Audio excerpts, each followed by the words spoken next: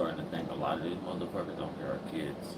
Who the fuck tells a grown ass man, 30 years old, you gonna tell your mom on you? And then the motherfucker, oh, I'm in ways, bro, I'm in ways, bro. Bitch, no, you're not. You gonna say this shut the fuck up.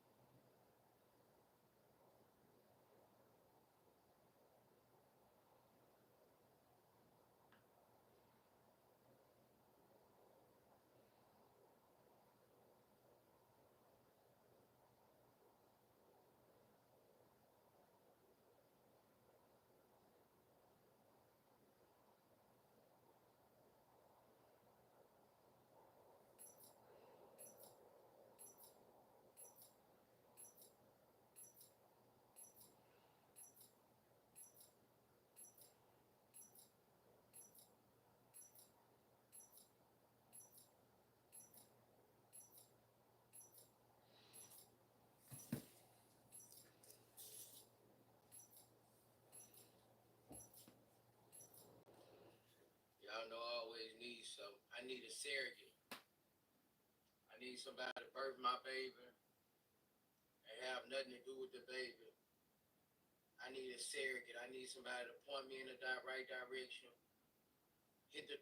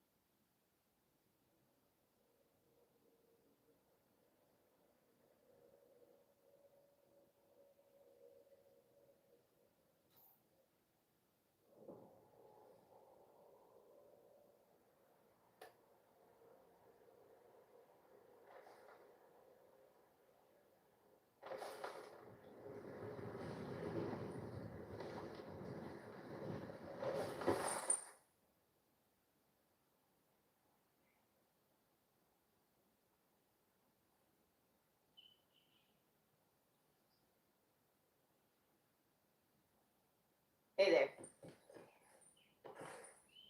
What the hell do you want?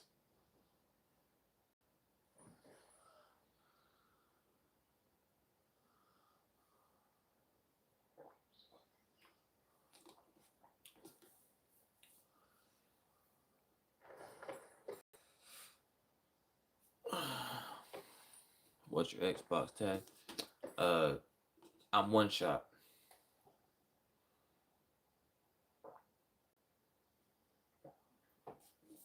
1 is a number.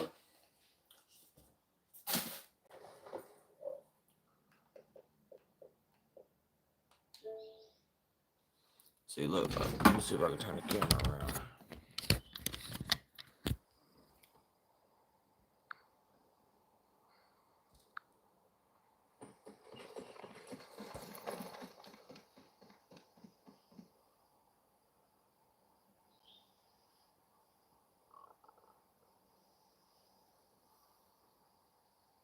Got it?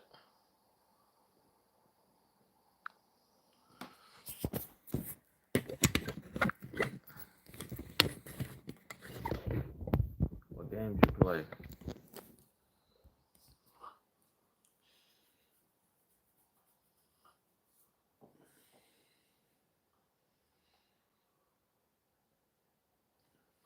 I need to get into some new games.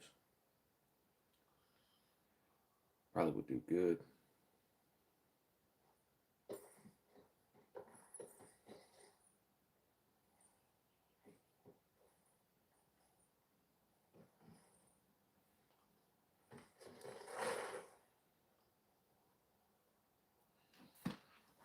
Apex.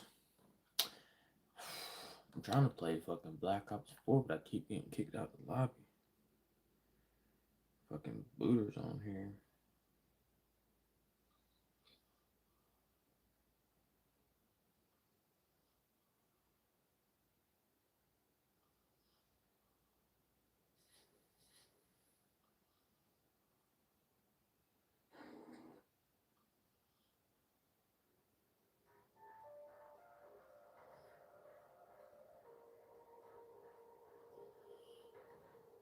Wow.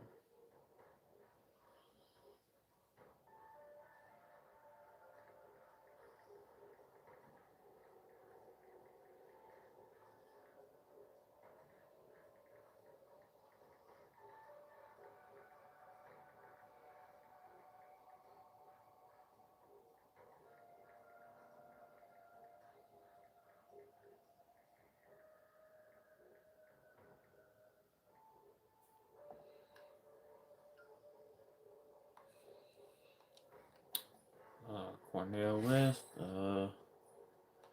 That motherfucker, he's a fraud. He used to be on Fox News all the time.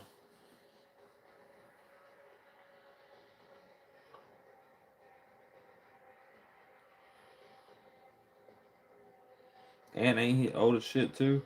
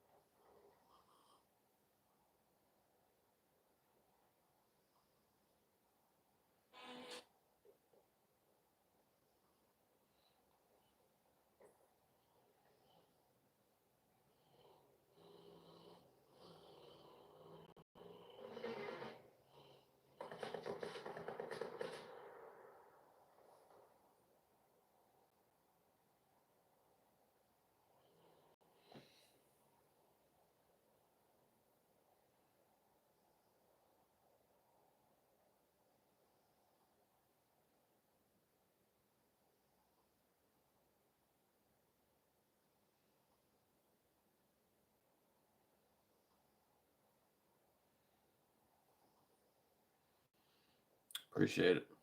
Appreciate it. I already know. Haters gonna hate. They always gonna hate me. No matter what I do.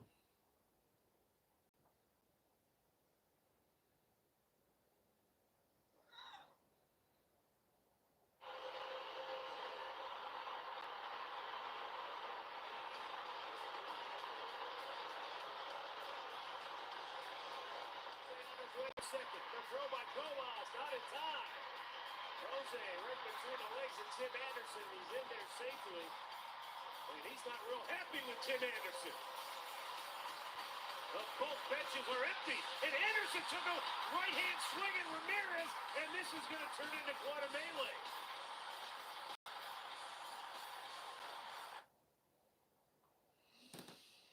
Derek, why'd you take a...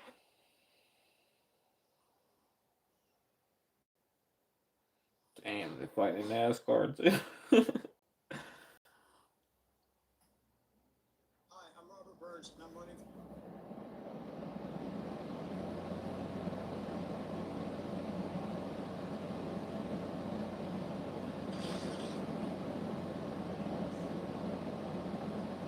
And my mama never did a joke and she never said it never. So you always talk about rape this, rape that. Tell me how you fight the people that your daughter, mama don't. You wanna talk about going to jail? You stop the people that get them though. Let's talk about it. You're a rape. You're a rape. You're a rape. You're a rape. House,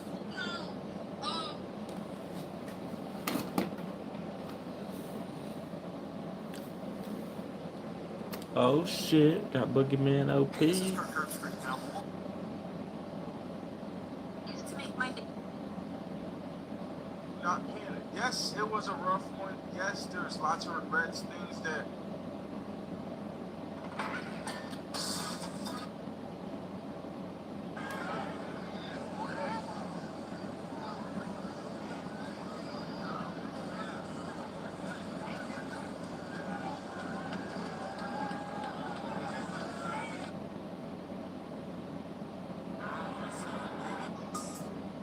Shit, I forgot what the fuck I was looking for.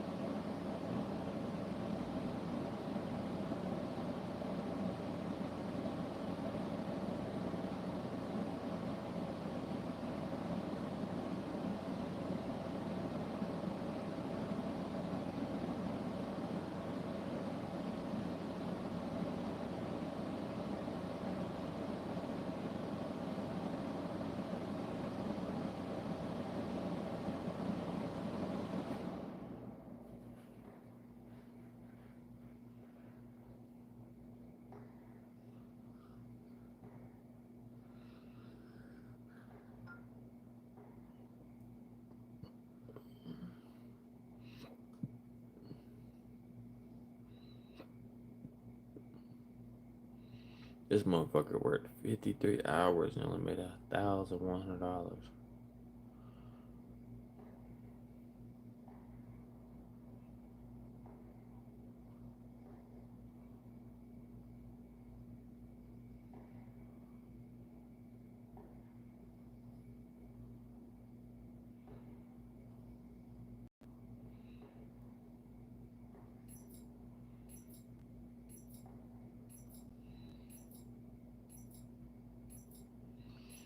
Not bad, Cody Lee, not bad.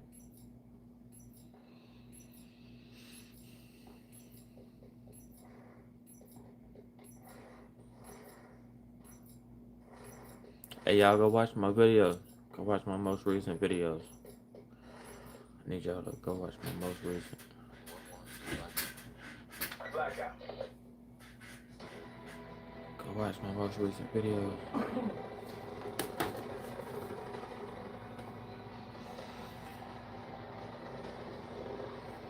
KO is high. LZ is a free fire zone. This is it. You're clear to deploy.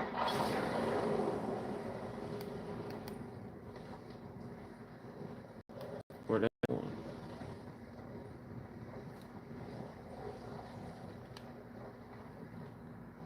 Train station.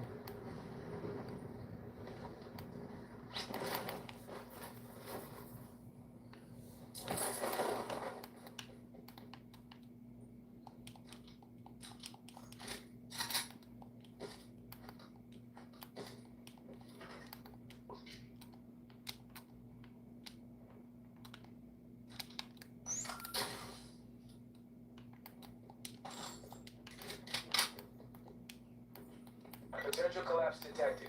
Advise relocation to indicated safe zone.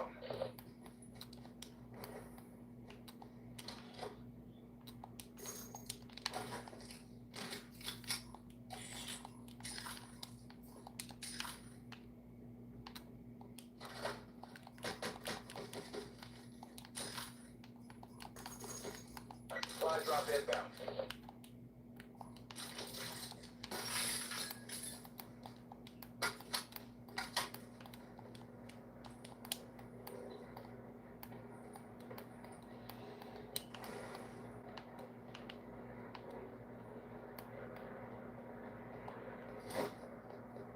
Sit rep. Circle collapse imminent. Get to safety.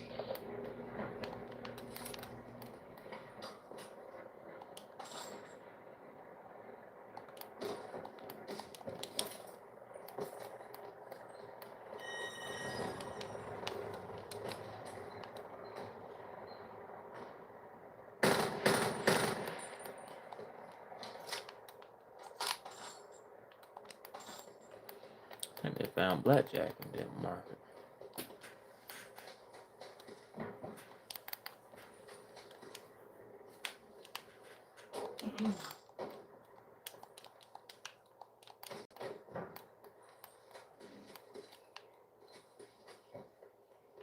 Sure as hell did.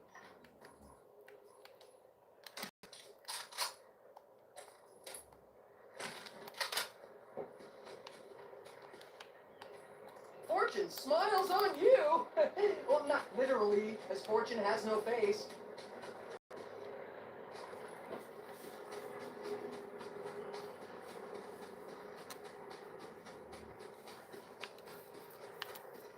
Further collapse expected. Travel to indicated safe zone.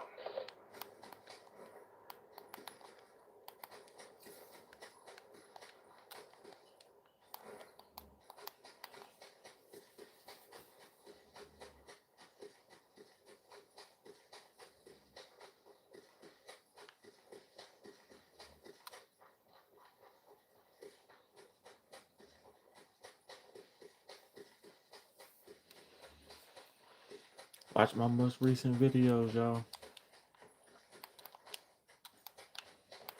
Please go watch my most recent videos.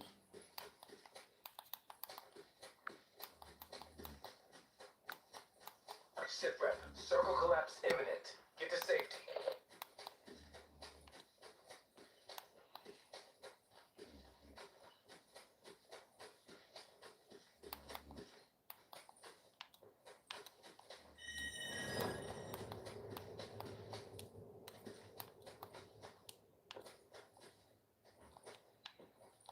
Oh, fuck this care package go.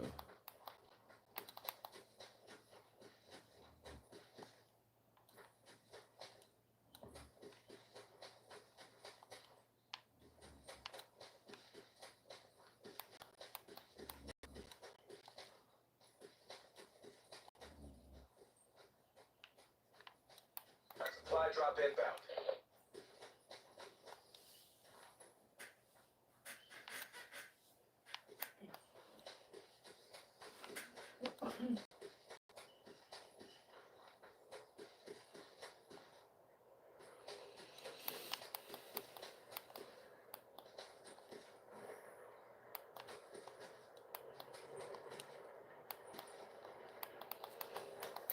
Visionaries trash ass. FWM.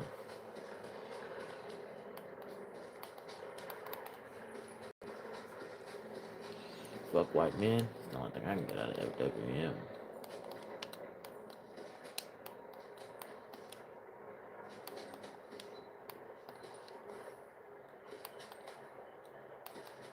See you hating.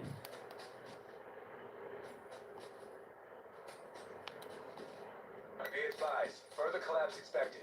Relocate to safe zone.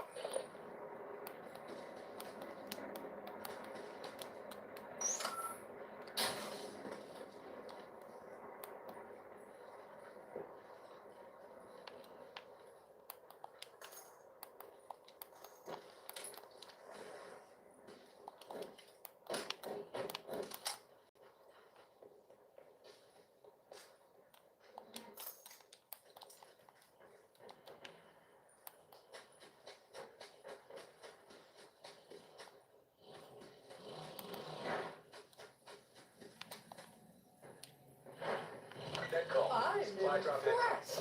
And that doesn't happen Sit often. rep. Circle collapse imminent. Get to safety.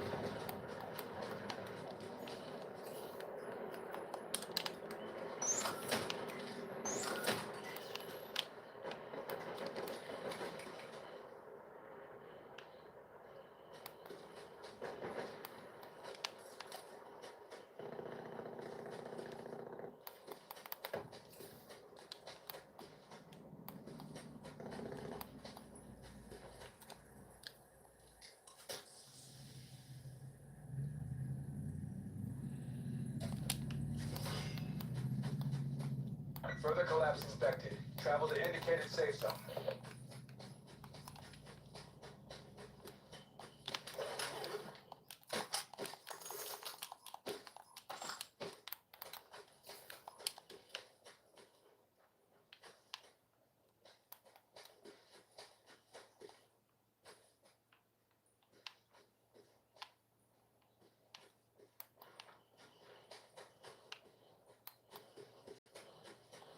Supply drop inbound.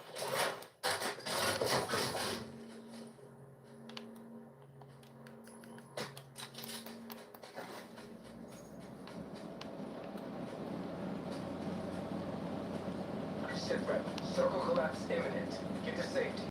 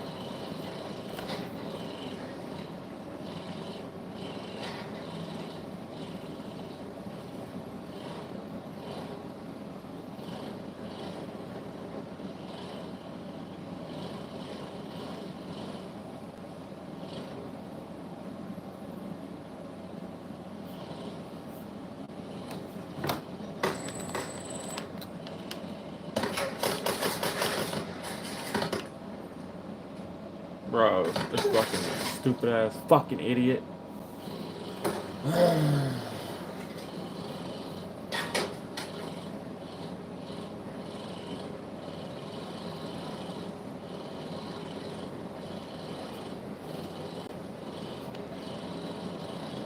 ain't fucking watching that shit.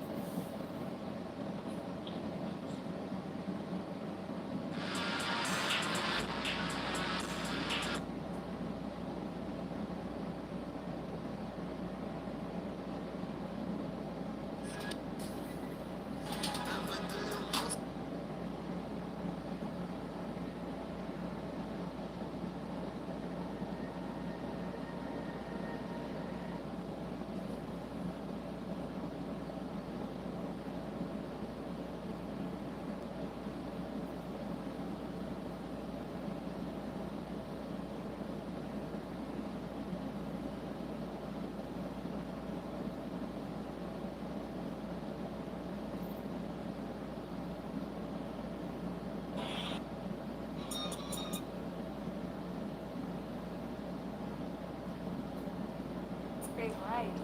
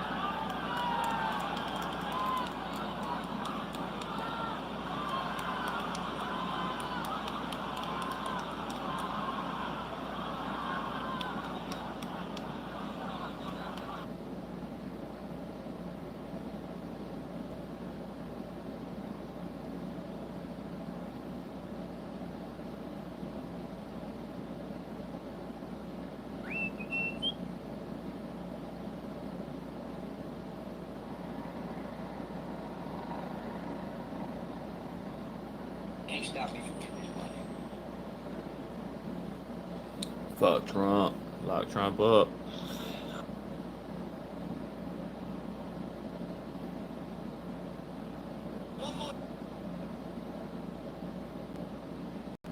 Lock his ass up.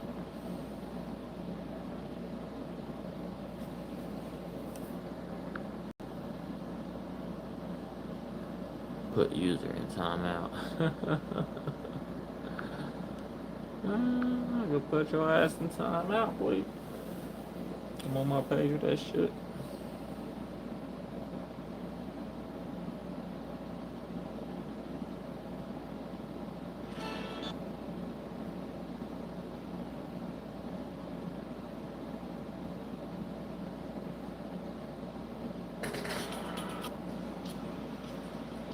Here we go.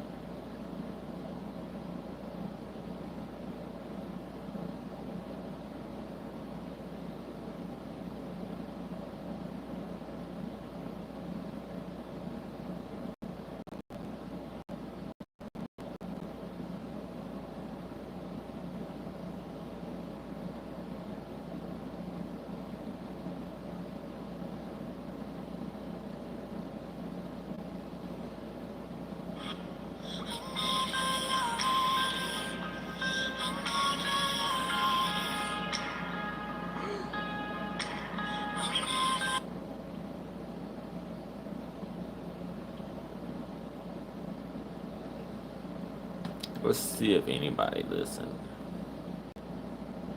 Nope. Nobody even looked at my other post.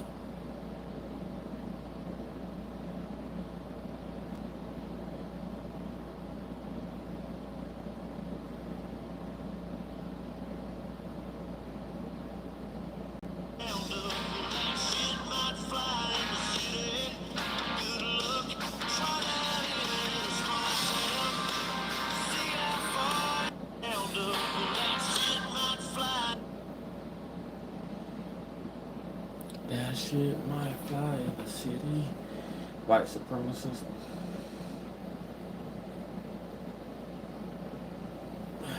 Go do the world a favor.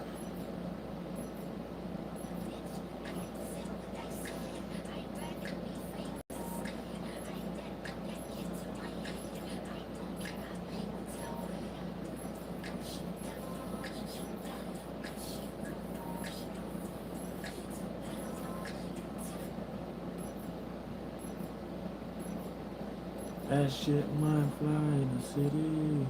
Blackout. You come try that in a small town.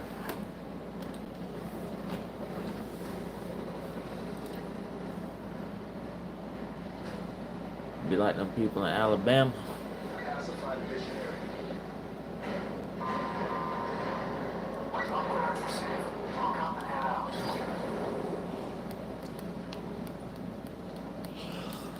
I posted that to my Black Lives Matter flag. My Antifa flag and shit.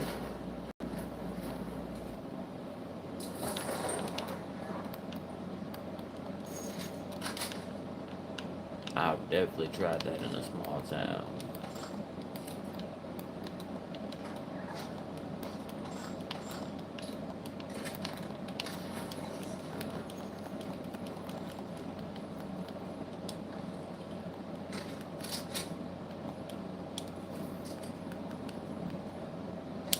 Potential collapse detected.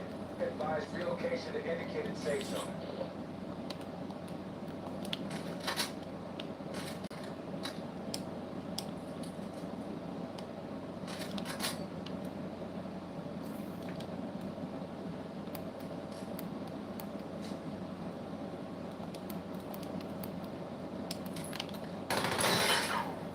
What is this fucking bot doing?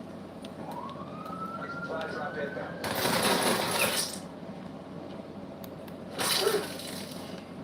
Scared the shit out of me, bot.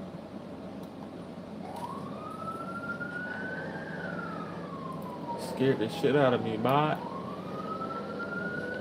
Sit-rep. Circle collapse imminent. What you got? 2 followers? 2 subscribers?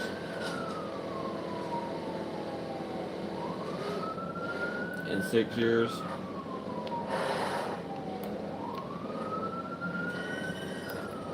I know I got a lot of videos posted, but at least people know that I'm active. Oh, you're not black, you can't shoot a gun like they do in the hood. Don't have to. Shit, come try that shit, boy.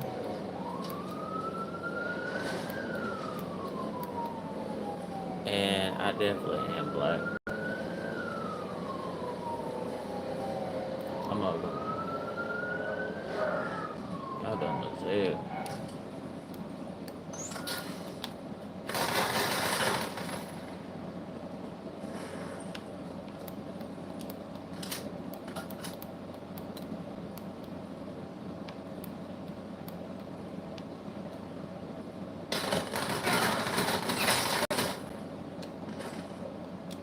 Got him. That's how you can shoot right there, buddy. Further collapse space. Travel to indicated safe zone. That's how you shoot right there.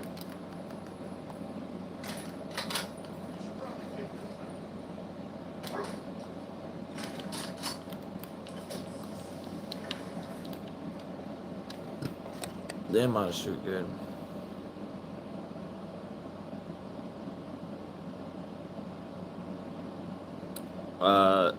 It doesn't say black people can't have an Antifa flag. Antifa means anti-racist.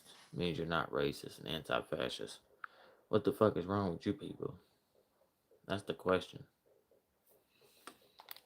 Yeah, imagine being indoctrinated. Circle collapse imminent. Imagine being a fucking Trump supporter.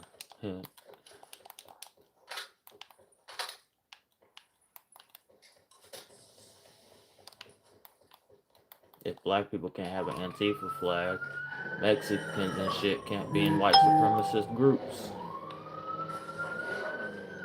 Like the Proud Boys and the Oath Keepers and shit.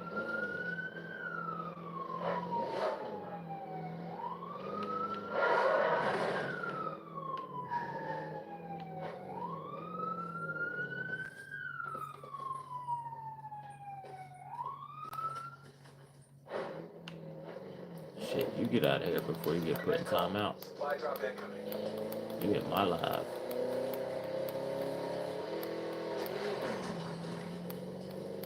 This my shit. I run this shit, bitch.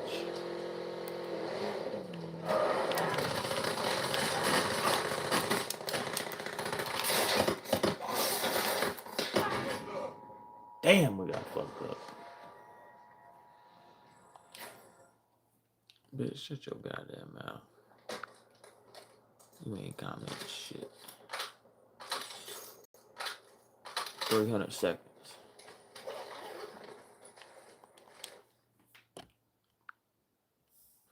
Let me take a screenshot of it just so I can post that shit. I'm white. This is my live now. See white supremacy?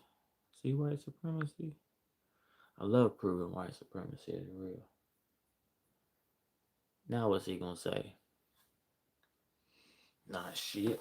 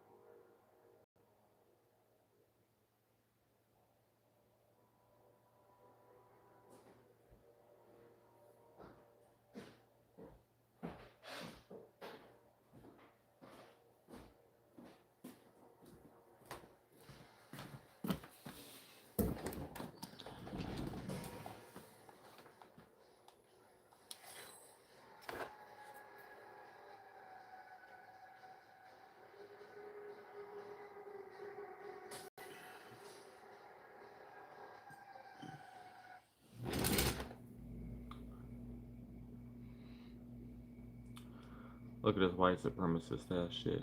I'm white. This is my life now. How many of you think like that? How many of you think you just control everything because you're white and black people has no say in shit? Come on now.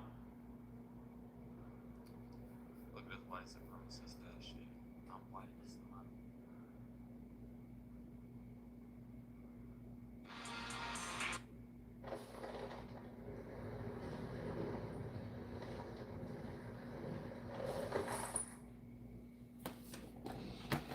Come in here running your mouth. I'll mute you again. Slam cities.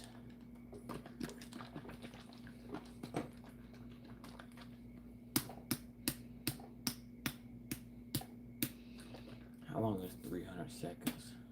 A couple minutes.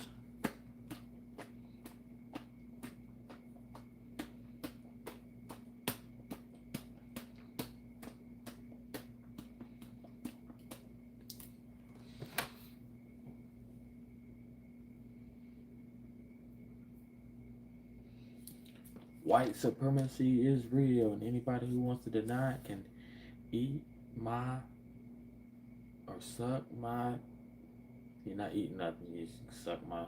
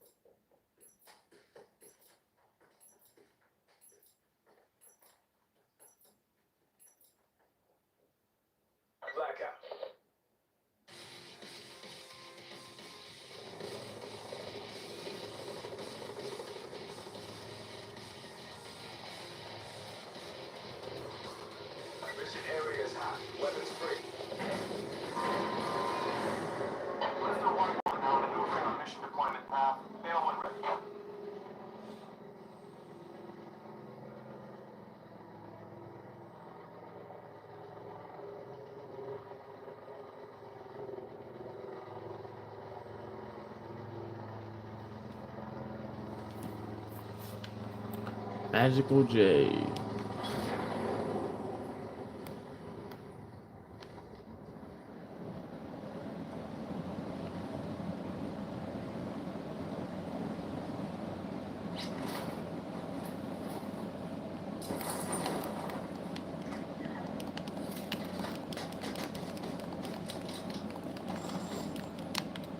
Potential collapse detected. Advise relocation to indicated safe zone.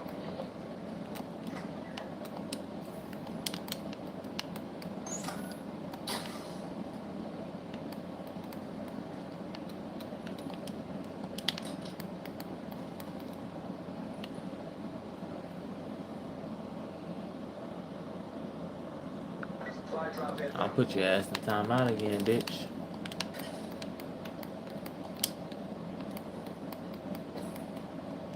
Keep talking.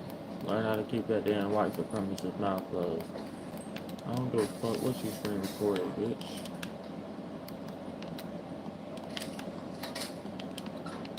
Circle collapse imminent. Get to safety. Can't do shit with it. Who you talking to? Talking about he's determined. Ain't nobody else in here.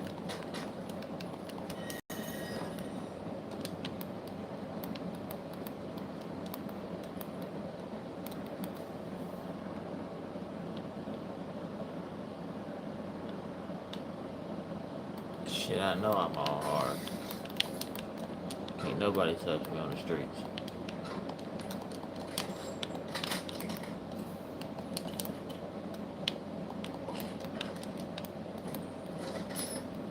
Can't nobody touch me on the streets. I'm knocking nigga out real quick.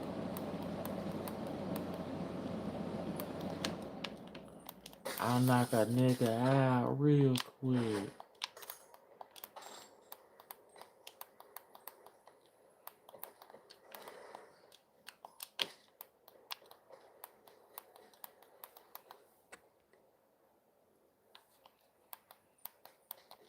Yeah, I definitely have a Be boyfriend. advised. Further collapse expected.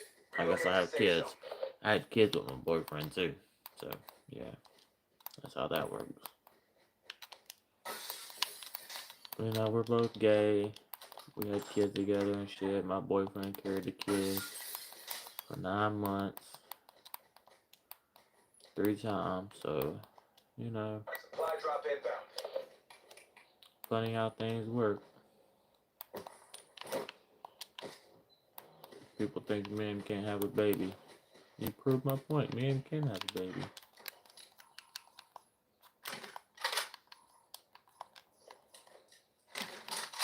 We might need this.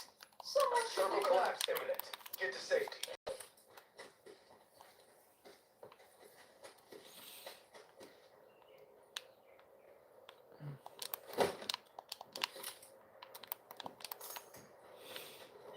Well, too bad. You're nobody. You are a nobody that nobody cares about. Eureka! By which I mean I may have discovered something. I'm somebody that people cares about.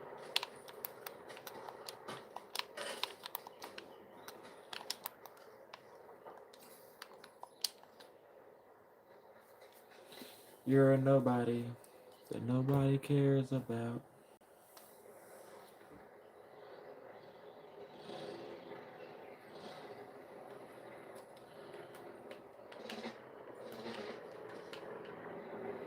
Gotta hide in the bush real quick, dude.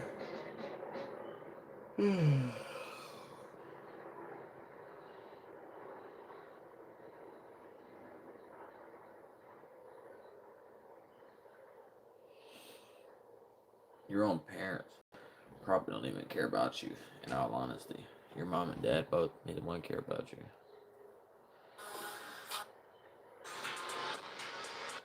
Let's go see. Hey, did you see my video of me burning the flag?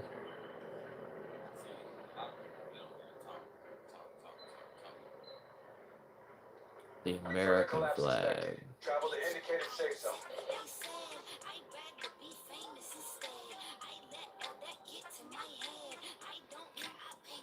Thanks for the visit.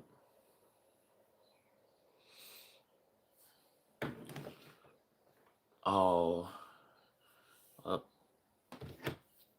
Let's post that good comment too. Supply drop inbound.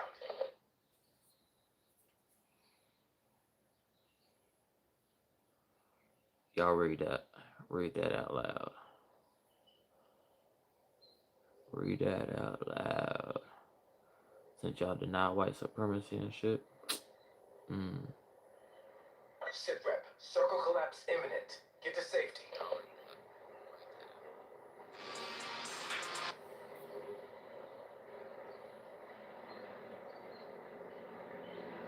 I hope this shit don't get me banned.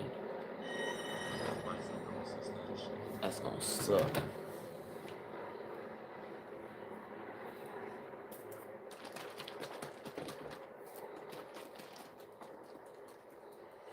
Yeah, and I'm not Ashley Babbitt. You know that bitch got murdered too. And someone actually got away with killing her dumbass. She was a terrorist. At least people went to jail for killing fucking George Floyd.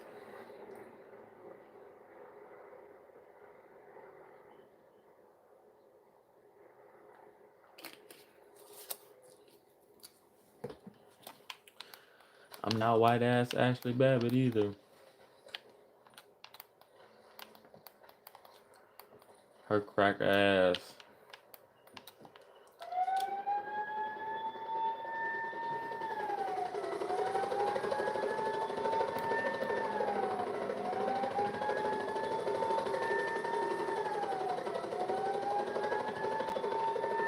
And look at Enrique Toro, dumbass. The dumbass Hispanic on the fight for white supremacy. Look at his dumbass. Facing 20 years.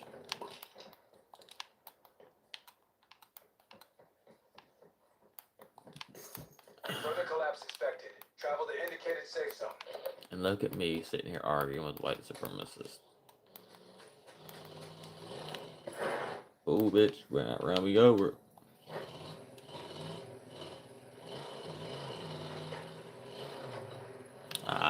No he didn't.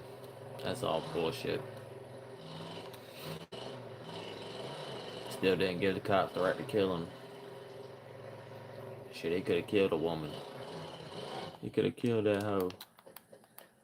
And she was probably a piece of shit woman anyway. Most women are. She was probably a deadbeat. Circle collapse imminent. Get to safety. You know, a lot of black women are deadbeats.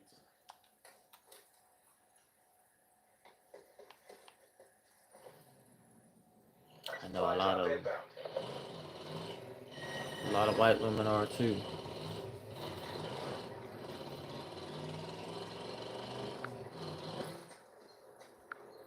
Nah.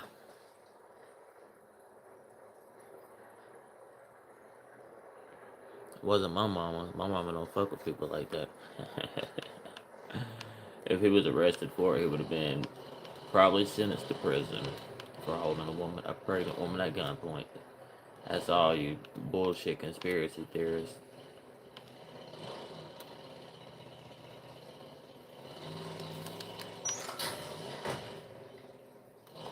Dang. Made me waste my damn sensor card.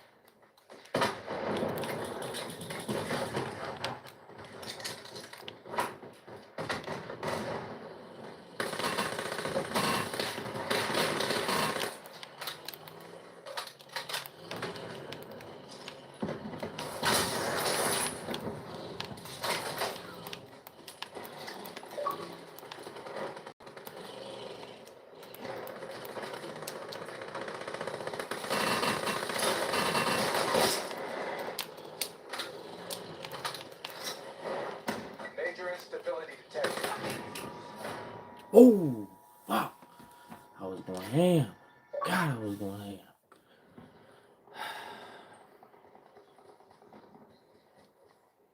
Magical J, boy, you trash, son. Damn, I was killing the motherfuckers.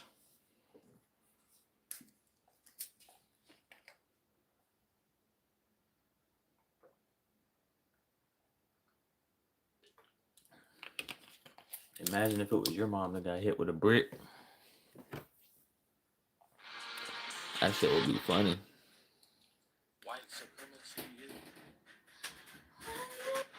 Repeat the cycle every day. I gotta start. Why are there? All right, guys, calling all TikTokers under 10K. You good? Put your ass on TikTok. Shit, there's 2 people in here right now, other than your dumb ass. You'll be surprised at the views I get.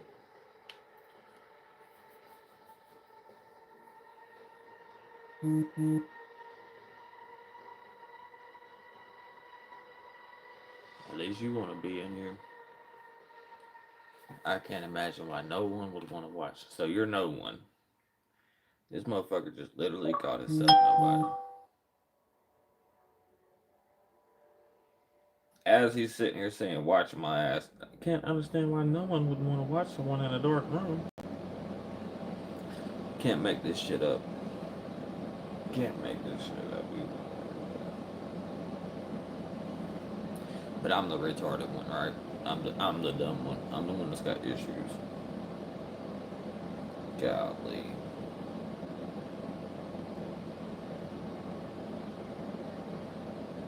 This motherfucker literally just sat here and called his fucking self a nobody.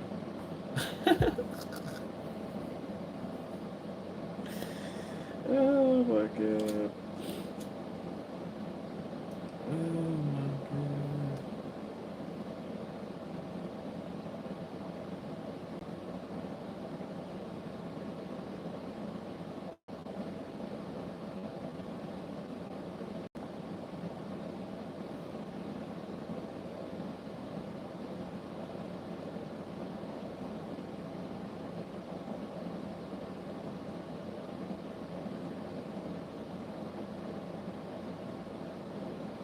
Me post your ass ready to kill.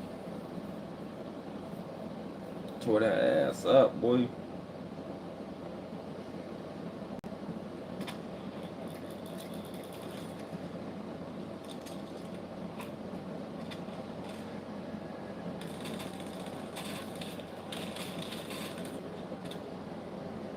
I tore that motherfucker up, bro. Oh my god.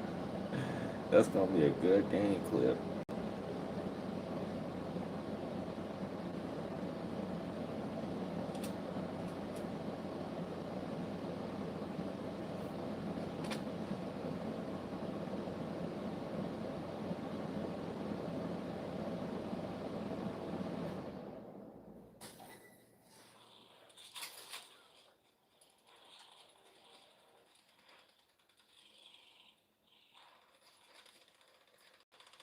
Hot pursuit again. Hot pursuit. Tore his ass up too.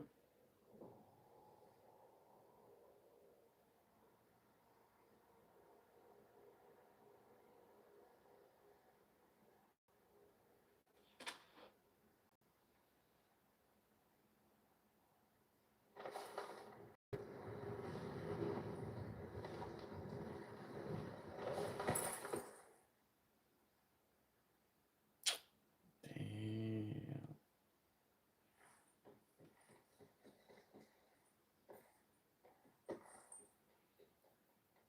Greetings. Jeremy Reaper. Hi, hello. How you doing?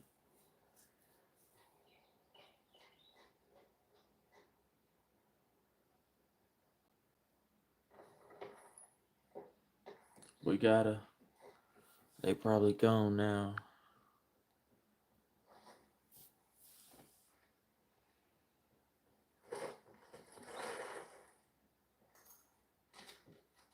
extra $4, bro.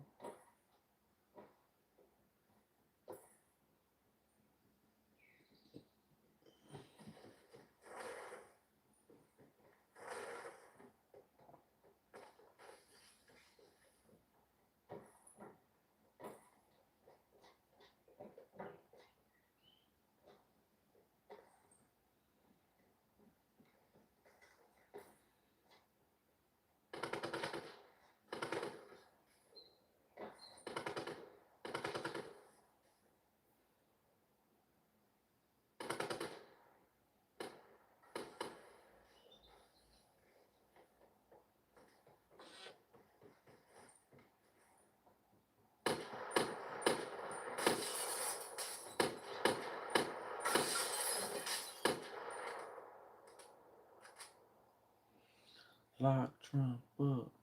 Lock Trump up. Nah, I know you still here. Oh, you working? Oh, I'm just playing the game. I'm here just playing the game. Yep. East Cleveland. Oh man, I appreciate this. You can give it to the Bitch. You ain't getting famous off shit. Let's see, Grim Reaper.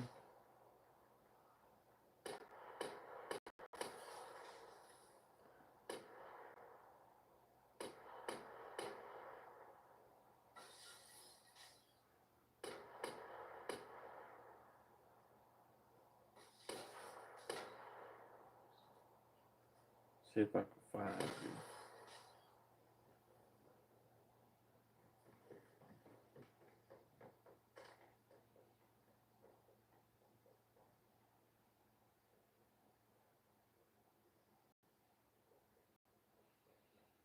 I'm looking for people.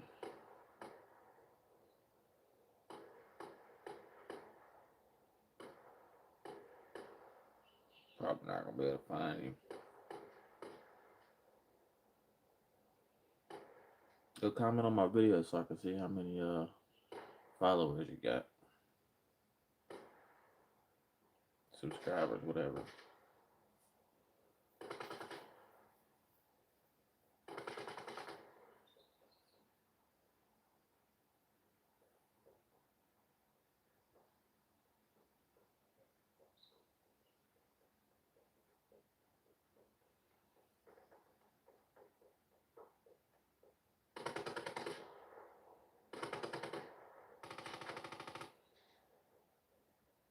That's the thing about me. You search my name, that shit comes up. That shit comes up. 2,000 subscribers.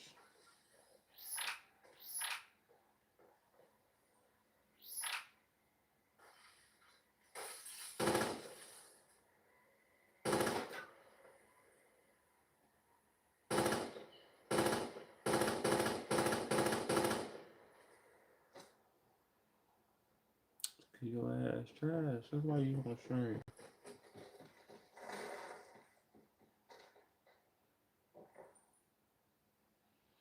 I wouldn't stream either if I were you.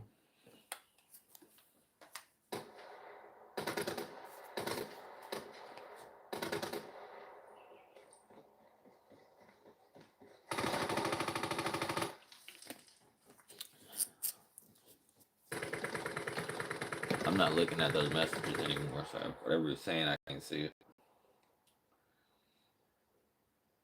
get back there, man.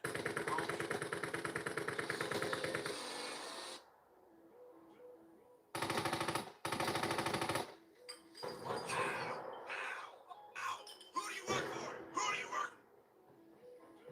This how you know if a nigga know how to fight a knife. 101. I'm gonna let you know I'm certified. I'm straight out of North Carolina. I can let you know whether or not you're dealing with a real hitter or not. Just I'm gonna let you know. Now, get right to his stand like y'all get ready to fight. But get right to his stance. He don't do no stretch out. He don't do no goddamn animations or nothing. We ain't really on that for real. These punches ain't hitting no shit. I'm telling you. This how you know you dealing with a 5. Bro, goddamn, put his hands up like this, and he's squatting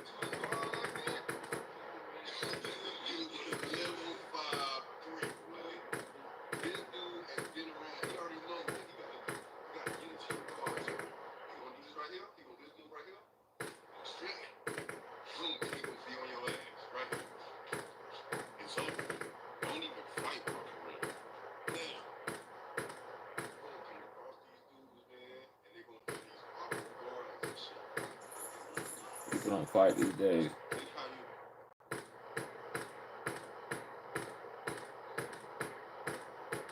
Those who niggas know how to fight it like. Alright, guys, calling all TikTokers entertainment.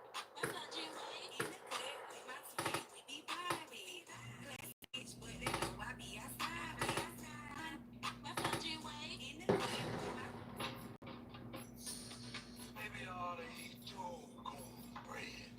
Oh, motherfucker, you can't have my cornbread. That's for damn sure. But if you try to take my cornbread, part 2 of my killing spree gonna begin up in here on your ass right now. Don't get my cornbread and get taste out your mouth. That's for damn sure. Yeah, fuck that, cause I'm from New York City. Nobody take no cornbread from me. That go for you, man. You motherfucking farmers wanna try some shit. You fuck around with me, it's gonna be consequences and repercussions. Maybe I ought to Damn, bro. I ain't gonna lie to my. That shit hilarious.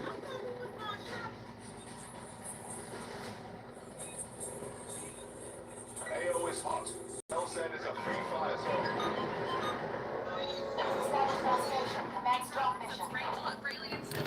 Probably about to get out the game.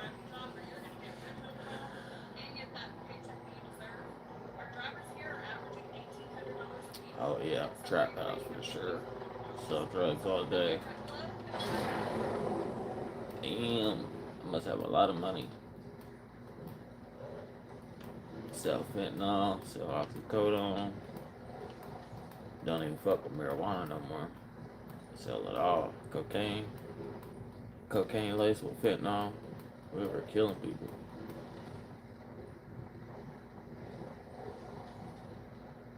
Ain't it the BD Robin? Sit rep. Potential collapse detected. Relocation to indicated safe zone is advised.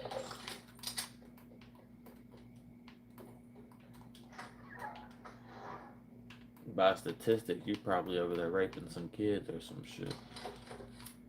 Probably got how many kids trapped in your damn basement.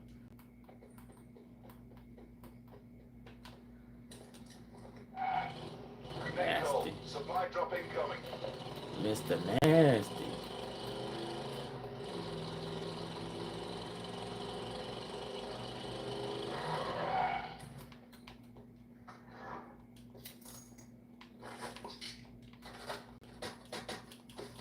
Sit rep. Circle collapse imminent. Get to safety.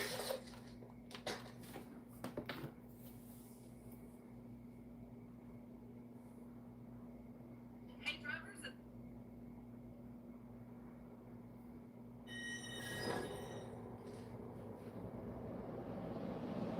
See, don't ever wonder why everything is about race for me. How about y'all call your own goddamn people out when they're saying racist fucking shit like this and stop fucking ignoring it, you cowards. Weak ass motherfuckers.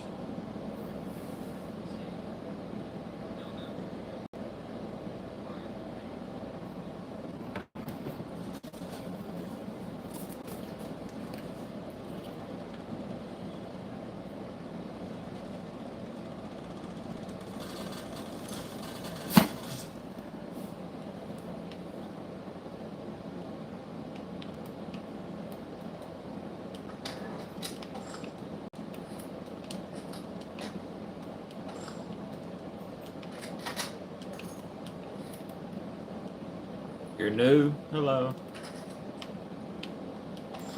Further collapse expected. How are you? Indicated safe zone.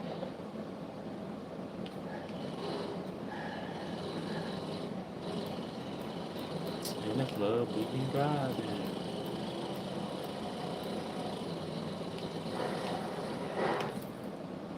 Probably about to get off here and go to sleep.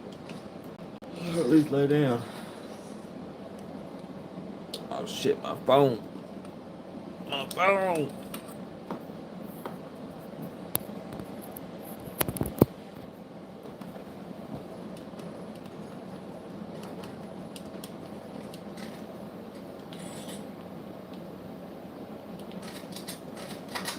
Circle collapse imminent. Get to safety.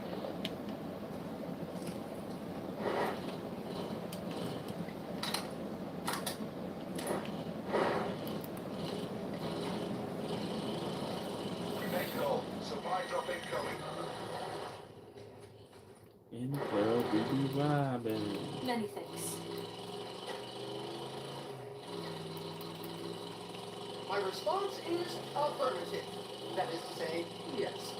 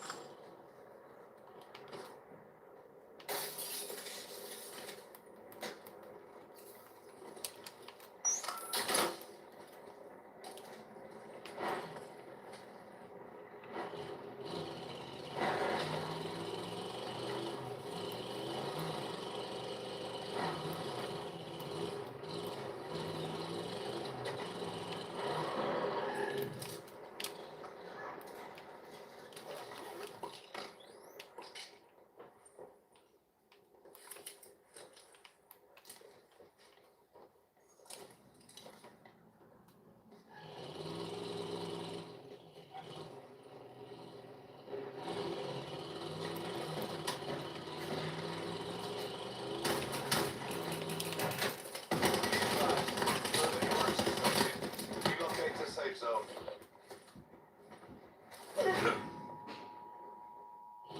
Trash all the ditches.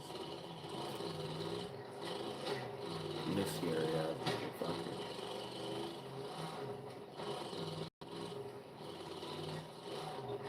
Supply drop inbound.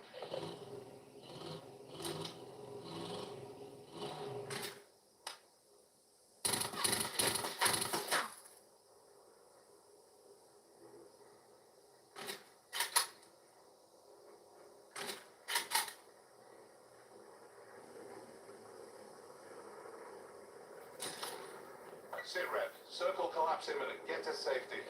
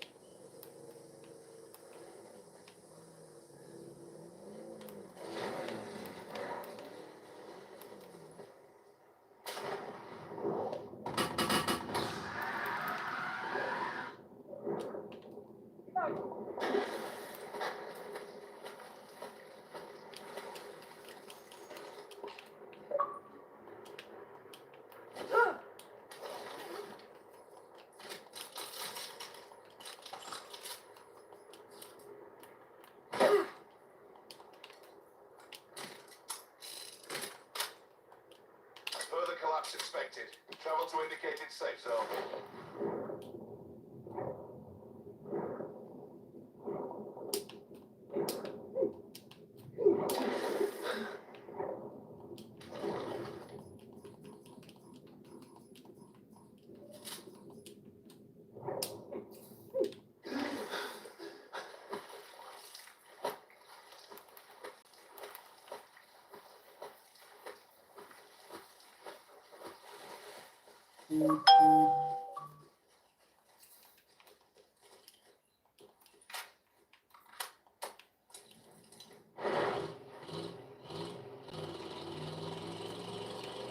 Circle collapse imminent. Get to safety.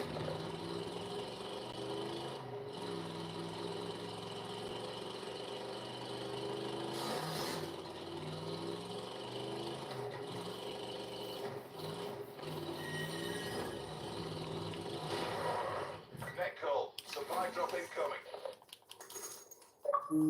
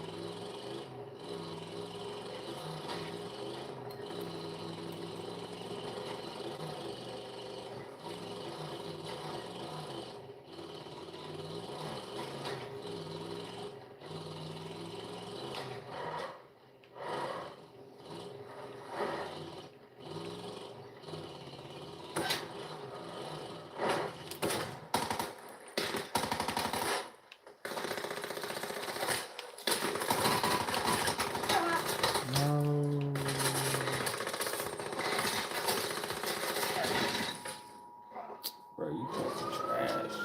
I'm getting off this shit. These dudes are trash. Sitting here having to do everything by myself. In the club, we be vibing. Identified as belonging to Rhoda Nathan. Unbeknownst to Elwood Jones, this was a one-of-a-kind piece of jewelry. In fact, the victim in this case, her husband, had it specially made for her from his own mother's wedding ring. There was 5 small diamonds that were made in a very unique pendant. And it was so special to her that even if she was taking a shower, even if she was swimming, even if she was sleeping, this pendant never, ever left her neck. Dr. McDonough testified that Jones's hand injury and the Eikenella corrodens bacteria were the result of Jones' fist coming into contact with human teeth and not on a metal dumpster, as Jones claimed. Of all the hospitals in the city and of all the doctors, the one guy that Elwood Jones ended up just by circumstance being assigned to that night was Dr. McDonough. And that's, again, I can't say I feel sorry for Elwood, but I'm convinced had he gone to any other doctor, this case wouldn't have been solved. The enhanced photographs of Rhoda's injuries suggested Elwood Jones' walkie-talkie and the door chain from his toolbox were the most likely items used in the attack. I'm still not guilty. Elwood Jones said he was framed by police, whom he claimed had planted Rhoda's necklace in his toolbox. His contention was that he did nothing wrong, and he was just doing his job that day, and they picked him out simply because he had a record. The jury deliberated just 10 hours. Elwood Jones was found guilty of aggravated murder, aggravated burglary, and aggravated robbery.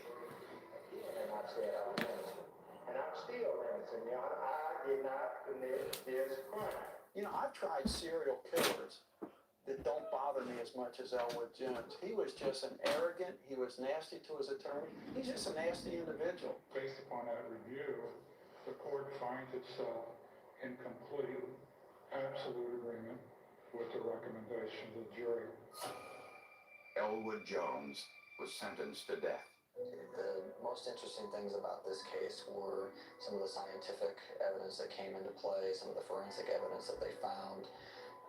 It was not the kind of evidence you see in a lot of cases. I'd like to tell him to start making peace with his maker, because I think in the very near future, he's going to meet his maker and he's going to pay for the vicious murder that he committed. I'd like to pull the switch. What would I say to him? I'd say I hope he dies slowly and painfully.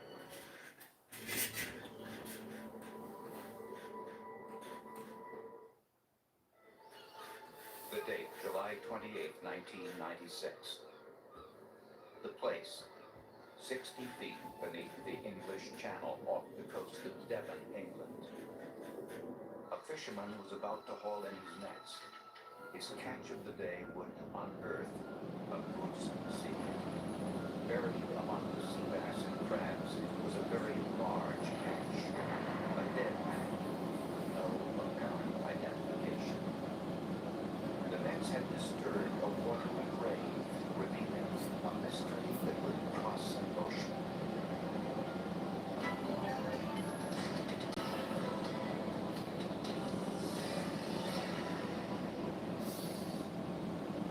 When John Kopak, the fisherman of 30 years, pulled a dead body on board, he had a decision to make. A floater is a bad omen. I think one of two things here. This copper, he goes back in the sun, we go on fishing. Or take him in which case the fish is going to be condemned. You're going to lose a day's wages. The victim was an unidentified male between the ages of 40 and 50. From the amount of decomposition, the pathologist determined that the body had been in the water for less than a week. The victim was wearing a blue and white checkered shirt, leather belt, and green corduroy trousers with the pockets pulled inside out. When I first examined the body, I noticed a tattoo on the back of the hand. I thought it was a cluster of scars, and the spot I said displayed my original report. In any case, I've never seen a tattoo like that. Not in British subjects. There were several injuries noted on the body, bruises on his left hip and lower leg, and a 4-inch gash on the back of the head. Most likely the head injury caused unconsciousness, but the actual cause of death was never in question. The lungs are the best organs to look for drowning. The lung showed evidence of drowning. So the cause of death was not difficult. But why he got into the water and why he drowned was the difficult one. The only item of note on the victim was an expensive wristwatch. It was a Swiss-made Rolex brand Oyster Perpetual Chronometer, which had stopped on the 22nd of the month. Every Rolex watch has a story. Rolex keeps extraordinary records on their watches worldwide. Every Rolex watch comes with a serial number. It's hidden on the watch. But detailed records are kept for everyone who owns that watch forever, and all the servicing records. The Rolex company identified the watch owner as Ronald J. Platt. The victim's next of kin were contacted. His brother positively identified Ronald Platt's body by the tattoo on his hand, a Canadian maple leaf. Ronald Platt was a 50-year-old television repairman who was divorced. He hadn't been in regular contact with his family, which is why he hadn't been reported missing. Platt had been living in Essex County, over 300 miles from Devon, where his body was discovered. On his application for his last apartment rental, he listed a man named David Davis as a reference. I phoned David Davis up on his mobile phone number, and unfortunately, I told him about the fact that we'd recovered a body from the sea, which we believed to be his friend, Ronald Platt. Davis told police that he and Ronald Platt had been friends, but that he hadn't seen Platt in over 3 months. David Davis was a 50-year-old retired financial advisor from Canada who was living in England with his 21-year-old wife, Noelle, and their 2 daughters. Davis and his family lived in the small village of Woodham Walter, in a cul-de-sac at the end of Little London Lane. When police went to interview Davis in person, they made the mistake of knocking on the wrong door. The elderly gentleman replies, no, this isn't Little London Farm. That, he says, pointing next door, that is Little London Farm. So Redmond then asks, well, is that where David Davis lives? And the elderly gentleman says, no, that's not where David Davis lives. There's no David Davis there. That's where Ronald Platt lives. That's where Ronald Platt lives with his lovely wife and their 2 little children. I couldn't believe what he was telling me, it was bizarre. The guy that I had thought was dead and had been identified as dead to me was in fact live and well and living in Woodham Walter. But why was David Davis now posing as Ronald Platt? And there was clearly something wrong here, and we had to put David Davis under the microscope, find out who he was, why was he using this false identity, was there something more sinister involved?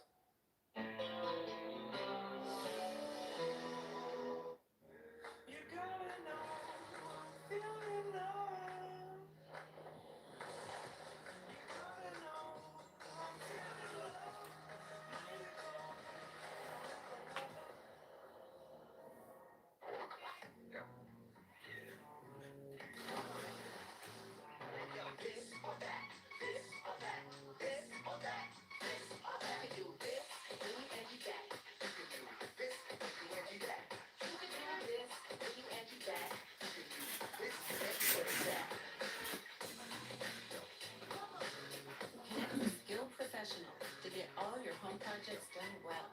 Get started today at Angie.com. Lately, my skin seems dry and sensitive. My dermatologist recommended All Free Clear for my laundry. It's free of dyes and perfumes for a clean that's gentle on skin. If it touches my skin, I clean it with All Free Clear, the #1 brand recommended by dermatologists. Pain hits fast, so get relief fast. Only Tylenol Rapid Release Gels have laser-drilled holes. They release medicine fast for fast pain relief. And now, get Max Drink Topical Pain Relief precisely where you need it with new Tylenol Precise. Ah, it's a good day to cough. Oh no. Bye-bye, cough. Later chest congestion. Hello, 12 hours of relief. 12 hours? Okay, not coughing to yoga. Antiquing not coughing. Not coughing at the movies? Hashtag still not coughing? Ah! Mucinex DM gives you 12 hours of relief from chest congestion in any type of cough, day or night. It's not cough season. It's always comeback season.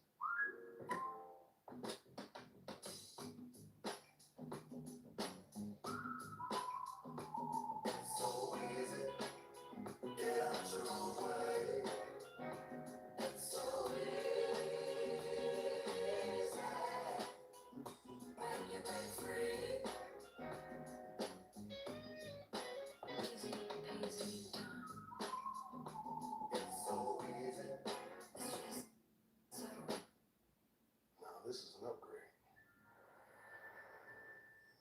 And away we go. Hey, what's up?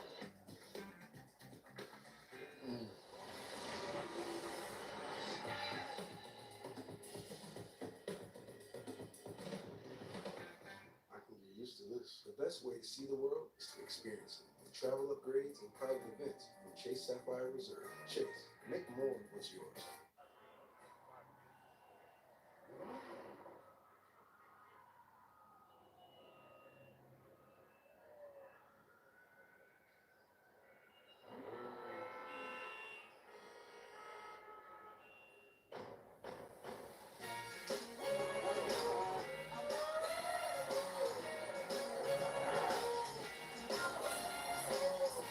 Crew Motorfest, available now.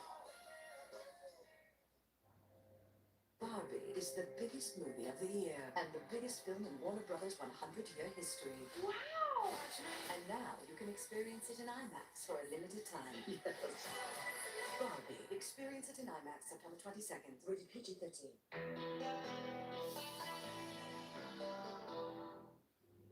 For reasons that were not at all clear, David Davis, a Canadian citizen living in England, had been posing as Ronald Platt, the name of the man found at the bottom of the English Channel. An investigation into Davis's background revealed some troubling information.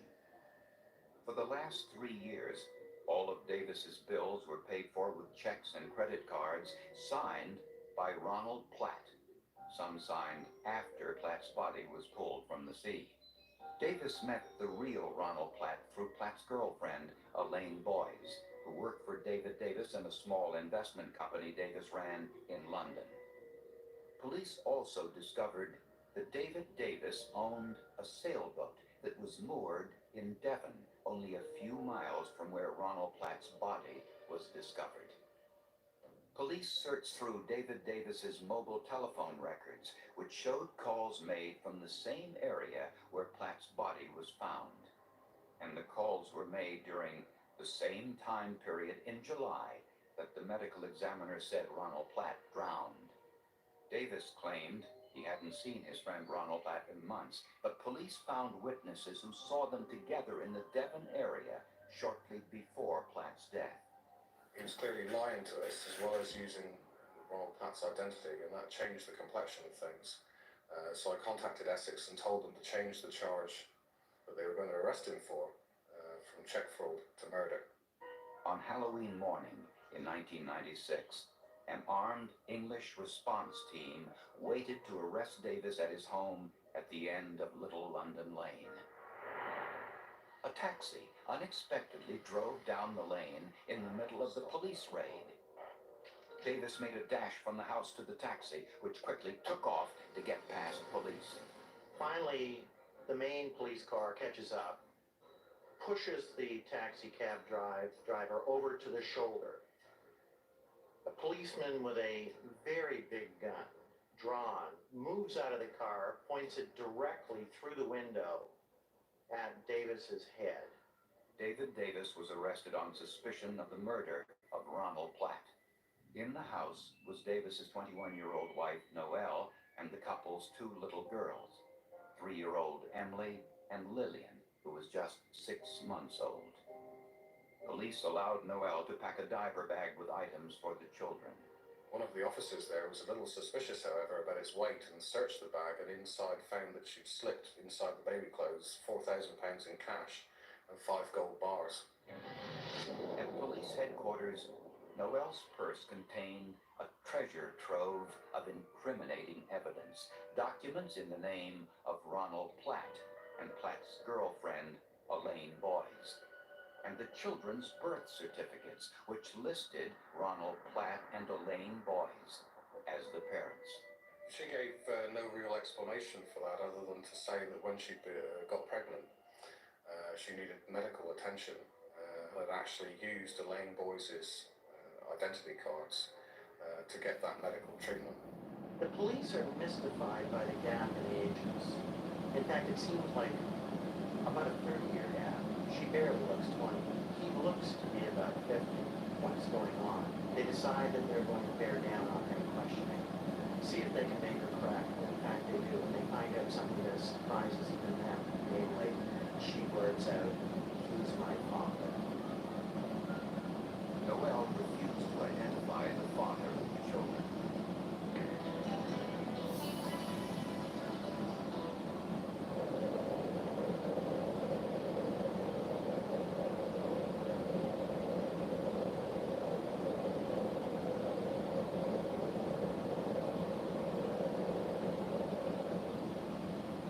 Some things are big, others are huge.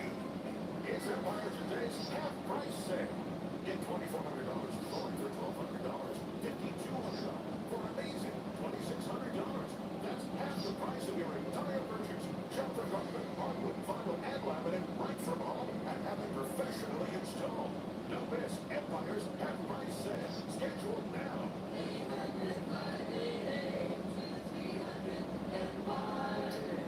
Lately, my skin seems dry and sensitive. My dermatologist recommended All Free Clear for my laundry. It's free of dyes and perfumes. For a clean that's gentle on skin.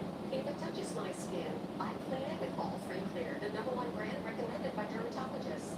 This is your season to smile, to gather together and discover the moments that matter, to jump into the fun and join in the celebration. To help get you ready, your Aspen Dental team is celebrating 25 years of affordable care with an epic anniversary savings event.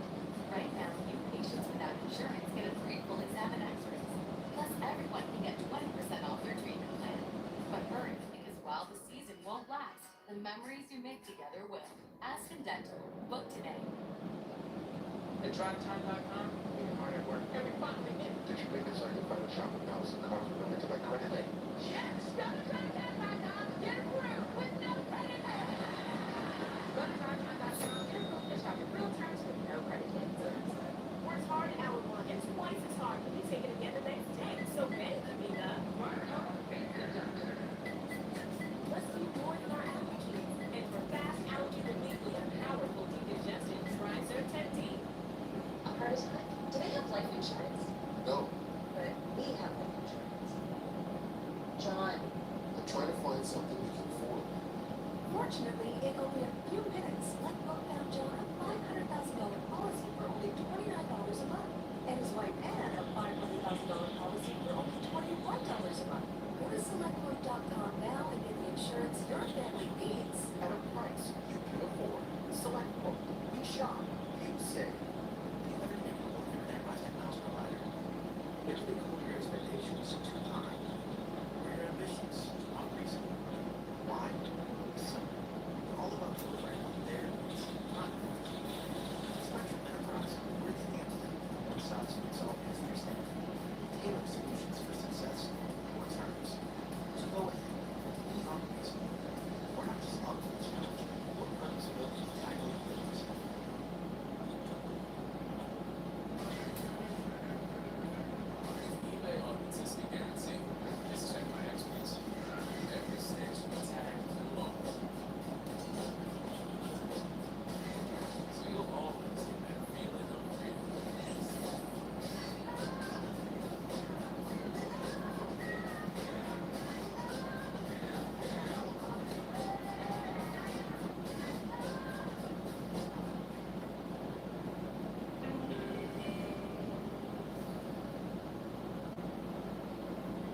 David Davis's home on Little London Lane held a wealth of evidence.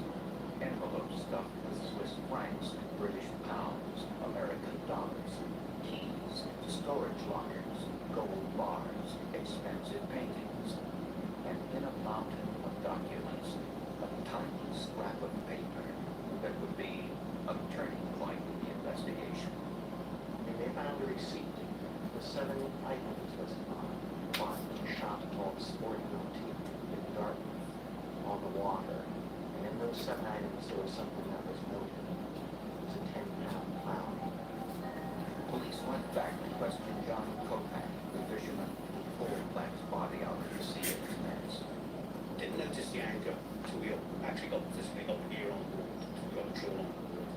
I didn't connect the two together until the following day. 10-pound zinc galvanized plow anchor found in the fishing nets with Ronald Black's body may have been used to anchor Black's body at the bottom of the English Channel and came loose. He was dragged to the surface by fishing nets. When Dr. Fernando laid the anchor next to the injuries on Black's leg, he discovered the cause of the wounds. The bruise on the hip was caused by the lower end of the anchor, and the bruise on the thigh was caused by the other end of the anchor. So the anchor had been put to his waistband or to his belt. The anchor and Black's belt was sent to the forensics lab for analysis. On Black's leather belt was a translucent deposit. Police asked the forensic metallurgist to determine what made the mark. I worked with a sample from the belt in the area of the mark and a sample from the surface of the anchor. The mark on Black's belt was analyzed with a scanning electron microscope, and the material on the belt was identified. Basically, the mark on the belt was predominantly zinc, as was the surface of the anchor. Still unanswered was how Ron Black's body got 6 miles out into the English Channel. Dr. Bob Allen, the hydraulic engineer, analyzed the location of the body and studied the water currents during the week Black was in the English Channel. We determined what the currents were in the area, but what we weren't able to see was whether those currents were strong enough to move the body without some further movement. Dr. Allen conducted a unique experiment to simulate a drowned man anchored to the bottom of the English Channel. He attached a 10-pound anchor to his belt, expelled the air from his lungs, and sank to the bottom of an artificial channel which recreated the cold seawater and the same currents that were present when Black's body was dumped. The anchor held the body firm, meaning it was dumped in the same location where it was found. Davis's sailboat, the Lady Jane, was brought into the forensics lab for inspection.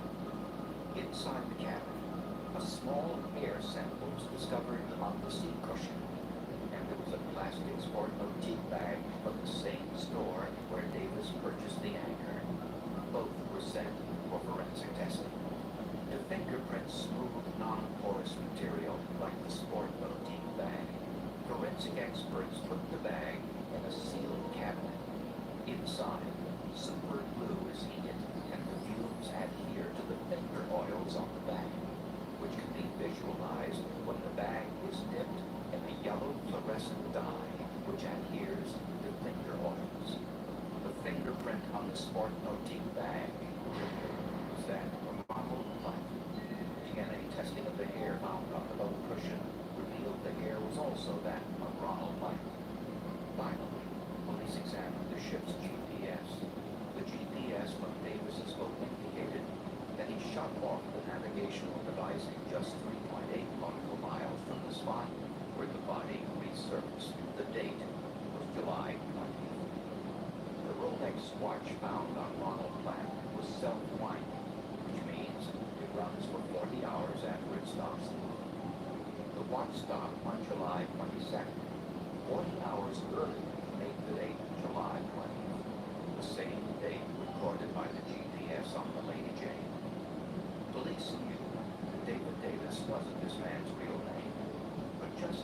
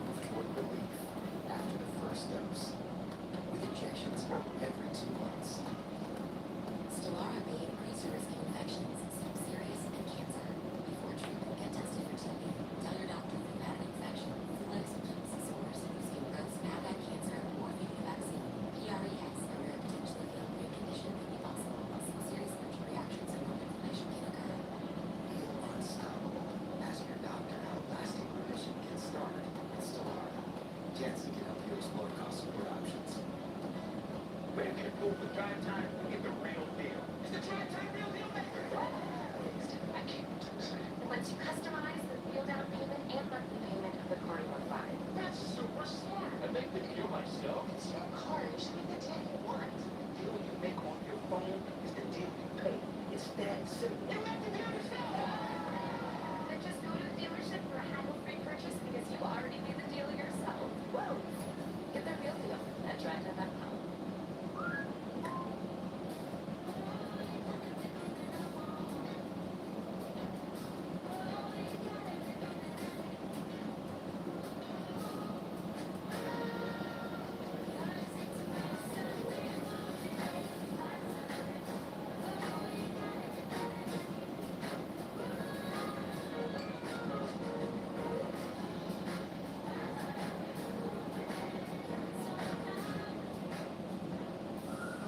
Travel, there is nothing like it. Dancing is my passion. But with my moderate to severe eczema, it hasn't always been easy. I was constantly itching. Whatever I was doing. Now I'm staying ahead of my eczema. There's a power inside all of us to live our passion. And Dupixent works on the inside to help heal your skin from within. It helps block a key source of inflammation inside the body that can cause eczema, so adults can have long-lasting, clearer skin and fast itch relief. Serious allergic reactions can occur that can be severe. Tell your doctor about new or worsening eye problems such as eye pain or vision changes, including blurred vision, joint aches and pain, or a parasitic infection. Don't change or stop asthma medicines without talking to your doctor. Healing from within is a powerful thing. Ask your eczema specialist how Dupixent can help heal your skin from within. Lately, my skin seems dry and sensitive. My dermatologist recommended All Free Clear for my laundry. It's free of dyes and perfumes. For a clean that's gentle on skin. If it touches my skin, I clean it with All Free Clear, the #1 brand recommended by dermatologists.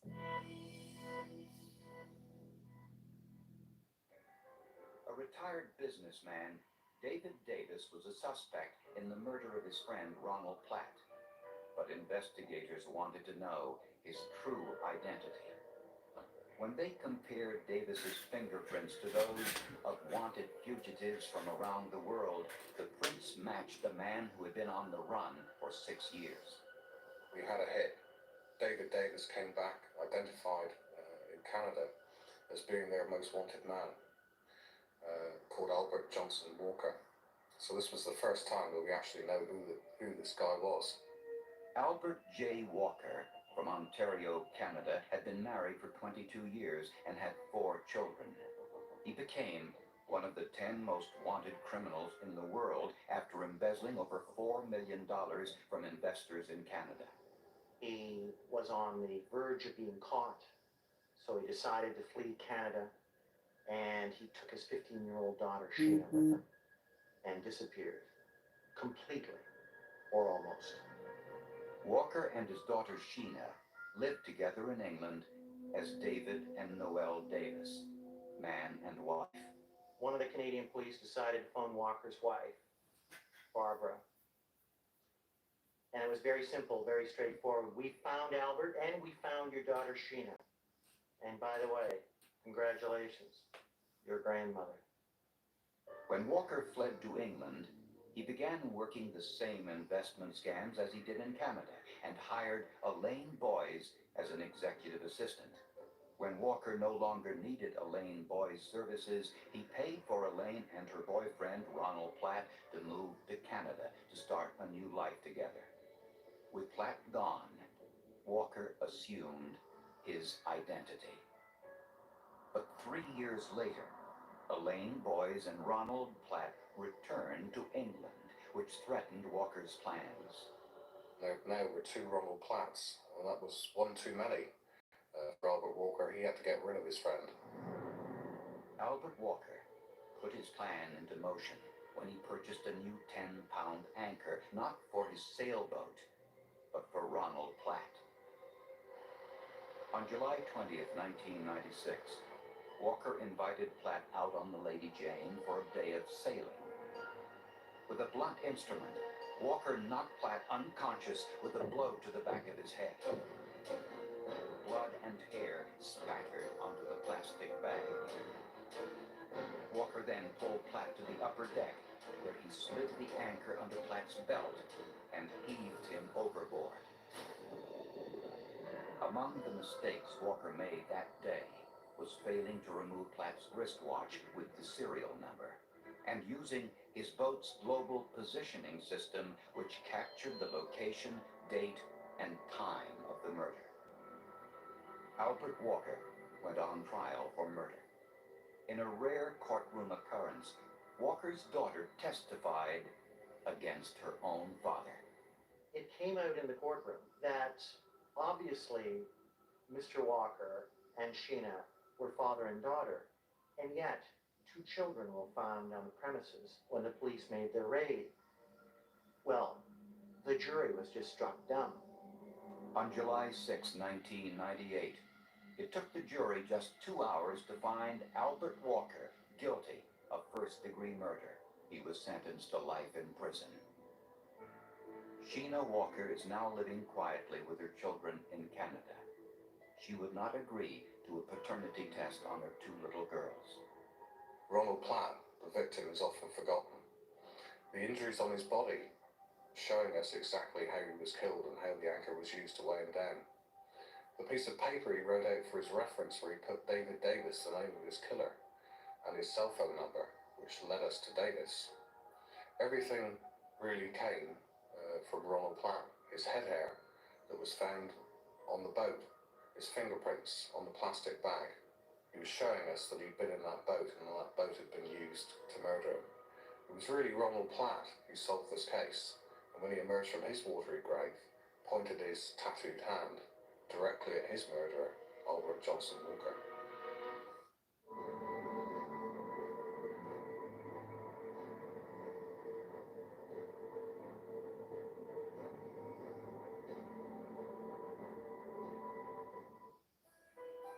Cincinnati heart surgeon Dr. Darrell Sartorius had a second chance at love when he married a pretty young divorcee. But happiness is sometimes elusive. Dr. Sartorius fell into a serious depression and apparently committed suicide with a .38 caliber pistol. But why did he fire a test shot into the sofa cushion before killing himself?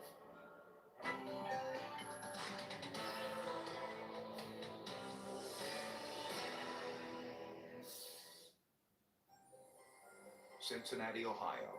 Because of its size and sophistication, its healthcare facilities are among the finest anywhere. Dr. Darrell Sartorius was one of the city's most successful and respected heart surgeons, but he was also impatient and demanding. Dr. Sartorius was a very busy surgeon, but he didn't have the strongest people skills. He was perceived by many of his coworkers as very gruff, angry, kind of difficult to please sort of man. Dr. Sartorius met his wife Janet, who was a nurse at the same hospital. The couple had 4 children together, 3 daughters and a son. And it wasn't long before Janet realized the many challenges of being married to a busy doctor. He was in solo practice, which took up all of his time. He was on call all of the time. The hard work and sacrifice paid off. By the mid-1980s, Dr. Sartorius was earning $300,000 a year. But the climb to the top of his profession came with a price. The marriage was strained due to long hours, pressure, and Darrell's explosive temper. He was almost dangerous. He could put you down. He could make you feel really bad about yourself. And sometimes to the children, he liked to be in control, and he liked to be in charge. And he liked to be a provider and a caretaker. And while we enjoyed some of that, we weren't totally wanting to be controlled or taken care of. And that bothered him. After 30 years of marriage, the couple divorced. Dr. Sartorius was lonely, depressed, and overweight, and had a difficult time living apart from his children. He was interested in finding a woman, I think, who didn't challenge him much, who would tell him how wonderful he was and stroke his ego, so to speak. For companionship, Sartorius turned to a dating service. Dating services are a big business in the United States. For a fee, clients provide their picture and personal information, which the service distributes to other clients. The dating service thought Dr. Sartorius and 45-year-old Dante Britton would make a good match. Ms. Britton described herself as the owner of a daycare facility who had recently been divorced. After 4 months of dating, Dr. Sartorius and Dante were married. It looked as if Darrell was moving on with his life, but soon his new wife noticed problems. He was very nice and very kind, but he was so depressed. And along with depression, Dante discovered that Darrell was impotent. He was embarrassed to tell me, and he wasn't, I guess, quite sure how I'd take it. And I just told him just keep giving me lots of hugs and lots of kisses on the cheek and just keep holding my hand. Dr. Sartorius was so depressed that he spoke of committing suicide to some of his colleagues. Part of the problem were some startling secrets he found out about his new wife.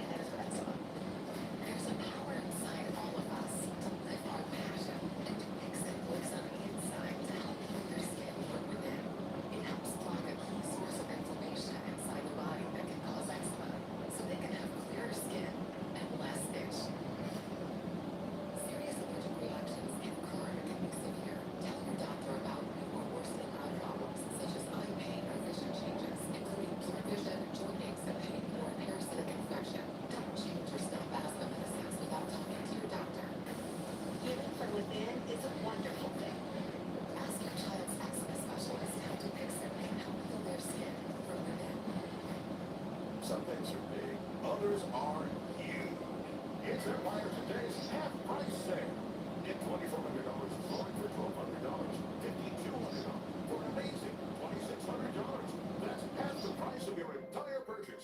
Shop for carpet, hardwood, vinyl, and laminate right from home and have it professionally installed.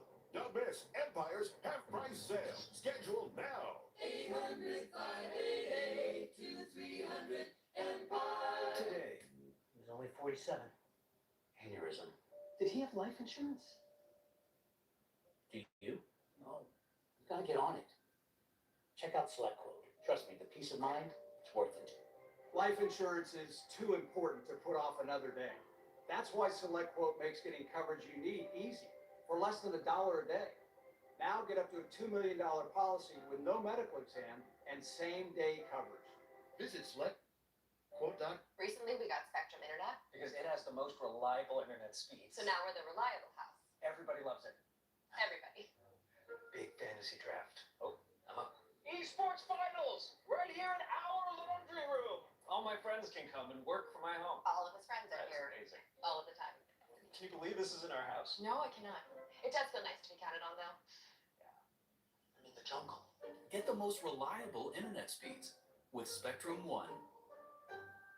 Let me help you with that. I'm good, man. Thanks. Are you sure? Everyone can use a little help. Volkswagen Tiguan with Fun Assist. Get 3.9% APR financing for 72 months on the 2023 Tiguan S. Release one for just $249 a month. Limited inventory available.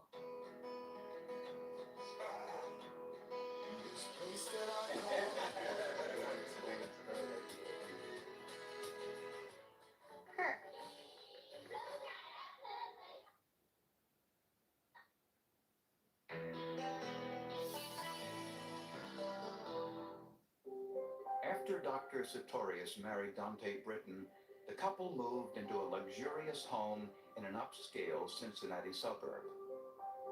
Dante relished the lifestyle that her husband's income could provide. She finally had her wish, you know. She had fur coats made, She had Jaguars, she had Lexus, she had all the things she wanted. She went to spas, she went to the Caribbean, she went on holidays. Really, that's what she seemed to always want, was that perfect lifestyle. But from the start, the marriage was in trouble. Dr. Sartorius was suffering from depression, impotence, and the couple fought often about money and who controlled the purse strings. Don't worry about the cost, I'll take care of it. There had been a terrible argument when Dante learned Daryl was going to pay for his daughter's wedding. You spend far too much money on your kids the way it is. Dante resented spending money on Daryl's children. If he were to buy something for the children, she would retaliate by going out and buying designer clothes, furs, jewelry, running up the credit card bill, basically in retaliation for him paying attention to his own children. Dante's behavior prompted Sartorius to look into his life's background. He found out that much of what Dante had told him were lies.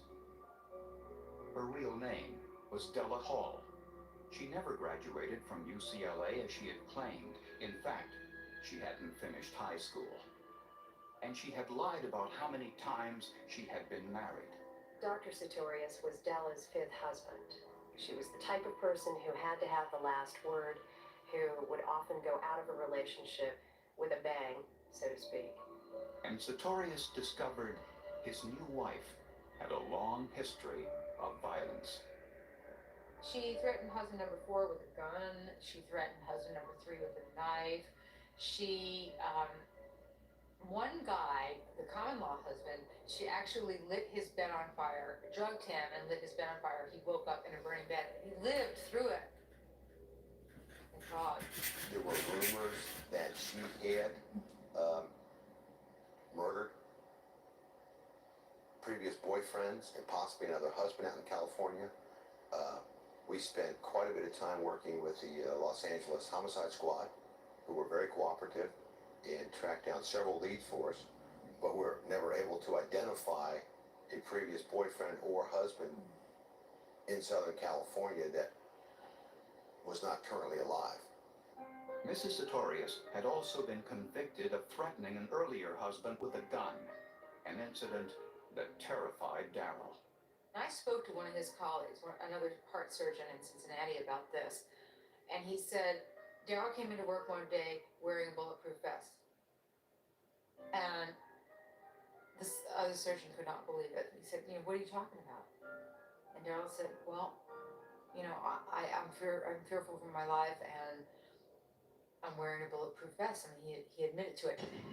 Officer, I need your help. After learning the truth about his new wife, Dr. Sartorius stopped a local policeman at a gas station. He handed the policeman a handgun belonging to his wife and asked him to take it because he feared for his life. The policeman noted that Dr. Sartorius seemed disoriented. Dr. Sartorius' next stop was his lawyer's office. Although the marriage was only 10 months old, Sartorius wanted his wife cut out of his will.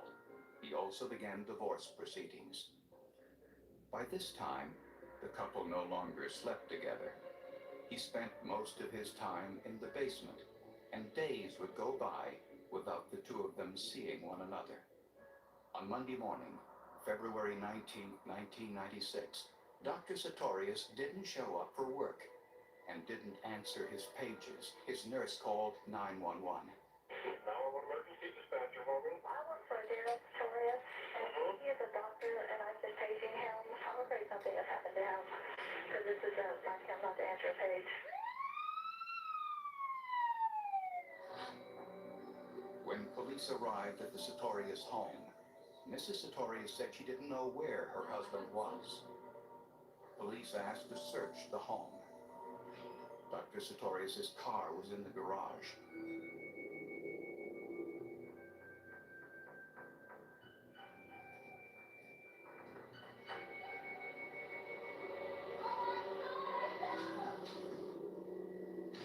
In the basement, they found Dr. Sartorius dead of a gunshot wound to the head.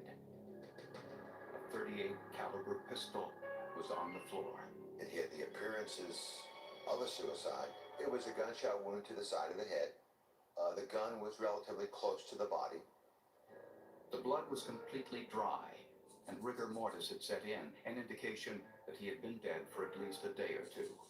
It appeared that Sartorius had been drinking and watching television when he fired the fatal shot. Well, I knew that he was certainly suicidal, and his lawyer thought that he was suicidal, and that there had been a chance that it had been suicide. The .38 caliber pistol used in Dr. Sartorius' death was registered to Mrs. Sartorius, who had picked it up from this store just 24 hours before he was killed.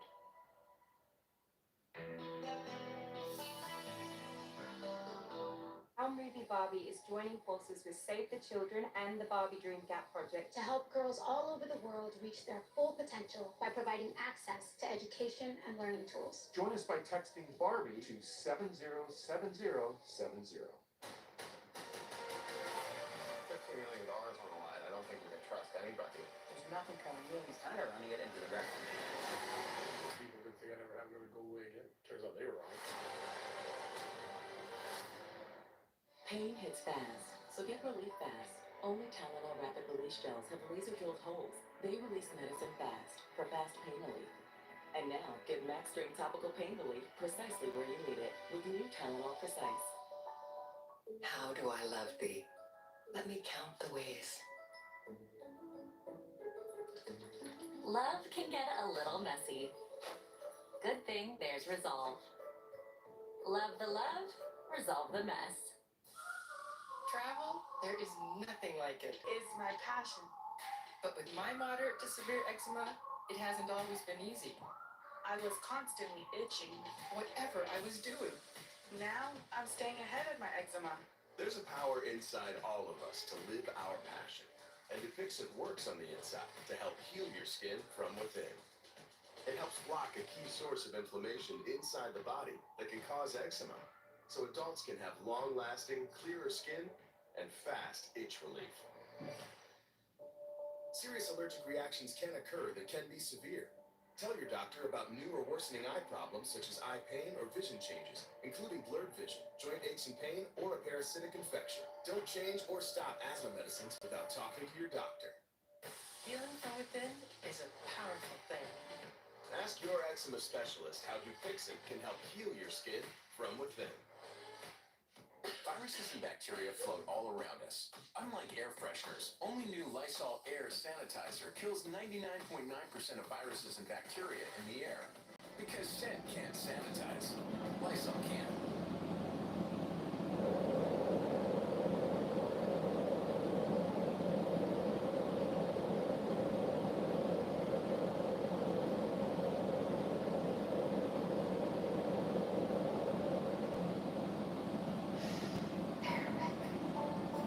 Airwick's limited edition fragrances are infused with natural essential oils for authentic seasonal scents that fill your home with warmth and cheer. Nighttime power box, 85% more time. Okay, is that much more time? Everyone's gonna need more time. It's a mess out there. That's why there's 85% more time in every power box. See?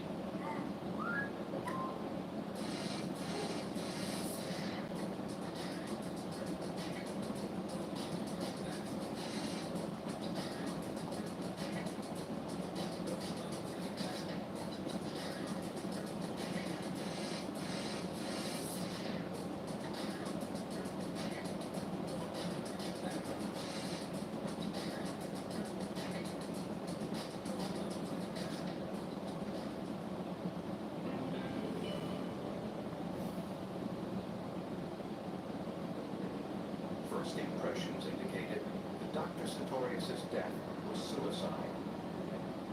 He was depressed on antidepressant medication, and he told friends he was considering suicide.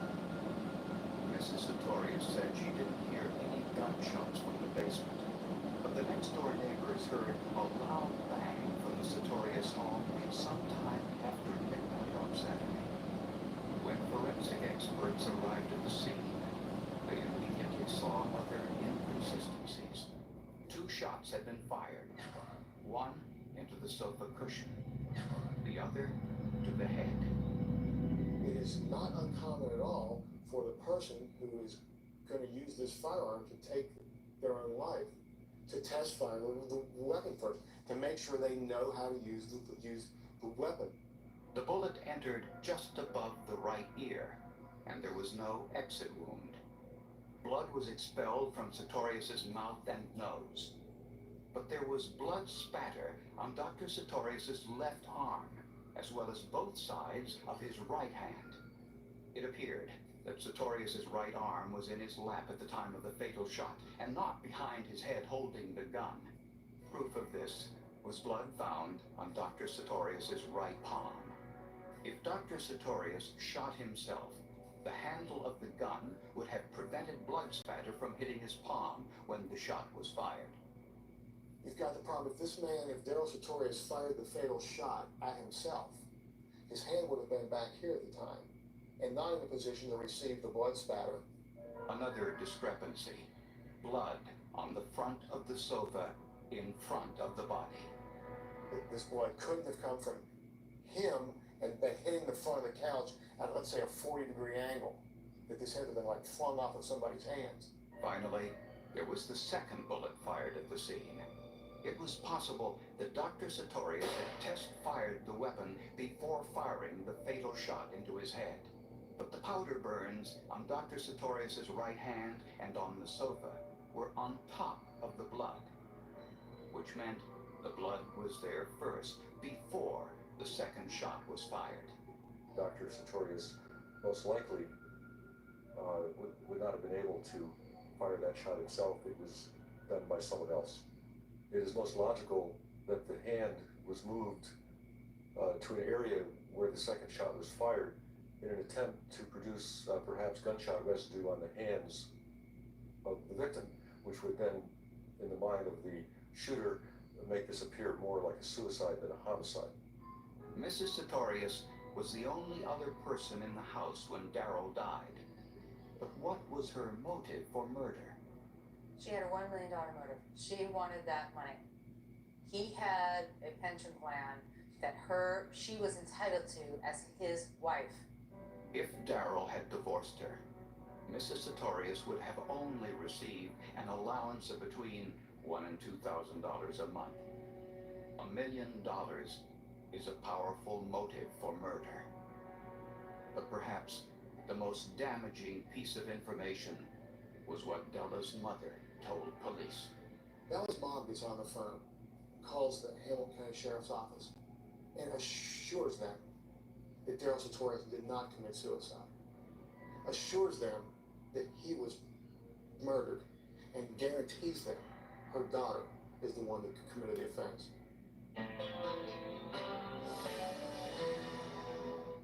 I think I hurt him pretty bad.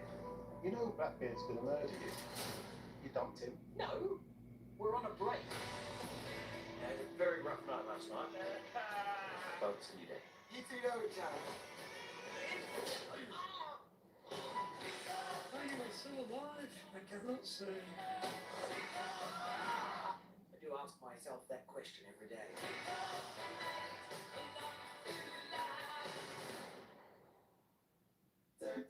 Works hard at hour one and twice as hard when you take it again the next day. So Betty can be the work hard beat conductor.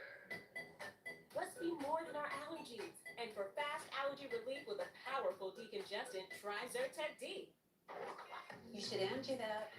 Angie what? Angie that. It means connecting with skilled professionals to get all your home projects done well, so you can focus on the important stuff.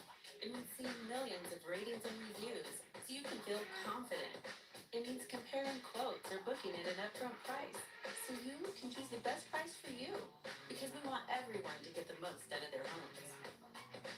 Get started today at Angie.com. I know you think we can't afford it, but we need life insurance. You're right. Life can change quickly. That's why Select Quote makes it easy to get the life insurance coverage you need to protect your family for less than $1 a day. Select Quote found me a $500,000 term life policy for only $18 a month. We could help you save 50% or more on life insurance. You need life insurance. You don't need to overpay for it. Visit SelectQuote.com. We shop you save.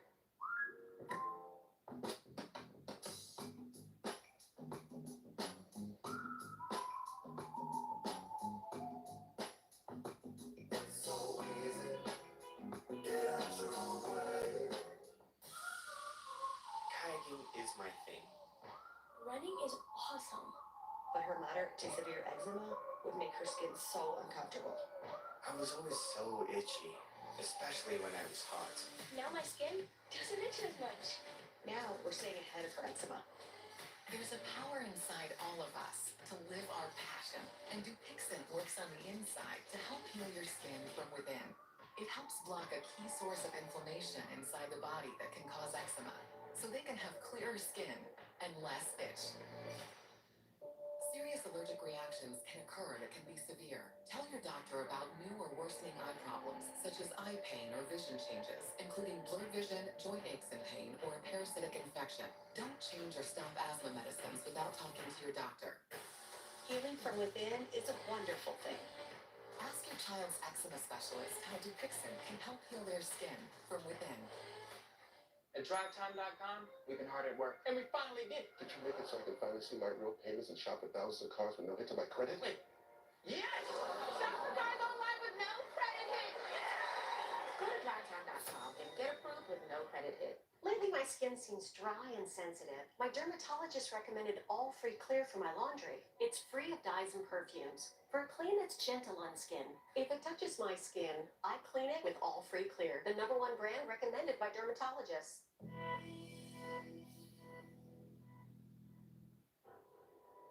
Della Faye Hall, also known as Dante Britton, was arrested and charged with murder in the shooting death of her husband, Daryl Sartorius.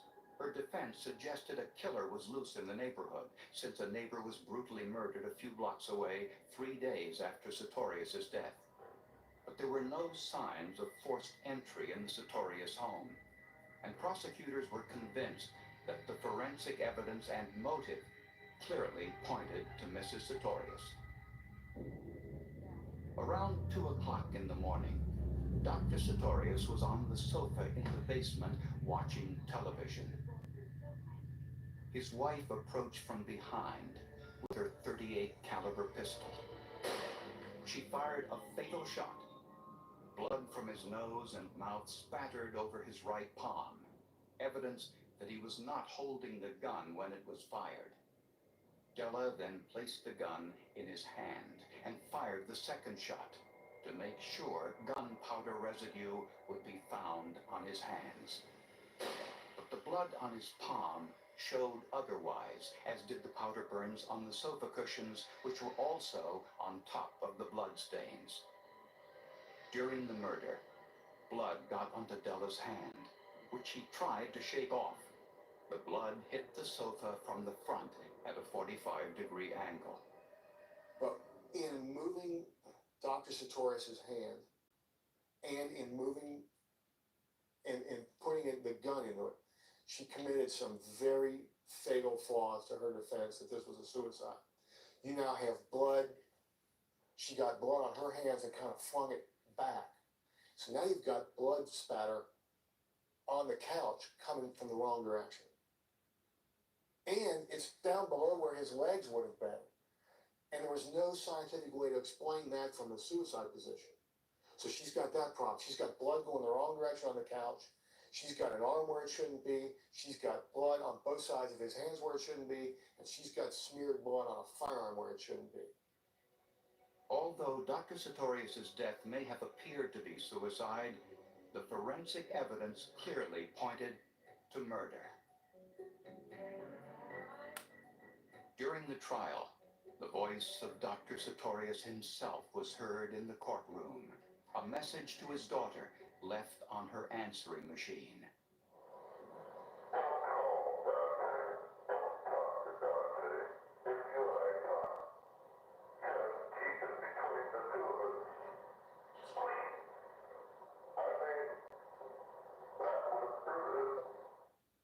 You can hear the fear in his voice that, she's threatening to kill me. I'm afraid she's going to follow through on this.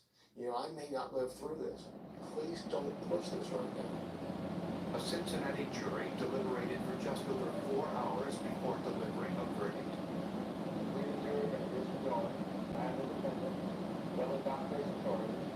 Guilty of aggravated murder. She was sentenced to life in prison. Her own mother calls her a black widow spider. a fortune hunter who found her way to success by latching on to a successful man. Noted crime writer Aphrodite Jones interviewed Della in prison for her best-selling book, Della's Web. Jones believes that when Della heard about her husband's divorce plans, Della concluded that murder was her only alternative. Absolutely, Della is a born killer. She is a born sociopath. She is somebody who views the world through her eyes only, which doesn't add up with the reality, the consensus of reality in the rest of the world. In her eyes, the world is her oyster for the taking. And if she can't take it, she'll find a way to take it.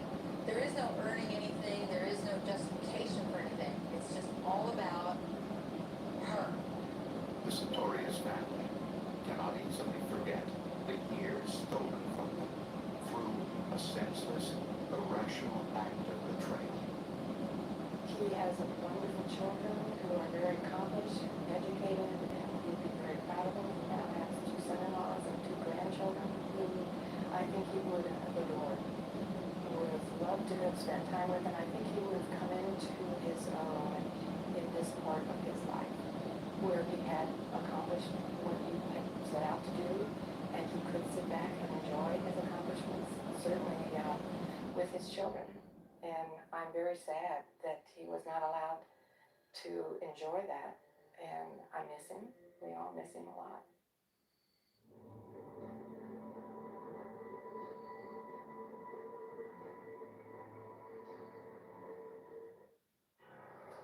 Just after dark on a warm summer evening, 5 children were walking home along this road.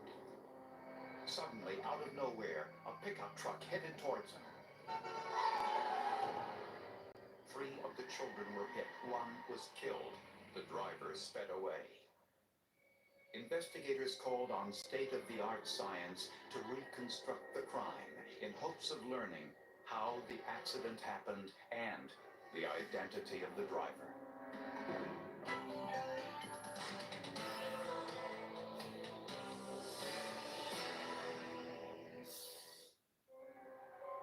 Fort Lauderdale, Florida, is one of America's most popular resort towns. The beach and sunny weather bring in almost 7 million tourists each year. And the city is also home to 1.5 million full-time residents. The Walker family settled into this working-class neighborhood, one they believed was safe from crime and violence. The Walkers' youngest child, 6-year-old Nicole, loved the neighborhood because of the large number of children who all played together. She didn't like to smile. She used to tell people, I don't know how to smile. You tickle her as they say you can smile and always be a cockeyed smile. Her glasses would always be cockeyed, so I used to call her my kooky cockeyed little one. Just after dark, on June 23, 1992, Nicole Walker was walking home with 4 other neighborhood children. It was just after a rainstorm, and they were walking along the side of this road where there are no sidewalks. When they got to the front of this apartment building, there was a large puddle of water left from the rainstorm. Michelle and Gina Vitello were walking with Nicole that night. They were 10 years old at the time. I'm walking in the street, and there's a big puddle, so we wanted to go through it so that we don't have to be in the street. And Nicole didn't want to walk through it because she didn't want to get sick because she had no shoes on. So Michelle picked her up, and we started walking through the puddle. As we were walking in this puddle, I had Nicole in my hands. Everybody was telling me to watch out. And that was about all I remember. And I see this car, this big, a bunch of lights, just coming straight at us, and I just yelled, watch out. By the time they saw the vehicle, it was too late. Nicole Walker and Michelle Vitello were both hit. I went over to check on Nicole, and I seen blood coming out of her mouth and her ears, and I knew she wasn't going to make it. One of the kids ran to Nicole's home. There was the knock at the door, and it was Joel. There was no color in his face, and his eyes were so bugged out of his head. He was just, you could see the terror, the fright, just saying the girls were all hit. The girls were all hit. children were rushed to the hospital. Michelle suffered a broken leg, 2 broken wrists, and a lacerated liver. 9-year-old Brooke Mancy suffered a fractured shoulder and facial injuries that required a dozen stitches. 6-year-old Nicole died shortly after arriving at the hospital. Some internal surgeons came in, and the conclusion was, no, she doesn't have a chance. And I begged and pleaded even for a 1% chance, and they told me, no, there's no chance.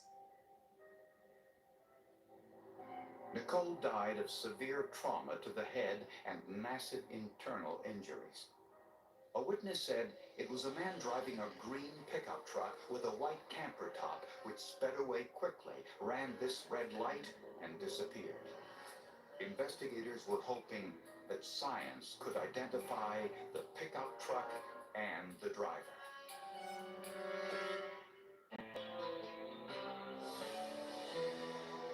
Barbie is the biggest movie of the year and the biggest film in Warner Brothers' 100-year history. Wow! And now you can own it at home. Ooh, you guys watching Barbie? PG-13, now playing in theaters, own now on digital. Travel, there is nothing like it. Dancing is my passion. But with my moderate to severe eczema, it hasn't always been easy. I was constantly itching. Whatever I was doing. Now I'm staying ahead of my eczema. There's a power inside all of us to live our passion. And Dupixent works on the inside to help heal your skin from within. It helps block a key source of inflammation inside the body that can cause eczema, so adults can have long-lasting, clearer skin and fast itch relief. Serious allergic reactions can occur that can be severe. Tell your doctor about new or worsening eye problems such as eye pain or vision changes, including blurred vision, joint aches and pain, or a parasitic infection. Don't change or stop asthma medicines without talking to your doctor. Healing from within is a powerful thing. Ask your eczema specialist how Dupixent can help heal your skin from within. Works hard at hour 1 and twice as hard when you take it again the next day. So Betty can be the Barcode beat conductor. Let's be more than our allergies. And for fast allergy relief with a powerful decongestant, try Zyrtec D.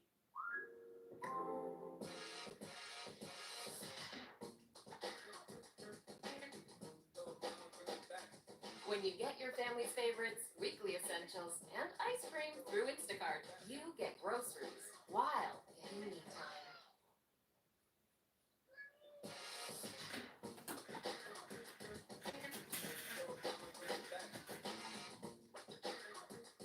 Get free delivery on your first 3 orders. Lately, my skin seems dry and sensitive. My dermatologist recommended All Free Clear for my laundry. It's free of dyes and perfumes. For a clean that's gentle on skin. If it touches my skin, I clean it with All Free Clear. The #1 brand. You know poop is coming, but you know you have nothing to fear. Pampers Swaddlers with new Blowout Barrier helps prevent up to 100% of leaks even in months. Fear no leaks with Pampers Swaddlers. Looking to earn free diapers? Download Pampers Club now. To build the Honda CR-V Hybrid,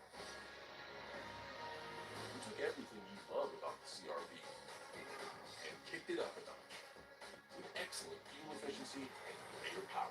For a CR-V unlike any before, adventure company with the most fuel-efficient full-line automaker over the last 5 years. The CR-V and CR-V Hybrid, part of the Honda line of plug-in vehicles.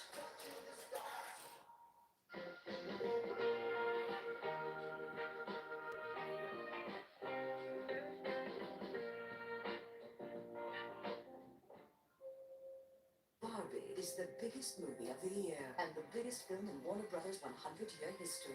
Wow! And now you can experience it in IMAX for a limited time. Barbie, experience it in IMAX September 22nd. Rated PG-13.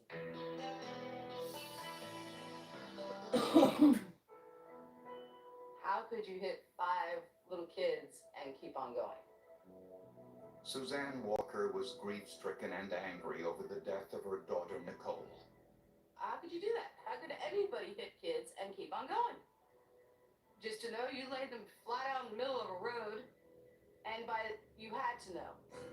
Detective Bruce Babcock, a member of an elite team of accident reconstructionists, was called to the scene.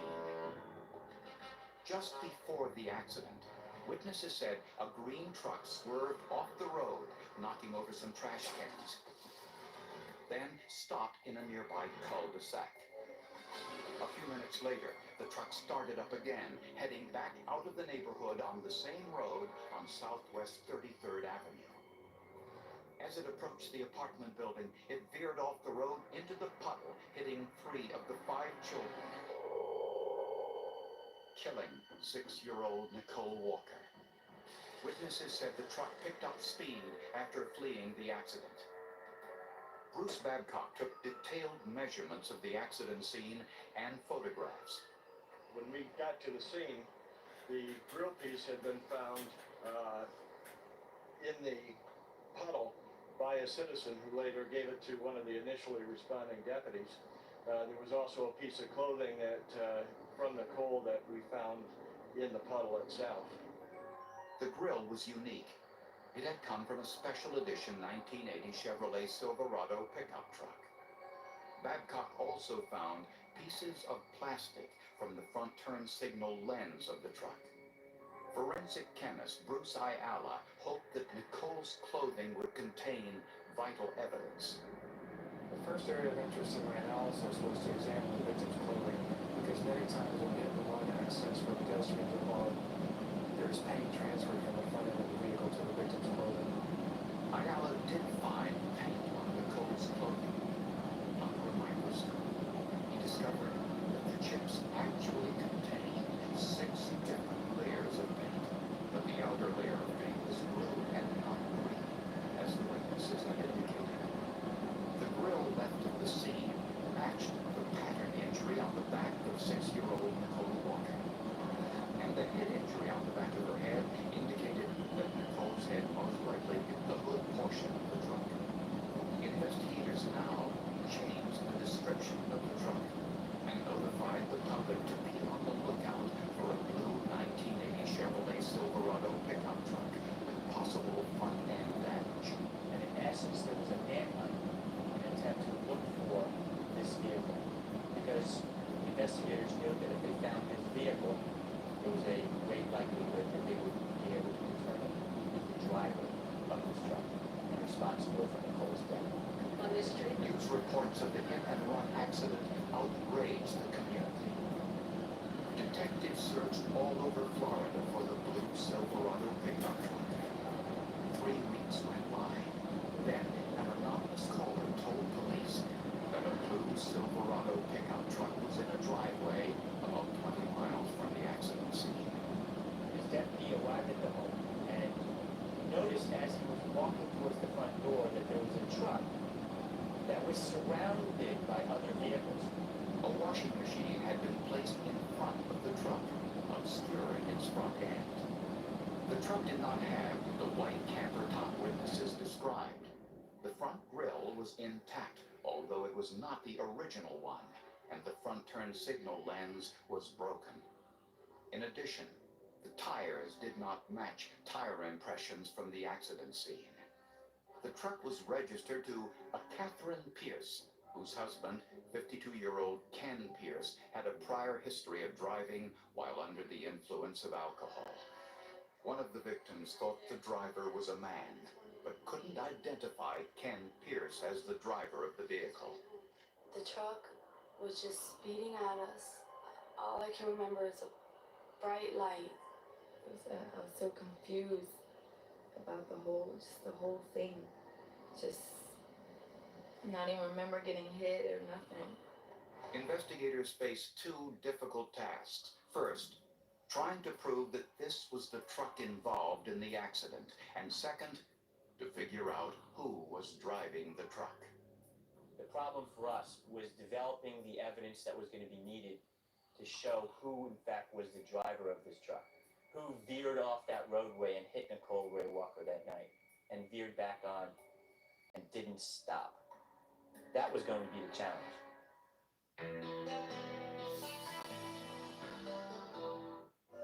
There's something going around the Gordon home. Good thing Gertrude found Delson. Now what's going around is 12-hour cough relief. And the giggles. The family that takes Delson together feels better together. A heart attack? Do they have life insurance? No, But we have life insurance. John. I'm trying to find something we can afford. Fortunately, in only a few minutes, SelectQuote found John a $500,000 policy for only $29 a month, and his wife Anne a $500,000 policy for only $21 a month. Go to SelectQuote.com now and get the insurance your family needs At a price you can afford. SelectQuote. We shop, you save. It's Empire Today's half-price sale. Half price on carpet, hardwood, vinyl, and laminate. Plus half price on quality professional installation. Schedule now. Today.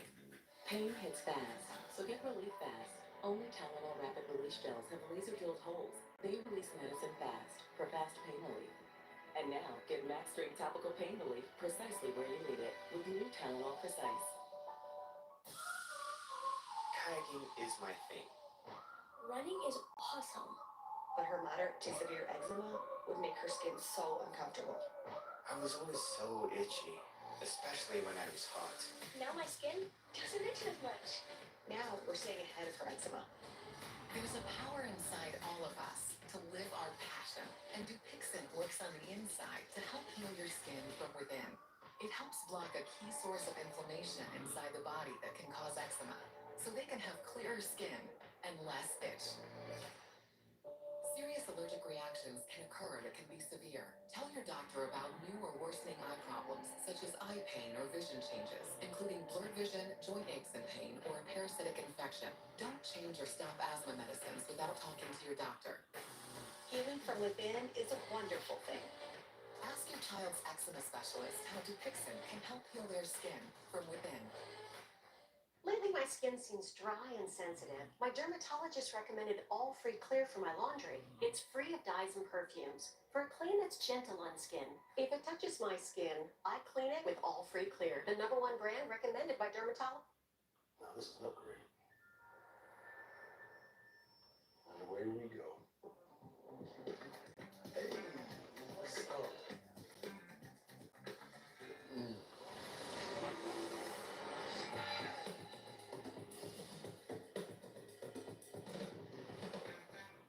Used to this. The best way to see the world is to experience it. With travel upgrades and private events from Chase Sapphire Reserve. Chase, make more of what's yours.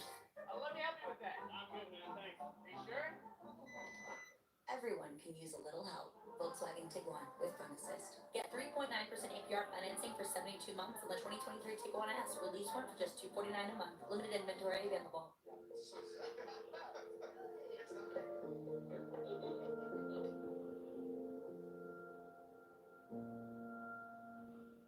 Been veterans for over 50 years.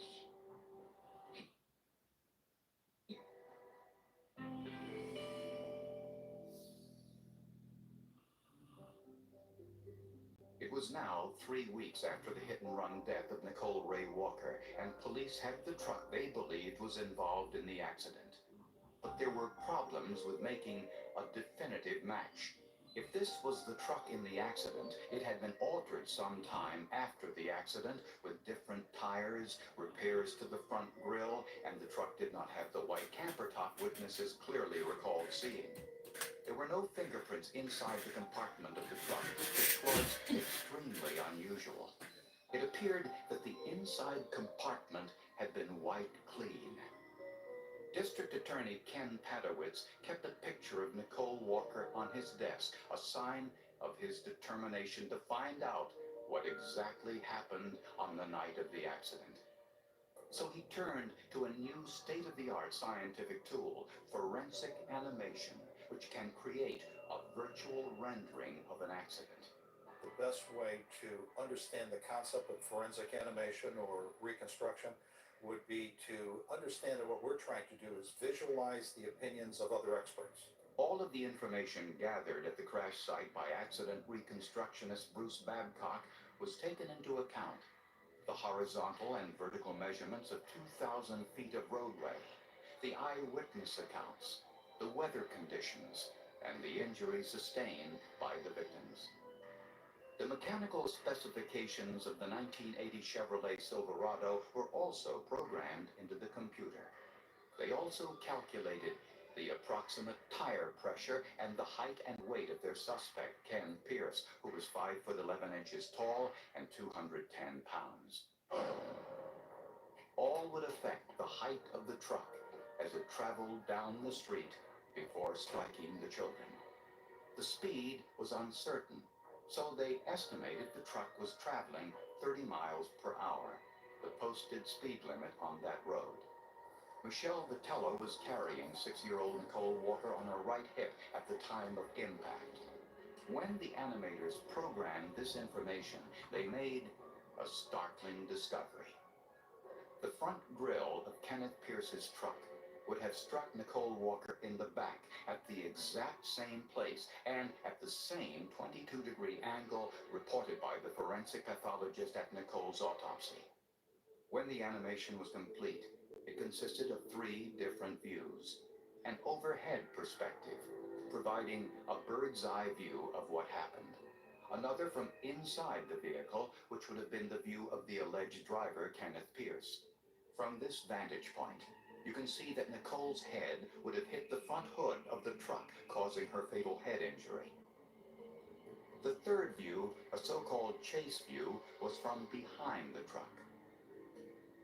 For further proof, investigators turned to the paint chip found on Nicole's shirt at the time of the accident. The paint chip was blue, but there were 5 other layers of paint underneath.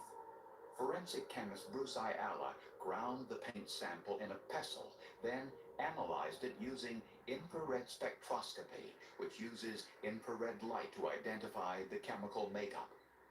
The results were charted onto a computer graph.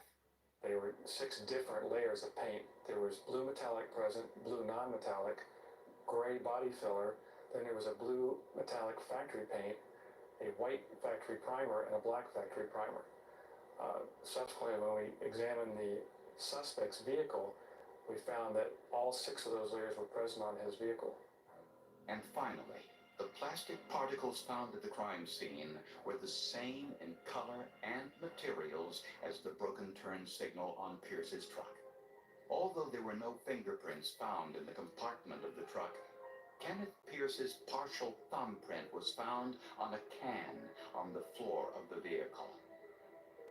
52-year-old Kenneth Pierce was arrested and charged with vehicular homicide in the death of Nicole Walker.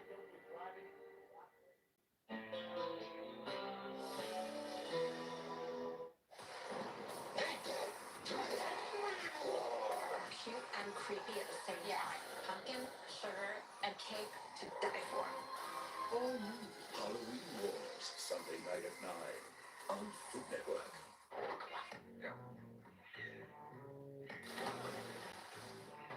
This or that, this or that, this or that, this or that. You do this, and you do that. This, and you do that. This, and you do that. This, and you do that.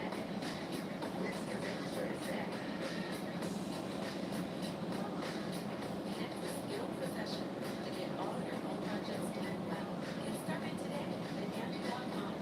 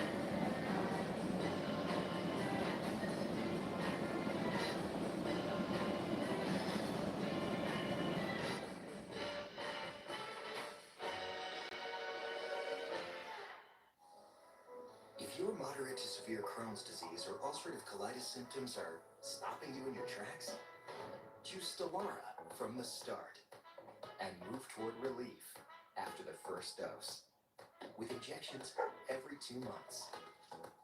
Stelara may increase your risk of infections, some serious, and cancer. Before treatment, get tested for TB. Tell your doctor if you had an infection, flu-like symptoms, sores, new skin growths, have had cancer, or if you need a vaccine. PRES, a rare potentially fatal brain condition, may be possible. Some serious allergic reactions and lung inflammation can occur. Feel unstoppable. Ask your doctor how lasting remission can start with Stelara. Janssen can help you explore cost support options.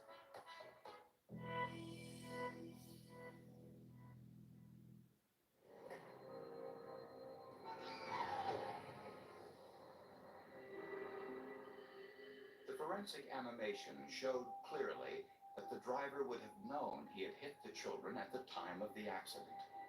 Before the trial, Ken Pierce's neighbor, Terry Jones, came forward and told police that Pierce admitted driving the truck on the night of the accident. Mr. Jones told us that Ken Pierce had contacted him and requested that he come over and help fix the damage to the front of the vehicle. He also received a camper top that had been taken off the vehicle. The camper top was worth about $500, and Mr. Pierce gave it to him for the work that he did on the car. Kenneth Pierce had a number of prior arrests and convictions. It should be somewhat significant to find out that in addition to 20 arrests and convictions for felonies and misdemeanors in Mr. Pierce's life, he had 2 prior hit-and-run convictions. At the trial, prosecutors wanted to introduce the forensic animation to show the jury their version of what happened on the night of the accident. Defense lawyers claimed that the animation was nothing more than speculation and would prejudice the jury. Prosecutors said the animation was a factual account of the accident. The judge ruled that the forensic animation was admissible. It showed that the blue Silverado truck traveling north on 33rd Avenue drove off the road and struck some trash cans. After the vehicle stopped briefly in the cul-de-sac, it then turned around and headed south on 33rd Avenue. As it approached the intersection of Griffin Avenue in front of the apartment building, the truck veered off the road into the puddle and hit the children. The front grille of the truck struck 6-year-old Nicole Walker in the back at a 22-degree angle, leaving this deep bruise at the moment of impact. The truck made a right turn onto Griffin Avenue and sped off. The computer animation, constructed exactly to scale, shows that it was a truck the same height as the Chevrolet Silverado that was involved in the accident. At the moment of impact, paint chips were also deposited on Nicole's clothing, paint chips which were later matched to Mr. Pierce's truck. You hired Terry Jones to fix the front of that truck. In addition to the scientific evidence, jurors heard testimony that Ken Pierce made efforts to conceal damage to the truck after the accident and confided to one person that he was driving the truck. Just weeks after what would have been Nicole Walker's 7th birthday, jurors delivered a verdict.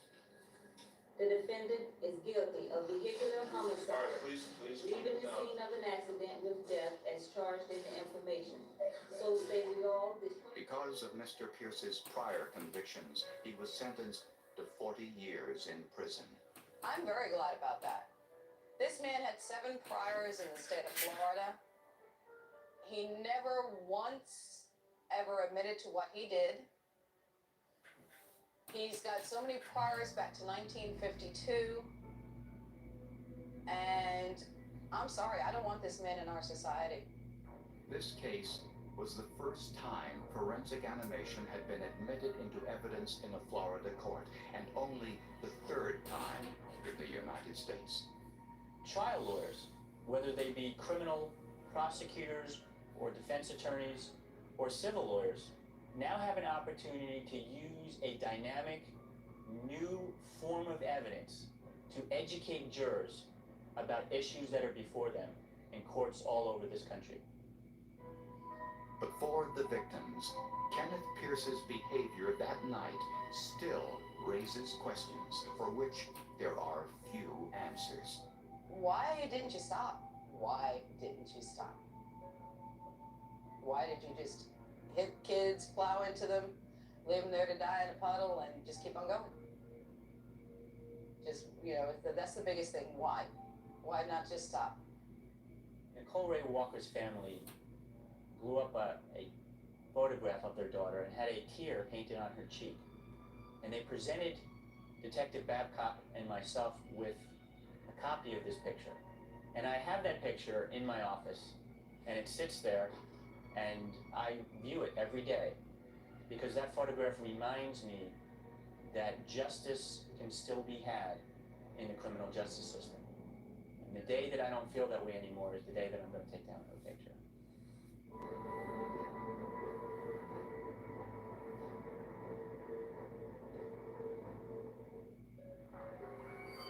In 1998, a convenience store clerk in Lansing, Michigan was shot to death during a robbery.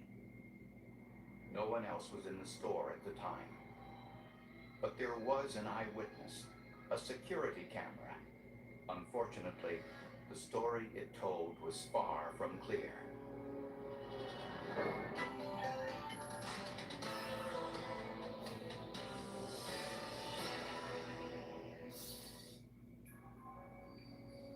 Wanda Mason was a 48-year-old single mother of 3.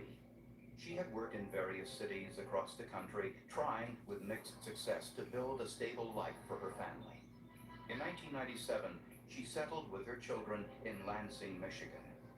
With money tight, she took a job at this convenience store gas station to make ends meet. About a year later, the owner decided to keep the store open 24 hours a day. Wanda Mason worked the very first overnight shift. She was kind of struggling. And so when the gas station was looking for someone to work the overnight shift because they hadn't been open overnight for a while, Wanda just kind of jumped at it, and she worked the overnight shift so that she could be home with her family during the day and take care of her grandkids and that. The store was located in a low-crime area, but as a precaution, a security camera was installed before the first overnight shift. A fresh videotape was unavailable, so workers used an old, worn-out tape until they could buy a new one. At 4:18 in the morning, a group of customers entered the store to pay for gas and found Wanda Mason in a pool of blood behind the counter. They called 911. We just came in here and there's a lady that's bleeding to death. I don't know if she got robbed or what. She touched her. No, she's bleeding to death. I don't know if she's dead or what. By the time emergency personnel arrived, Wanda Mason was dead with a single gunshot wound to the head.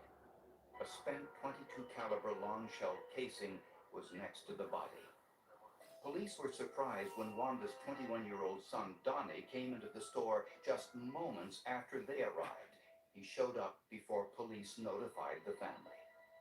We got there was people there, and they told us that there was a lady laying behind the counter, so we went around back of the counter, and my mom was laying there, and I lost it. I went crazy. It was my mom. What do you expect? And I couldn't handle it. It was a tough thing to deal with. The cash register showed that Wanda Mason had been killed for $351. Strangely, Wanda told family members just days earlier that she was not afraid to work the night shift because she had a plan in case she was robbed. She said that if somebody tried to rob her, that she'd help them carry it to the car. It wasn't her money, and it wasn't worth her dying over. It wasn't no concern of hers. That's the business's problem, not hers. Police questioned everyone in the neighborhood and searched the store for clues. We had officers set up a perimeter, and we got a canine track going. Now, a couple blocks away, officers spotted a guy running down the road with a paper bag in his hand, coming from the direction of the store. So they detained him and brought him back to the office so that we could talk to him. We were hoping that we had already got our guy. The suspect, 20-year-old African-American was brought in for questioning. Was the security camera video clear enough to identify whether the suspect was the killer?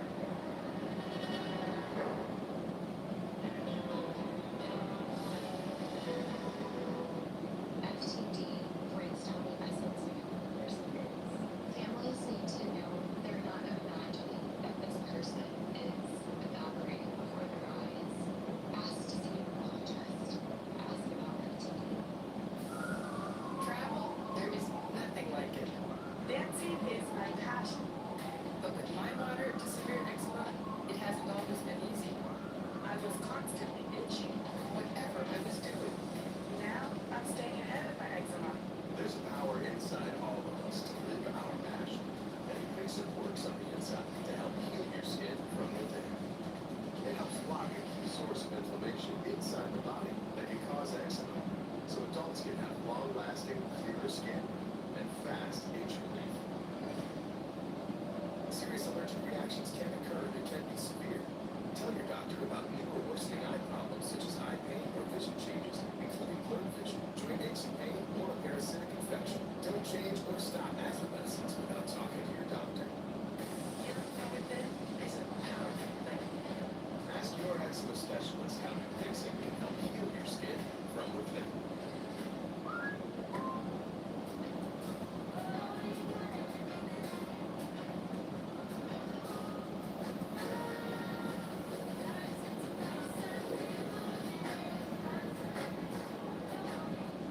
It's Empire Today's half price sale. Half price on carpet, hardwood, vinyl, and laminate. Plus half price on quality professional installation. Schedule now. 800-588-2300 Empire. Today. Lately, my skin seems dry and sensitive. My dermatologist recommended All Free Clear for my laundry. It's free of dyes and perfumes for a clean that's gentle on skin. If it touches my skin, I clean it with All Free Clear, the #1 brand recommended by dermatologists. Airwick's limited edition fragrances are infused with natural essential oils for authentic seasonal scents that fill your home with warmth and cheer. Recently, we got Spectrum Internet, Because it has the most reliable internet speeds. so now we're the reliable house. Everybody loves it. Everybody. Big fantasy draft. Oh, I'm up. Esports finals! Right here in our laundry room. All my friends can come and work from my home. All of us friends are That's here amazing. all of the time. Can you believe this is in our house? No, I cannot. It does feel nice to be counted on, though. I'm in the jungle. Get the most reliable internet speeds with Spectrum One. You know poop is coming, but you know you have nothing to fear. Pampers Swaddlers with new Blowout Barrier helps prevent up to 100% of leaks, even blowouts. Fear no leaks with Pampers Swaddlers. Looking to earn free diapers? Download Pampers Club now. I'm blind, but I need not see. I know this road is there for me.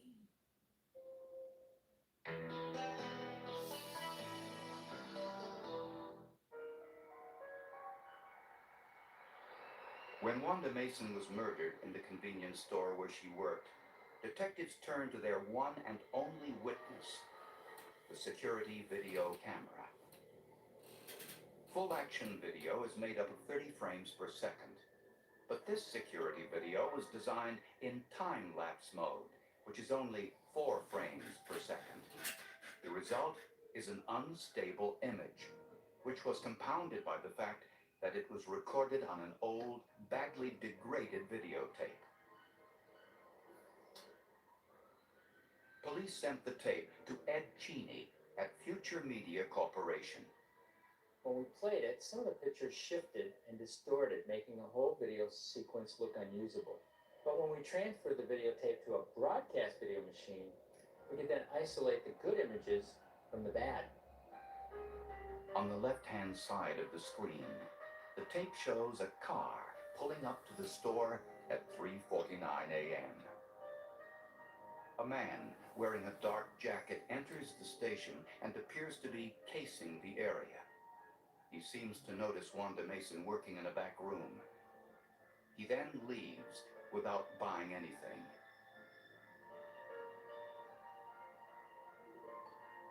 Ten minutes later, the same man returns, this time with the hood of his jacket over his head. He goes straight to the back room beyond the range of the security camera. At gunpoint, he forces Wanda to the front counter. She opens the cash register, and the man takes the money. He then steps back as if he's leaving. Trembling with fear, Wanda hides her face in her hands. Then, the man puts the gun to Wanda's head and fires. He lowers his hood, walks out of the store while stuffing the long-barreled pistol into his coat. Police had a suspect in custody, a man found running away from the scene with a bag in his hand. But the bag did not contain the stolen money, but candy, and he didn't have a gun. The young man said he was running from the scene because, as a young African-American, he feared he would be wrongfully arrested. And he was right. The image on the videotape, though degraded, did not look like the suspect. We compared the guy on the tape to the guy we had in custody at that time, and it was pretty obvious that they were not the same guy, so we had to cut him loose. And we felt like we had just taken our first giant step backwards in the investigation. Investigators still had two pieces of evidence: the spent shell casing and the degraded image on the security camera videotape. With this image, police sketch artist Rod Sadler drew this composite drawing of the suspect. 3 days after the murder, it was released to the press. Police say that early Saturday morning, this man entered the Marathon gas station in Holt and shot Wanda point blank in the head. Tips poured into the police. But since the composite drawing of the suspect was based on the scratchy videotape image, it was difficult to know which tips were relevant and which were not. When this case started out, all we had was the video. And you've seen the video, and if that's all you have, you're not feeling very good about your chances of ever resolving this case. And while police continued their investigation, they were also suspicious of Wanda Mason's son, Donnie Warren. The videotape shows him highly agitated after seeing his mother's body. Investigators wondered why he was in the store in the middle of the night, just moments after the murder, before police had time to notify the family. He showed up at the scene 10 minutes after the shooting. The police interviewed him, of course, immediately. He advanced the notion that the perpetrator was black, and how could he possibly have known that? That information had not been made public. And one of the customers who found Miss Mason's body told us that Donnie was running around the front of the store saying, "I'm going to kill that f***er." How did he know it was a lone black male when we hadn't even reviewed the tape yet? Police discovered that Donnie Warren was unemployed with very little money. On the night of the murder, he was out drinking at a strip club. We theorized that Donnie Warren may have met the killer at the topless bar where he and his buddies had been hanging out that night and spending money that they probably couldn't afford to spend. Knowing that his mother would not resist a robbery, that store may have seemed like an easy target where they could hit the store, split up the money, and nobody would get hurt. Tips continued to pour in from people who thought they recognized the composite sketch. The question for police was whether this man was simply a random killer or someone connected to the victim's son.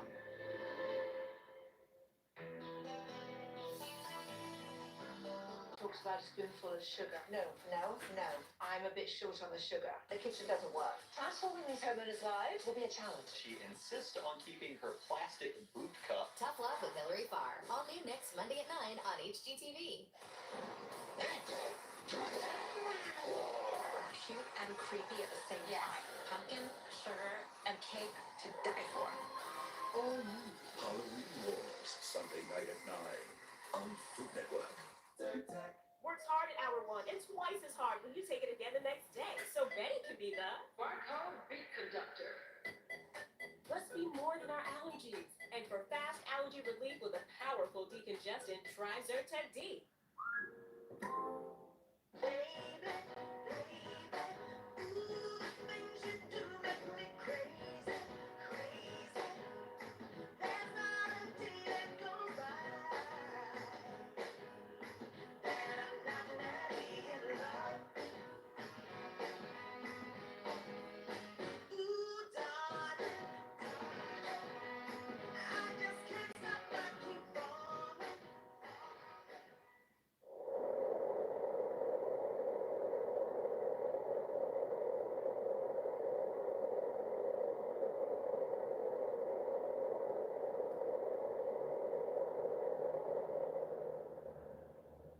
Viruses and bacteria float all around us. Unlike air fresheners, only new Lysol Air Sanitizer kills 99.9% of viruses and bacteria in the air.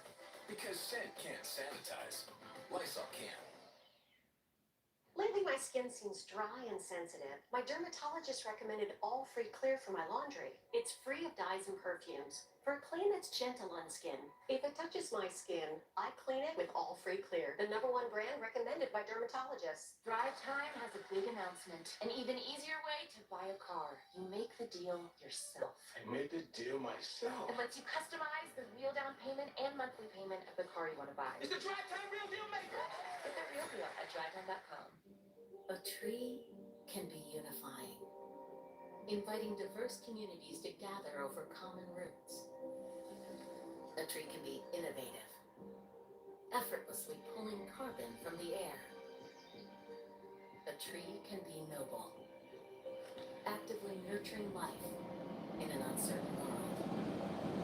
The Arbor Day Foundation has been planting trees for 50 years in every season and soil, every climate and corner of the earth.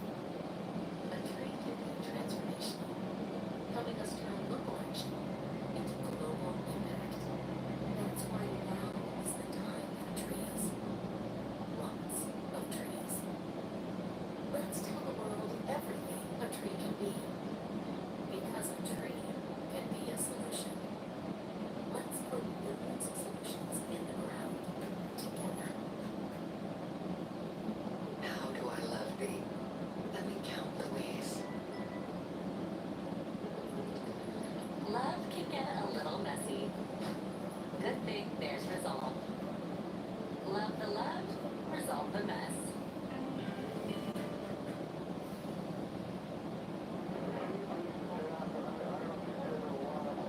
Police suspected that Wanda Mason's murder was a random act of violence. The police were suspicious when Wanda's son happened to walk into the store at 4 o'clock in the morning, just moments after the shooting. Johnny and his friends just happened to show up a little too convenient, right after the robbery, as if to console his mother. Donnie denied having anything to do with his mother's murder, and he said his statement that an African-American must have murdered his mother was simply an unfortunate remark. Nothing more than speculation said in anger. Police received a tip from a woman who said she recognized the police deposit sketch of the killer on television. She identified the man as Ronald Leon Allen, her former boyfriend who lived in the nearby town of Jackson. Ron Allen was a small-time criminal with prior arrest for assault and drug activity. His mugshot resembled the police sketch and the individual on the security camera videotape. We found out that Ronald Allen was a suspect in a shooting in Jackson, and the Jackson police had 2 .22 caliber shell casings from that shooting. We took those shell casings and the shell casing that we found near Wanda Mason's body to the crime lab to see if they may have been fired from the same gun.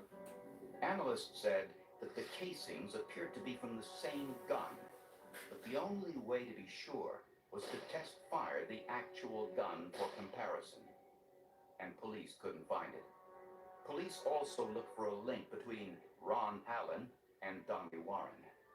We tried everything we could think of to connect Donnie Warren to Ronald Allen, and every time we came up short. So we decided to put Donnie on the back burner and concentrate all our efforts on Ronald Allen. Was Ron Allen the shooter? And could the videotape identify him? Allen was 5 feet 3 inches tall. What was the height of the shooter in the videotape? To find out, detectives went back to the store to recreate the murder. With gradated height charts set up around the store, and using the door and sunglass display as reference points, a height test was conducted using the same security camera, set at the same angle with the same framing that recorded the actual murder. When the test video was compared to the murder video, it showed that the shooter was 5 feet 4 inches tall. Ron Allen's mugshot was taken when Allen was in his stocking feet. With shoes, Allen would stand 5 feet 4 inches. Ron Allen voluntarily agreed to take a polygraph test. Did you have anything to do with what is happening in the pictures? No. He failed. At this point, police needed to make sure that Ron Allen was the man in the security videotape. One of the things that we have encountered time and time again is you have a small business owner, and certainly they have limited resources, and they feel that they get some kind of protection by having a video camera set up, a security camera set up in their business. And certainly that should work as a deterrent to some criminals. But when someone commits a crime anyway, if you have cheap or substandard equipment, it's not going to be much help with any law enforcement. Once processed and transferred, investigators got a little better look at the killer. But would it be good enough? I think I hurt him pretty bad. You know Ratbeard's gonna murder you. You dumped him? No, we're on a break. I had a very rough night last night. Folks, in your day. You two go, John. Are you still alive? I cannot say. I do ask myself that question every day.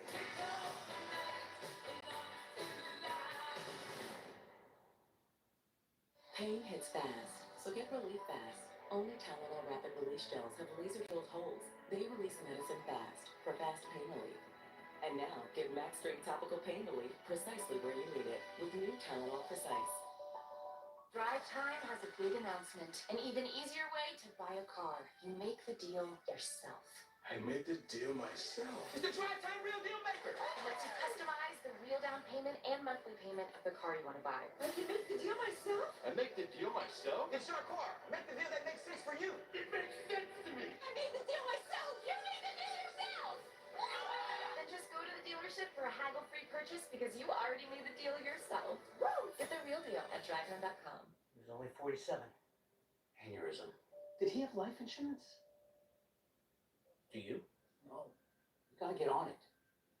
Check out SelectQuote. Trust me, the peace of mind, it's worth it. Life insurance is too important to put off another day. That's why SelectQuote makes getting coverage you need easy, for less than $1 a day. Now get up to a $2 million policy with no medical exam and same-day coverage. Visit SelectQuote.com. We shop, you save. You should Angie that. Angie, what? Angie that. It means connecting with skilled professionals to get all of your home projects done well, so you can focus on the important stuff. It means seeing millions of ratings and reviews, so you can feel confident. It means comparing quotes or booking at an upfront price, so you can choose the best price for you, because we want everyone to get the most out of their homes. Get started today at Angie.com. Oh, hello. Hi. Did you know that every load of laundry could be worth as much as $300? And your clothes just keep getting more damaged the more times you wash them. Downy protects fibers, doing more than detergent alone. See?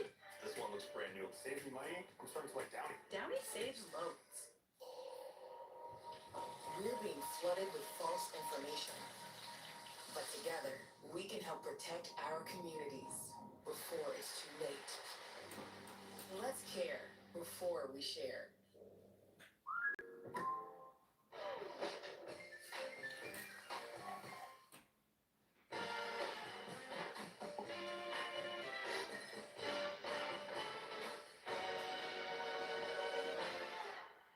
Are you Tired of clean clothes that just don't smell clean? Downy Unstoppables in-wash scent boosters keep your laundry smelling fresh way longer than detergent alone. If you want laundry to smell fresh for weeks, make sure you have Downy Unstoppables in-wash scent boosters.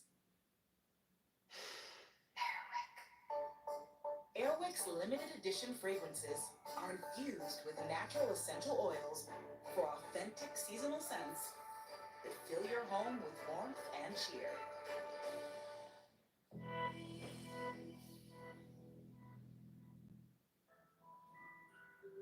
Even though investigators had a better image of Wanda Mason's killer, it still wasn't clear enough to make a positive identification with their suspect. The images were sent to Dr. Ron Carpinella at Veridian, an image reconstruction firm that worked to repair the digital images from the Hubble Space Telescope. Those pictures from outer space were badly flawed, but video reconstruction transformed those inferior images into viewable ones. Well, it was an opportunity to take some of our technology that was developed under NASA and Department of Defense funding and apply it to a local problem. The first step was to reduce the distortion in the images from the security videotape by building mathematical models of each image. These models identify the excess extraneous information, which is then eliminated, leaving only the essential information behind. It's like focusing a camera. That's the process we were involved with. We had a set of algorithms that sharpen the image, read that as focusing the camera, or equivalently, it's like taking the thumbprint off your eyeglasses, clearing them up such that you can see with high definition what you're looking at. Investigators now had a clean image, but the pictures were shot from a distance. In order to match the pictures to their suspect, investigators turned to forensic anthropologist Dr. Norm Sauer. He applied a technique called photo-skull superimposition. He took the mugshot of the suspect, Ron Allen, and superimposed it over the image taken from the security camera. And what we were able to do is superimpose images on one another and compare aspects of morphology to evaluate the likelihood of an identification.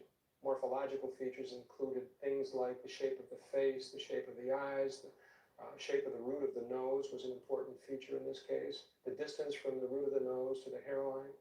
Slowly, the images were laid on top of one another and revealed the identity of Wanda Mason's killer.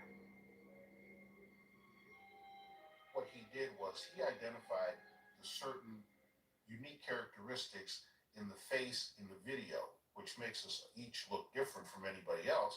And he was able, by focusing on those different aspects of the face that are unique to an individual, was able to identify a mugshot of Ronald Allen as the perpetrator. Prosecutors feared that defense lawyers would challenge the use of the processed videotape for identification. The only other evidence was the .22 caliber long shell casing found at the scene. Ron Allen's cousin was looking through some of Allen's stereo equipment when he noticed something behind the speaker cover. A long-barreled .22 caliber Ruger handgun. We took the gun straight to the State Police Crime Lab, where tests confirmed that it was the gun that was used in both Wanda Mason's murder and the shooting of Jackson, and that was great news. Police also discovered that Ron Allen owned an Oldsmobile couple's automobile that had been customized with expensive chrome wheels and a chrome rear view mirror. These same customized features could be seen on the vehicle outside the convenience store after electronic enhancement. Ronald Allen was charged with first-degree murder. Police were satisfied that Donnie Warren had nothing to do with his mother's murder. I was asked if I was anything possibly. I would say that I wasn't. I have faith in my justice system. I believe that I know there is this few innocent people that slip through the cracks, but for the most part, they're innocent. They'll be found innocent. You know, they can only put you in prison if they have evidence, and when you're innocent, there is no evidence. Ronald Allen was convicted of first-degree murder and sentenced to life in prison without parole. A measure of justice made possible by old-fashioned police work and the latest in forensic technology. I really don't think Wanda's family knows how lucky they are that they got justice in this case. It's kind of ironic that the one thing that was supposed to make this easier for us turned out to be such a nightmare. Business owners have to understand that if they're going to use security equipment, they have to buy good equipment, they have to keep it clean, use good videotapes, and have good lighting so that we can get a good view of the suspects. They owe that to their employees, to the police agencies, and to the public. The family of Wanda Mason probably doesn't know the lengths, the detail, and the creativeness that went into this commission. They don't have to know. And it's not our position in law enforcement to go and tell people what a great job we've done. Our job, people have elected me and the sheriff to protect them. They have elected us to arrest criminals, and they have elected me to do my best to convict them and protect the community. That was done in this case, and that's all that they need to know. That's what our job is, so we did our job.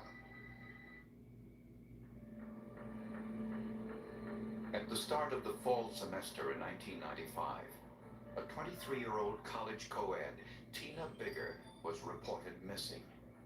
She had been working on a research project studying the health risks of high-priced call girls in Detroit.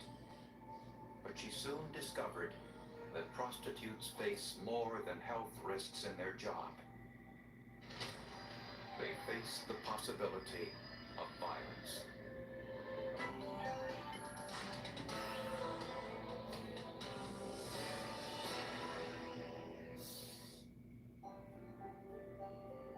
Tina Bigger was a 23-year-old psychology major about to enter her senior year at Oakland University outside of Detroit. She was raised in a military family, and friends knew her as vivacious and hardworking. Tina Bigger was the all-American girl. She came from a Coast Guard family. Her father was a Coast Guard commander. Her mother was a registered nurse. People who knew Tina and who were closest to her knew her as a very fun-loving, dedicated student, well-liked by all her peers and colleagues, and very much beloved by her family, a great big sister, a great daughter. Tina worked her way through school as a waitress at the Rochester Chop House and lived with her boyfriend, Todd Nernberger, in an upscale apartment complex not far from school. Todd Nernberger was a student at the University of Michigan. The two had an on-again, off-again relationship, and friends weren't sure whether it would work out. Tina also had another side to her. She could be distrustful, she could be vengeful. She had a temper at times too. This was a Tina that not a lot of people who knew her saw. Tina was conducting a research project for school entitled A Survey of Sexual History and Health Practices Among Women Employed as Escorts. She wanted to find out if high-priced call girls and street prostitutes had the same knowledge of sexually transmitted diseases. She decided that she wanted to do her own study. She thought it would help her get into a good graduate school, and she decided to study high-class call girls and their awareness of AIDS, and then she was going to compare the two. On August 23rd, 1995, Todd left for work. He said Tina was still asleep when he left. When he returned home that night, she was gone. Todd immediately phoned police. Usually, missing persons, the case is wrapped up within a couple days, maybe even a couple of hours. Usually, phone calls can be made to determine where the person is or where they've been. But from the start, this case was different. Tina's car was gone. None of her personal belongings were missing from the apartment. None of Tina's friends had seen or heard from her. And police also discovered that Tina was planning to move into her own apartment without Todd. The fact that Tina was looking to move to another apartment, was actually in the process of looking to get into another apartment led me to think that there was something wrong. That maybe I need to talk to Todd a little bit further about what was happening in their lives. Maybe that there was something I was missing. Police learned that Tina found evidence that Todd was seeing another woman. And in an unexpected twist, police discovered that Tina was hiding some secrets of her own.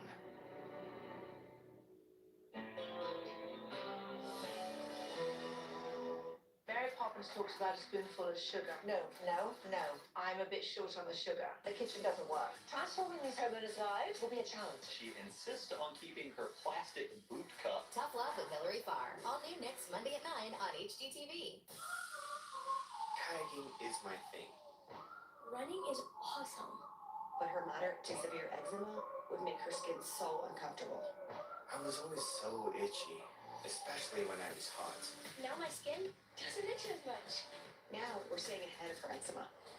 There's a power inside all of us to live our passion, and Dupixent works on the inside to help heal your skin from within.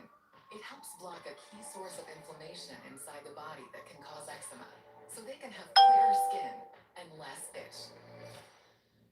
Serious allergic reactions can occur that can be severe. Tell your doctor about new or worsening eye problems, such as eye pain or vision changes, including blurred vision, joint aches and pain, or a parasitic infection. Don't change or stop asthma medicines without talking to your doctor. Healing from within is a wonderful thing. Ask your child's eczema specialist how Dupixent can help heal their skin from within. Want your clothes to smell freshly washed all day without heavy perfumes? Try Downy Light In-Wash Freshness Boosters. It has long-lasting light scent, no heavy perfumes, and no dyes. Finally, a light scent that lasts all day. Downy Light. Pain hits fast, so get relief fast. Only Tylenol Rapid Release Gels have laser-drilled holes. They release medicine fast for fast pain relief. And now, get Max Strength Topical Pain Relief precisely where you need it with new Tylenol Precise. After I came home from Iraq, I could still hear the booms. Makes it hard to be a good mom. As America's veterans face challenges, DAV is there. I'm Naomi Mathis, Air Force veteran. DAV helps veterans get the benefits they've earned. Thanks to DAV, I was able to begin to heal. With the right support, more veterans can reach victories, great and small. My victory is being able to be here for my children. Support more victories for veterans. At Spectrum, we know how much you depend on the reliability of our products and services. Now, we've taken a new step forward in reliability. With our latest network technology, we can identify potential issues before they become a problem. If you're affected, we'll send you a notification. And if necessary, we can help you schedule a free service appointment with one of our expert Spectrum technicians. So whether in your home, outside, or anywhere on the Spectrum network, we'll work to resolve any potential issues before they cause you any trouble. Proactively maintaining our network is one of the many reasons Spectrum delivers the most reliable internet speeds in the nation. We've invested billions in our advanced state-of-the-art network to make sure it's ready for you today and for whatever comes next. Spectrum, keeping you connected. For certain, Barbie is the biggest movie of the year and the biggest film in Warner Brothers' 100-year history. Wow! And now you can experience it in IMAX for a limited time. Barbie, experience it in IMAX September 22nd. Rated PG-13.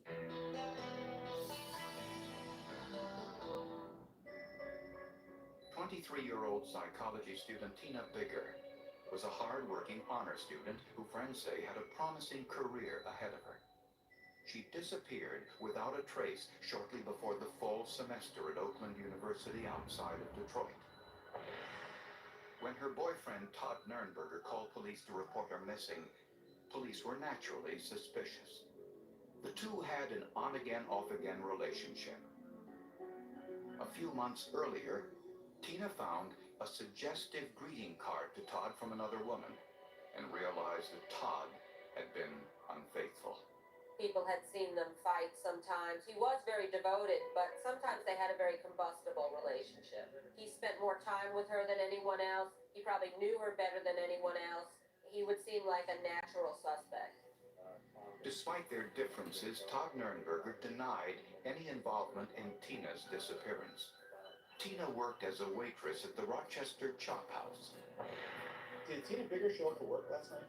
When Todd called to see if she had reported to work, he was told that Tina had quit her job 4 months earlier. Okay. Thank you. Tina said nothing about quitting her waitressing job and had continued to launder her waitressing outfits as if nothing had changed. Todd searched their apartment, looking for some clue as to where Tina might have gone. Todd found a duffel bag he had never seen before. Inside were condoms, thigh-high stockings, lingerie, sexual lubricants, credit card slips, and envelopes addressed to the LA Escort Service with the name Crystal in the upper left-hand corner.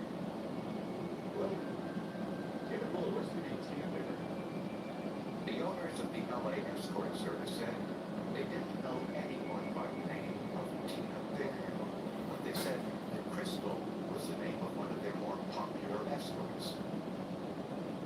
Escort services operate in most large cities and offer female companionship to men in return for fees ranging from $150 to $300 per hour. Among the services provided is usually sex. Todd now began to suspect that Tina had been living a secret life as a high-priced call girl. She decided she was going to do a study of high-class call girls and their awareness of AIDS. And she began contacting services, asking if she could talk to girls. She started doing that, and I think in the process became sort of enamored with what they were doing. I think in part it was the money. She was broke. She had maxed out her credit cards. She needed a new car. She had to pay for school. The money they make is a lot more than you make working at a steakhouse. At one point, she was making $250 for an appointment. After initially denying it, the escort service eventually admitted what Todd already suspected, that Tina Bigger worked as an escort with the professional name of Crystal. They also revealed that Tina worked for 2 other escort services and had dozens of clients. That also meant dozens of possible suspects.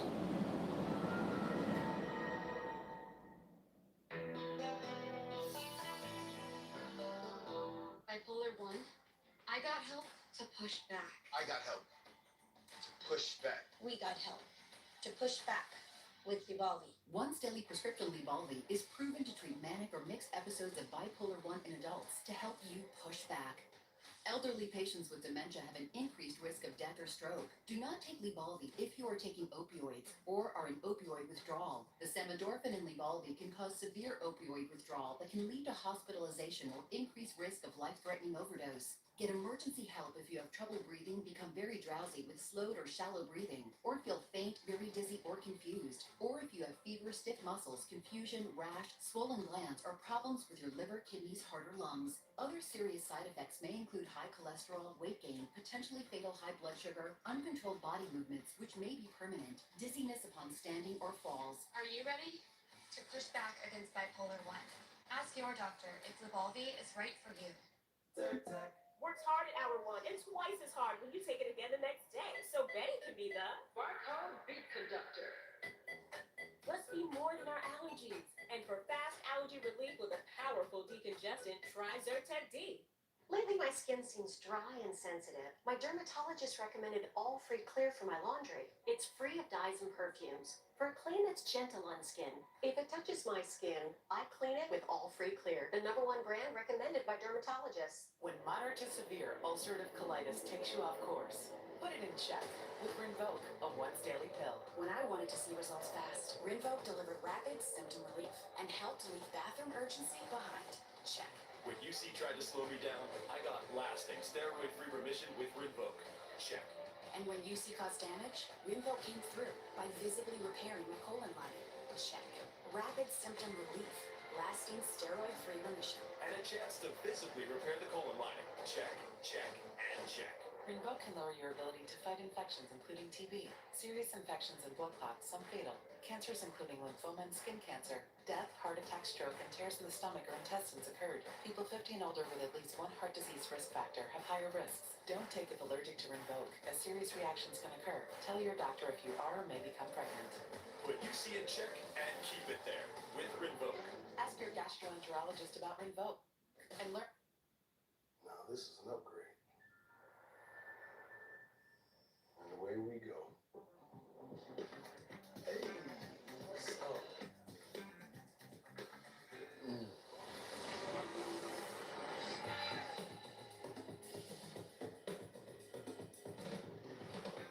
I can get used to this. The best way to see the world is to experience it. With travel upgrades and private events from Chase Sapphire Reserve. Chase, make more of what's yours.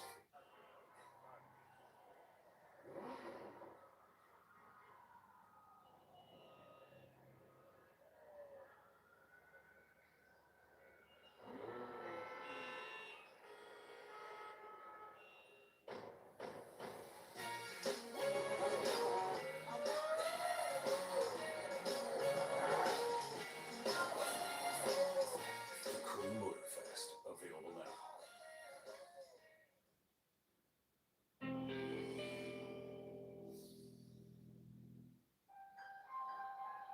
The investigation into Tina Bigger's disappearance revealed a dark secret. For the past year, Tina had been working as a high-priced call girl. It was probably very important for Tina to keep this information or what was going on in her life away from her boyfriend, because she was living with him. He knew so much about her, but at the same time, if he had determined that she was involved with an escort service, actually working for one, obviously that would have caused a great deal of havoc in his life and their lives together. He naturally was despondent. At one point, he even considered killing himself with a gun that he had. But he called some friends, they talked him out of it, and he decided basically that he was going to do whatever needed to be done, that he owed it to Tina to get to the bottom of what had happened to her. Records from the escort service revealed numerous requests for Tina's services from a man named Ken Tranchita. Their first meeting took place at the Bluebird Motel just 12 days before Tina's disappearance. Among Tina's personal items found in her apartment was a love letter from Ken. Dear Tina, my heart is yours for you to keep. Your love will lift me off my feet. Came to me your love so willing. I know it's worth all our waiting. Love, Ken. When police entered Ken Tranchita's apartment, they noticed the name Crystal on some artwork attached to his refrigerator. A local car dealer said Tina was with Ken Tranchita looking at new cars together. And that Ken had offered to loan her money for the car. Ken Tranchita was a 42-year-old ex-convict with a history of passing bad checks, forgery, fraud, embezzlement, and theft. He was not the wealthy businessman he portrayed to Tina. Sort of a drifter, a loner. He was a petty thief and a petty con man type of a person. He held down some menial jobs, but not for very long. I thought he was just like kind of a little weasel, really. I don't know how else you would describe him. He had kind of a little voice, and he was sort of pathetic, really. He just was a guy who probably thought Tina was going to be his girlfriend or something. Tranchita admitted meeting Tina Bigger, whom he first knew as Crystal, through the escort service. He said they later met without the agency knowing, and that Tina stopped charging him for their sexual liaisons since the two had become friends. He told police that he had driven Tina to the airport just 1 week earlier for a flight to Ohio, where she was going to service a client. A check of flight log showed no record of Tina Bigger on any flight to Ohio. Ken said Tina left her car with him for safekeeping while she was away. When police asked to inspect the car, Tranchita willingly obliged. Inside, police found names and addresses of more escort service clients, along with directions to their homes. We had learned through paperwork found in her car and through the escort service that she actually had contact with people that were living out of the country. They were living out of state. So it was possible that she could have just taken off, gone someplace. Although the trunk was filled with debris, a preliminary search found no evidence of foul play. Research shows that most first-time killers dispose of their victims' bodies in locations the killer is familiar with. So police used cadaver dogs to search areas near Tranchita's home. Although they searched hundreds of wooded acres, they found nothing. With no evidence to hold Ken Tranchita, he was released from police custody. It was a mistake police would soon regret.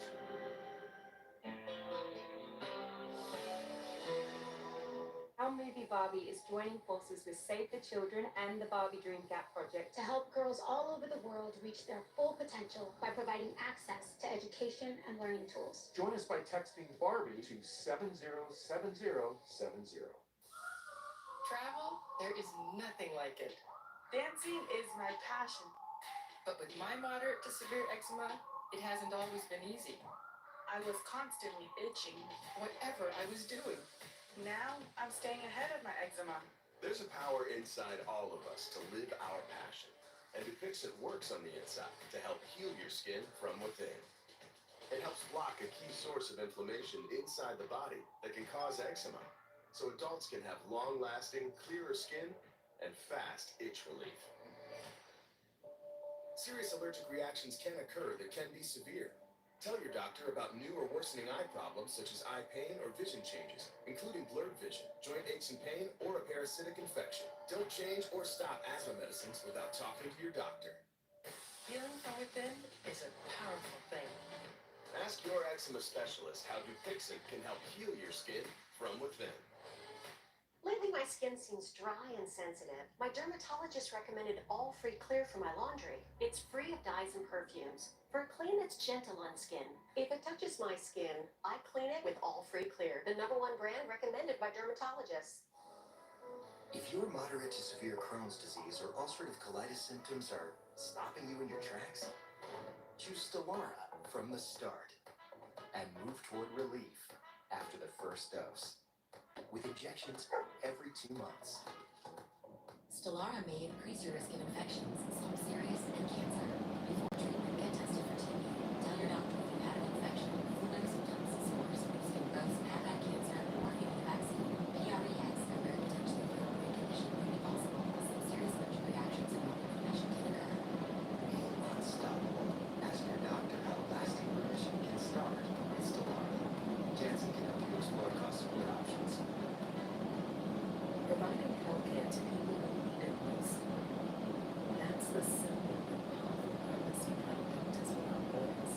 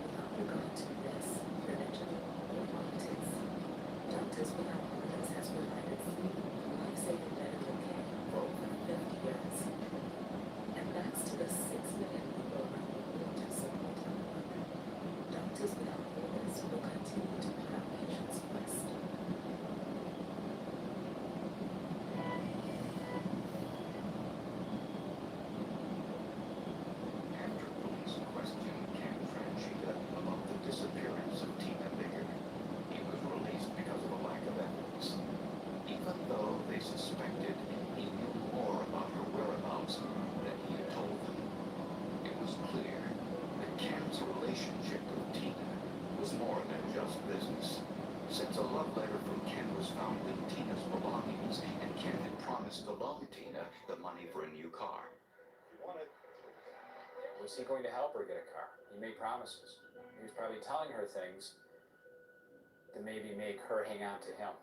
Maybe she was making him think that they were friends, just to kind of get some of these things taken care of. With no other leads, police decided to take a second look inside Tina's car.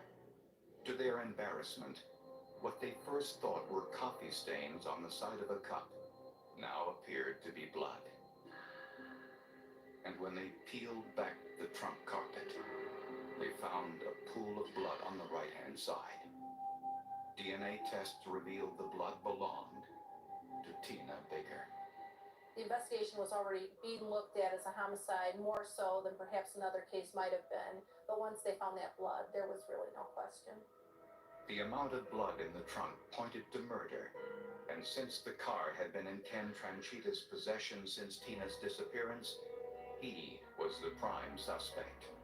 But by this time, Ken Tranchita had vanished.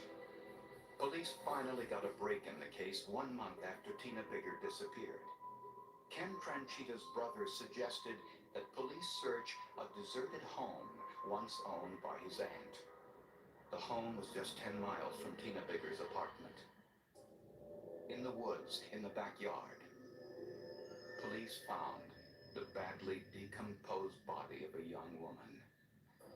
Since there were no pools of blood near the body, this told forensic scientists that the murder had taken place somewhere else. An analysis of dental records later revealed the body was that of Tina Bigger. Since the decomposition started in the neck area, the coroner suspected Tina had been strangled, since decomposition begins in the areas where there is bleeding at the time of death.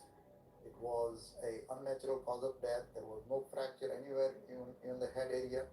So neck has to be a place where the event happened, and we call it a neck trauma. I could not identify specific if neck was slashed, she was strangled, she was smothered. I cannot say that, but it has to be a neck injury, and that was the conclusion. A nationwide manhunt for Ken Tranchita was now underway. Tranchita was eventually spotted in a rundown neighborhood in downtown Detroit. Police closed in. Ken made a weak attempt at slitting his wrists in the bathroom before giving himself up. After several hours of police interrogation, Ken Tranchita finally admitted that he and Tina had an argument over money. You don't have the money to loan me, do you? Of course I have the money. I don't believe you. The money is coming. They had struggled, and Tina fell, hitting her head, and died. But X-rays of Tina's skull contradicted that scenario. She did not have any skull fracture anyway. If she bled inside of the skull, I would have seen some blood staining inside of the skull, which was not present. Although Tina may have suffered a head wound, as evidenced by the blood found in Tina's trunk, the wound was probably not fatal. When Tranchita was confronted with this information, his statement shocked police. What he said was, Tina was just so miserable in those last days that I made a sudden decision to end it for her and put her out of her misery. The minute the police heard that statement, they thought, holy Jesus. I pled guilty, Your Honor. Ken Tranchita accepted a plea bargain and pled guilty to second-degree murder. Tina's family, reluctant to have Tina's double life made public, agreed to the deal. Prosecutors believe when Tina discovered Ken had lied to her about having the money to buy the new car, the two fought. Tina struck her head and was later strangled or smothered to death.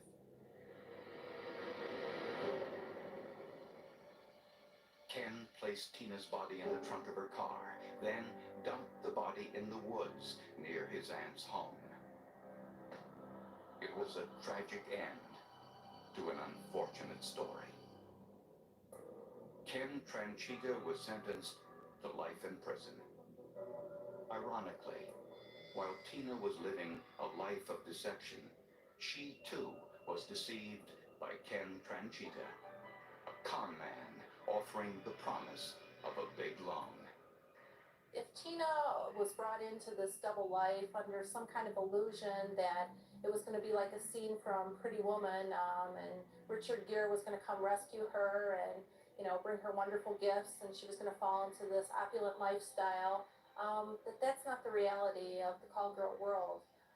You can meet up with some very desperate characters and some very bizarre characters. In this case, unfortunately, the person that she met up with was not Richard Gere, it was Ken. And where Tina ended up, lying in that field, is more the reality than the movie, I think. She chose to cross the line, and she paid the ultimate price, which is what all of us as parents guard against and fear the most, I think, for our children. And I believe by telling Tina Baker's story that we sent a message to other girls who might be in the business, to other young women who might be thinking of going into the business, to young women who might think they can tease or play a little bit with a world that they don't belong in. I think that sends a message that you're asking for trouble, that you could end up in a situation that you can't handle, that you can end up dead. In 1995, Carolyn Killaby of Vancouver, Washington, got into a heated argument with her husband. She then went to a local bar alone. No one has seen or heard from her since. But some saliva from an envelope and a speck of blood on a wristwatch helped solve the mystery of her disappearance.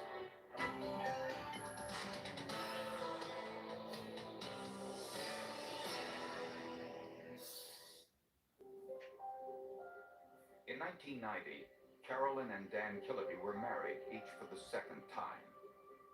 Dan managed a furniture store. Carolyn was a medical technician employed by the U.S. military. Carolyn and Dan each had a daughter from their previous marriages, and they moved into this home in Vancouver, Washington. My mom was basically the backbone of my whole family. I mean, she was very strong-willed, and she held everybody together. She was the problem solver, she was the supporter, she was the happiness, the joy. She was just like everything you could ask for. On Saturday night, November 11th, 1995, Carolyn and Dan got into an argument.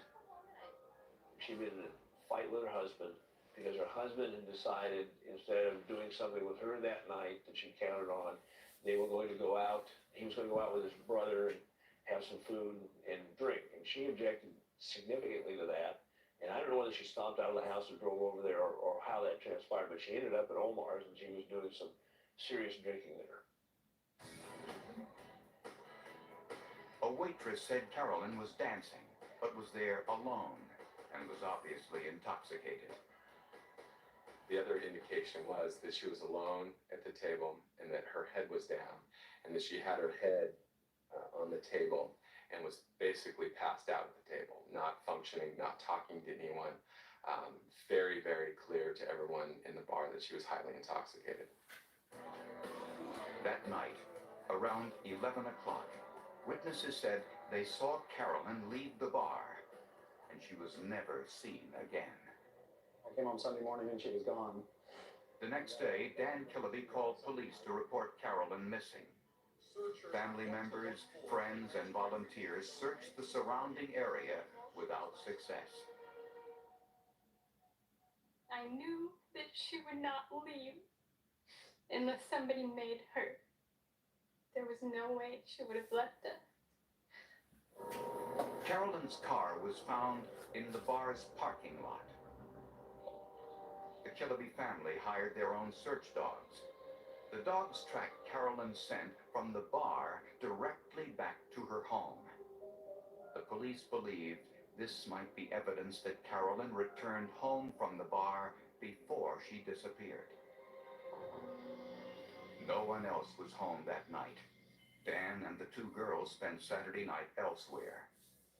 Well, they were concerned about whether or not Dan's alibi that he was out drinking with his brother was solid, and I think that they stayed out real late and got real drunk. And so the police were not 100% convinced that that could have been the case. Creating further suspicions was the fact that Carolyn had a $230,000 life insurance policy payable to her husband. I always stood behind Dan. There was no doubt that I could never conceive the idea that he had actually done something like this. Dan Killaby denied any involvement in his wife's disappearance, but police discovered there were problems in the marriage. We found out that it wasn't the perfect marriage by any stretch of the imagination. I think we figured that there were some difficulties and some strains in the marriage. 2 hours after Carolyn left the bar, the police received 2 calls from people who said they heard a woman screaming for help in a field about a mile from Omar's lounge. Police searched the area using night vision goggles, but they found nothing. With no solid leads, the Killaby family offered a $10,000 reward for any information on Carolyn's whereabouts. And then, a bombshell. A customer at Omar's lounge said he saw Dan Killaby with Carolyn in the parking lot on the night she disappeared.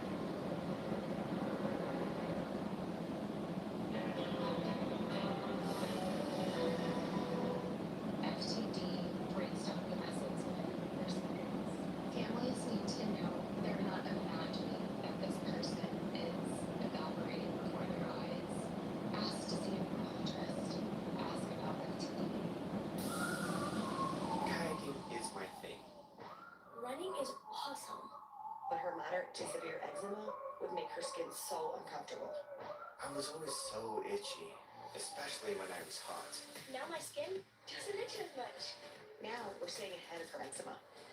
There's a power inside all of us to live our passion, and Dupixent works on the inside to help heal your skin from within. It helps block a key source of inflammation inside the body that can cause eczema, so they can have clearer skin and less itch.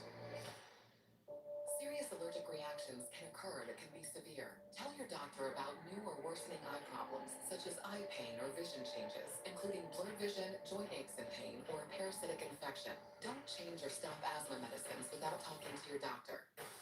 Healing from within is a wonderful thing.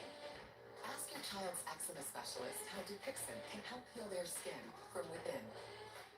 Ever notice how stiff clothes can feel rough on your skin? For softer clothes that are gentle on your skin, try Downy Free and Gentle. Downy will soften your clothes without dyes or perfumes. The towel wash for Downy is softer and gentler on your skin. Try Downy Free and Gentle. Works hard at hour 1 and twice as hard when you take it again the next day. So Betty can be the Barcode Beat Conductor. Let's be more than our allergies. And for fast allergy relief with a powerful decongestant, try Zyrtec D. My name is Seema. My house floats on top of the water. My school floats too. I love my teacher. I want to be a teacher like her.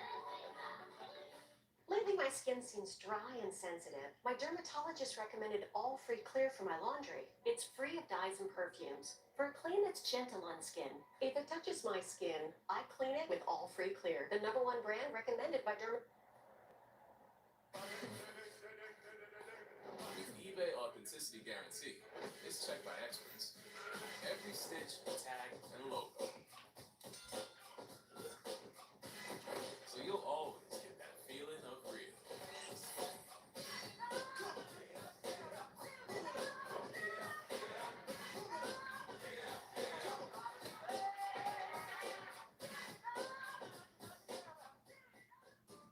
With Spectrum Mobile and the new Samsung Galaxy Z Fold 5 and Galaxy Z Flip 5, you get faster speed with Spectrum Speed Boost. The new Samsung Galaxy Z series are epic, with a sleek and slim new design, plus better gaming performance and an expansive display.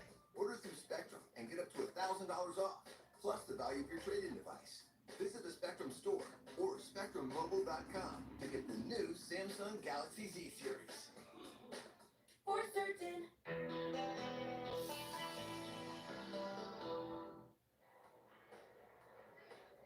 When 34-year-old Carolyn Killaby didn't return home after spending a night drinking at a local bar, her husband Dan was an immediate suspect.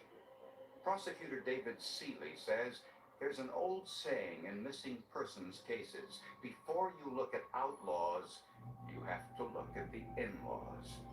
One of the things they look at to begin with is a husband in a missing person case like this, because I think a large percentage of the crimes are committed by family members. Police found no evidence of foul play in the Killaby home, but in Carolyn's bedroom, they found some potent painkillers, Vicodin. My sister was having some problems with prescription drug medication, and I confronted her and talked to her about that. She had acknowledged the problem and was working on that. The whole family was being supportive of that.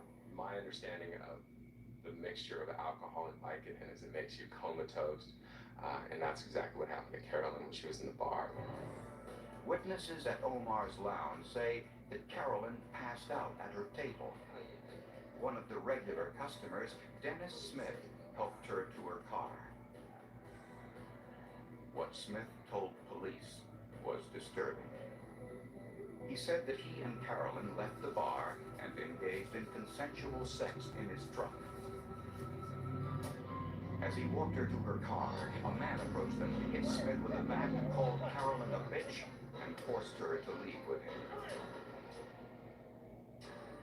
When shown a photographic lineup, Smith identified Carolyn's husband, Dan, as the culprit. Dan Killaby angrily denied this. He offered to take a lie detector test and passed. Dan Killaby said he and his brother were out drinking together that night in a bar, which the bartender there confirmed. When police looked closer into Dennis Smith's background, they discovered that Smith had been convicted for the murder of his sister, Patricia Ann Johnson, in 1982. Smith served 10 years of that sentence and had recently been released on parole. And the witness told police that she saw mud on Smith's truck on the night Carolyn disappeared. He came to a Shell station in Clark County. His truck was all dirty. He asked the attendant there, who was a friend, whether or not he could go to her parents' house and wash his car. The employee also thought she saw a blood smear on Smith's shirt. With this new information, Smith's truck was confiscated, and police noticed that the inside of the truck had been wiped clean. No fingerprints, hairs, or fibers, even though Smith said Carolyn had been in the truck for consensual sex. Investigators did find a tiny speck of blood on the steering wheel, and there was evidence of a recent fire. Smith said a cigarette butt accidentally ignited the upholstery. An alert homicide investigator also confiscated Smith's wristwatch. In the forensics lab, scientists found a tiny speck of what appeared to be blood in the crevice of the wristband. Tests indicated it was human, but whose was it? Since we get half of our DNA from our mother and half from our father, scientists could identify whether it was Carolyn's blood in the truck by analyzing DNA samples from Carolyn's parents. But Carolyn's mother delivered some shocking news. Despite raising Carolyn as his own, the man Carolyn called Dad wasn't her biological father, a fact withheld from Carolyn during her upbringing. Carolyn's biological father had died years earlier. This made the bloodstain analysis much more difficult. We didn't have any solid DNA. We didn't have a piece of skin or a blood sample from her body that we could compare to the bloodstain. So we were a little up in the air about what to do.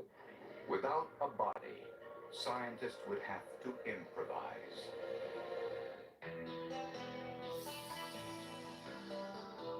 Lindsay brings the design. Love this color. Leslie's all about the dollars. You spent how much on a school? The sisters get these homes sold. We've thrown our own money to make the changes and bring in the buyer. Herbalicious. Unsellable Sunday at 8 on HGTV. Barbie is the biggest movie of the year and the biggest film in Warner Brothers' 100-year history. Wow! And now you can own it as own. Ooh, you guys watching Barbie? It's PG-13, now playing theaters, own now on digital. When the Murrays discovered Gain Scents, they fell in love with the irresistible scent. So did their dog Roger. Gain Scent Beads keep even the stinkiest stuff smelling fresh. Bipolar 1, I got help to push back. I got help. Push back. We got help to push back with Lybalvi. Once daily prescription Lybalvi is proven to treat manic or mixed episodes of bipolar 1 in adults to help you push back. Elderly patients with dementia have an increased risk of death or stroke. Do not take Lybalvi if you are taking opioids or are in opioid withdrawal. The samidorphan in Lybalvi can cause severe opioid withdrawal that can lead to hospitalization or increased risk of life-threatening overdose. Get emergency help if you have trouble breathing, become very drowsy with slowed or shallow breathing, or feel faint, very dizzy, or confused, or if you have fever, stiff muscles, confusion, rash, swollen glands, or problems with your liver, kidneys, heart, or lungs. Other serious side effects may include high cholesterol, weight gain, potentially fatal high blood sugar, uncontrolled body movements, which may be permanent, dizziness upon standing or falls. Are you ready to push back against bipolar 1? Ask your doctor if Lybalvi is right for you. Tide is busting laundry's biggest myth. That cold water can clean. Cold water on those stains? Cold water can't clean tough stains? I'd say that myth is busted. Turn to cold with Tide.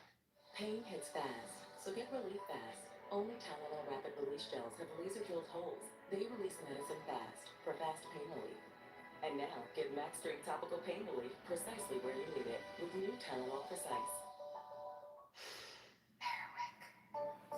Airwick's limited edition fragrances are infused with natural essential oils for authentic seasonal scents that fill your home with warmth and cheer. I told myself I was okay with my moderate to severe rheumatoid arthritis symptoms. With my psoriatic arthritis symptoms. But just okay isn't okay. And I was done settling. If you still have symptoms after a TNF blocker like Humira or Benadryl, Rinvoq is different and may help.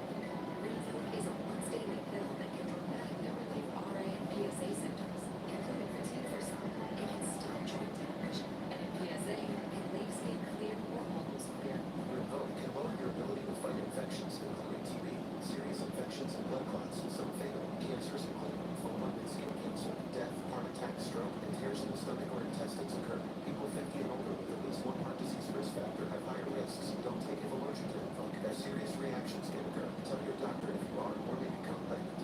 Done settling? Ask your rheumatologist for Rinvoq. And take back what's yours. Learn how happy can help you save.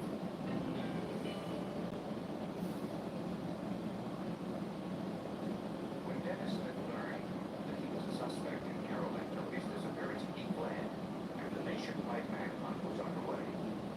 We didn't know who she slept with. We had thought that maybe she was in a hotel and angry.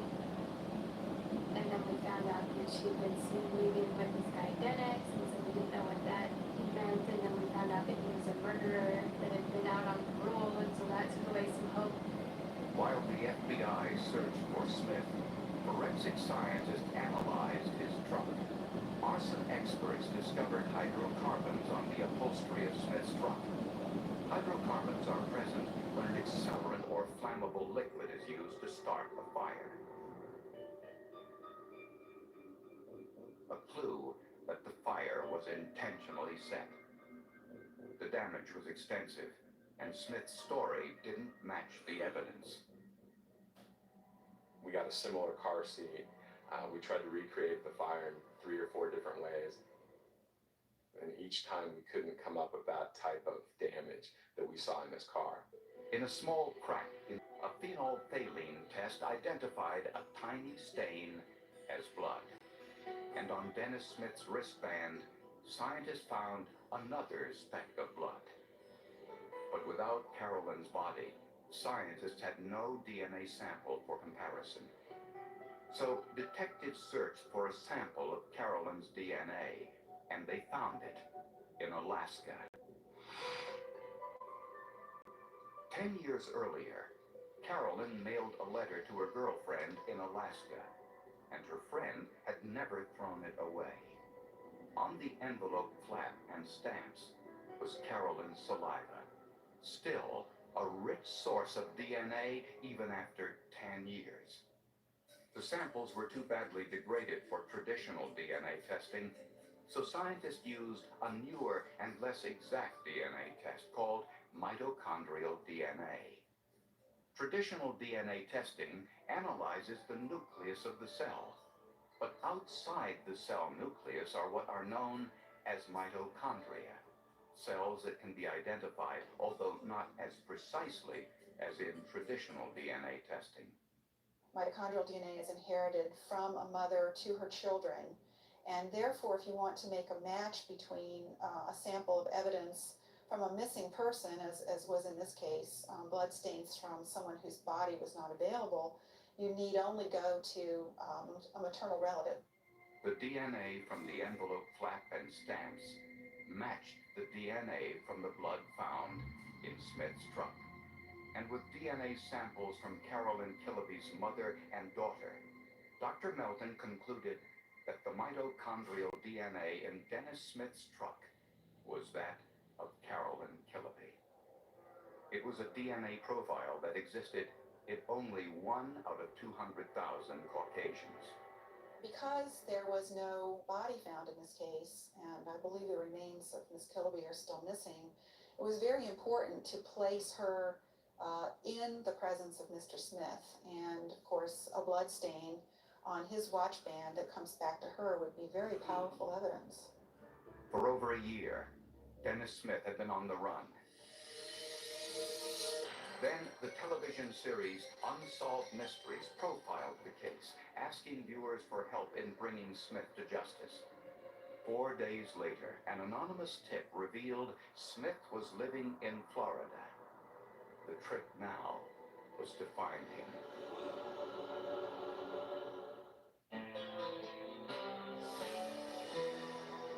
Barbie is the biggest movie of the year and the biggest film in Warner Brothers' 100-year history. Wow! And now you can own it as well. No way. Where? Ooh, you guys watching Barbie? Ready for fun? Nah! I might stay over tonight. It's girls' night. Come on, Barbie! Summer party! Every night is girls' night. Every night. Forever and ever. PG-13. Now playing in theaters. Own now on digital. Type 2 diabetes? Discover the Ozempic Trizone. I got the power of 3. I lowered my A1C, CD risk, and lost some weight. In studies, the majority of people reached an A1C under 7 and maintained it. I'm under 7. Ozempic lowers the risk of major cardiovascular events such as stroke, heart attack, or death in adults also with known heart disease. I'm lowering my risk. Adults lost up to 14 pounds.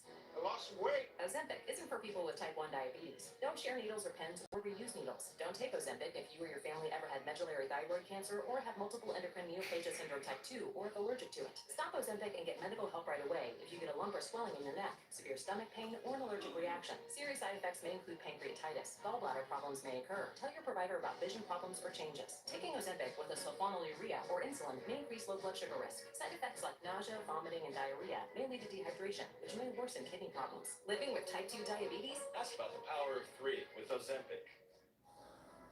If your moderate to severe Crohn's disease or ulcerative colitis symptoms are stopping you in your tracks, choose Stelara from the start and move toward relief after the first dose, with injections every 2 months.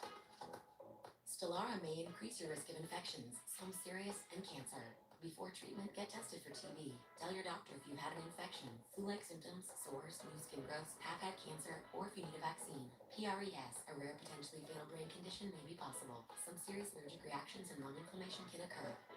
Feel unstoppable. Ask your doctor how lasting remission can start with Stelara. Janssen can help you explore cost support options. Why is just a starting line, but a true self blooms only when we find our purpose. It's a million faces in a mirror, and everyone belongs. Find your why for a better us. When modern to severe ulcerative colitis takes you off course, put it in check with Rinvoq, a once daily pill. When I wanted to see results fast, Rinvoq delivered rapid symptom relief and helped to leave bathroom urgency behind. Check. When UC tried to slow me down, I got lasting steroid-free remission with Rinvoq. Check. And when UC caused damage, Rinvoq came through by visibly repairing my colon lining. Check. Rapid symptom relief, lasting steroid-free remission. And a chance to visibly repair the colon lining. Check, check, and check. Rinvoq can lower your ability to fight infections, including TB, serious infections and blood clots, some fatal, cancers including lymphoma and skin cancer, death, heart attack, stroke, and tears in the stomach or intestines occurred. People 50 and older with at least one heart disease risk factor have higher risks. Don't take if allergic to Rinvoq, as serious reactions can occur. Tell your doctor if you are or may become pregnant. Put UC in check and keep it there with Rinvoq. Ask your gastroenterologist about Rinvoq and learn how Aptly can help you save.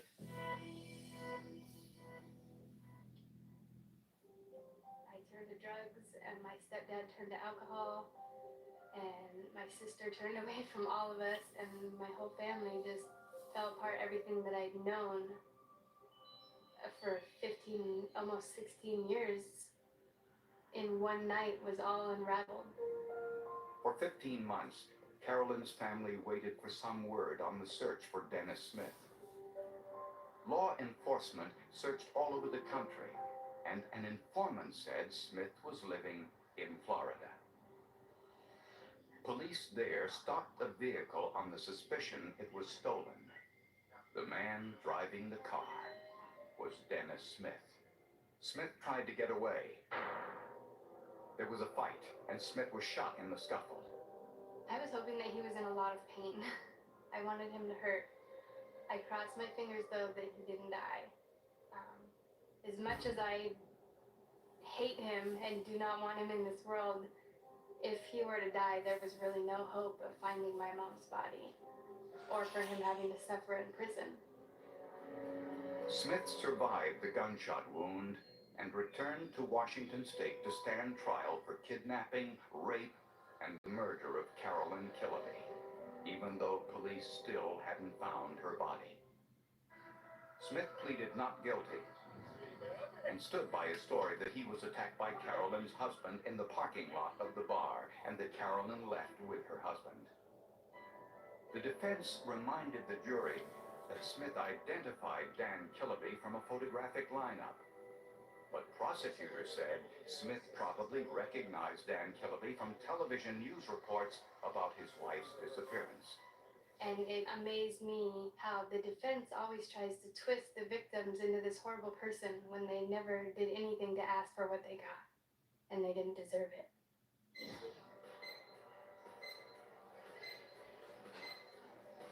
Prosecutors believe that Carolyn Killaby was inebriated in Omar's lounge, and that Smith offered to drive her home.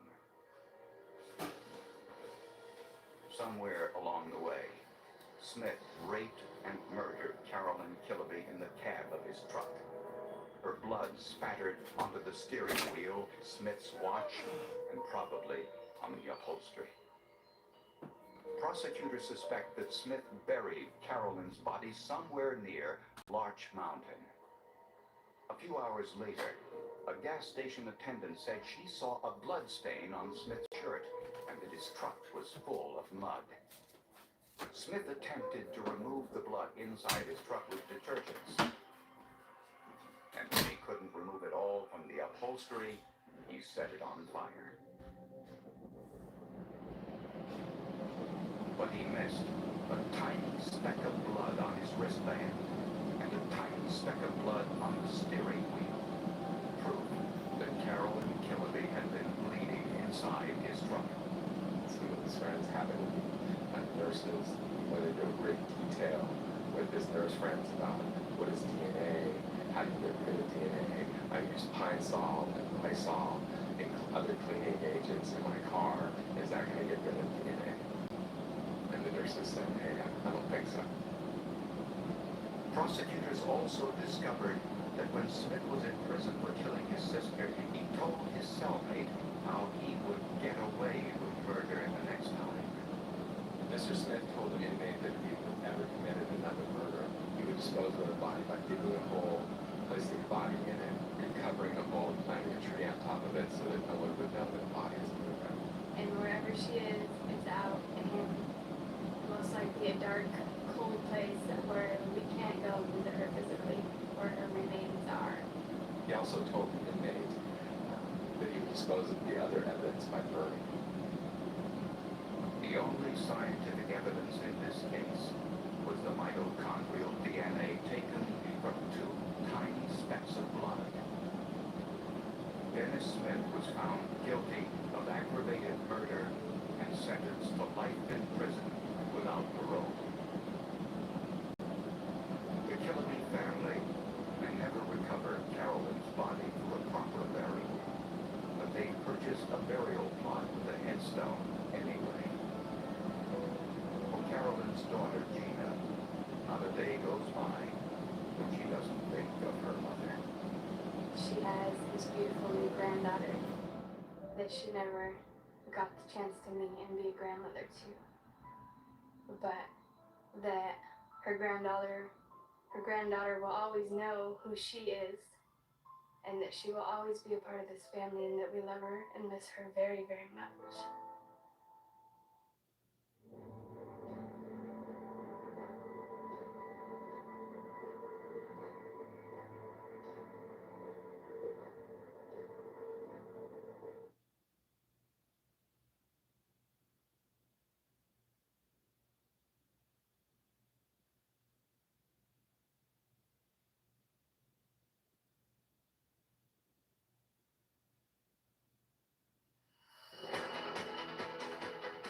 Morning, everyone. So glad you are with us. There's a lot of news to get to this morning. Let's start with 5 things to know for this Tuesday, September 26th. Well, President Biden hits the auto workers picket line today in an historic first for a sitting president.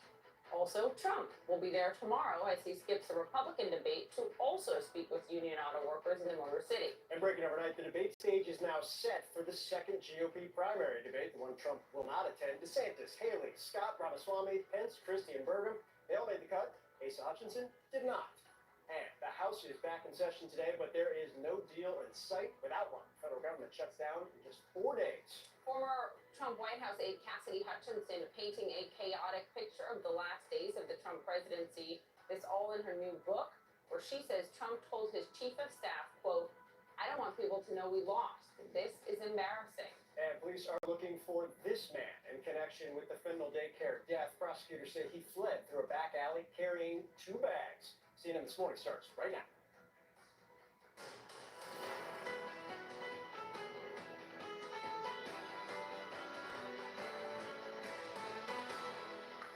So it's interesting. Biden's leaving Washington today. The House Senate have to figure out how to keep us Everything's open. going great. Everything's doing great.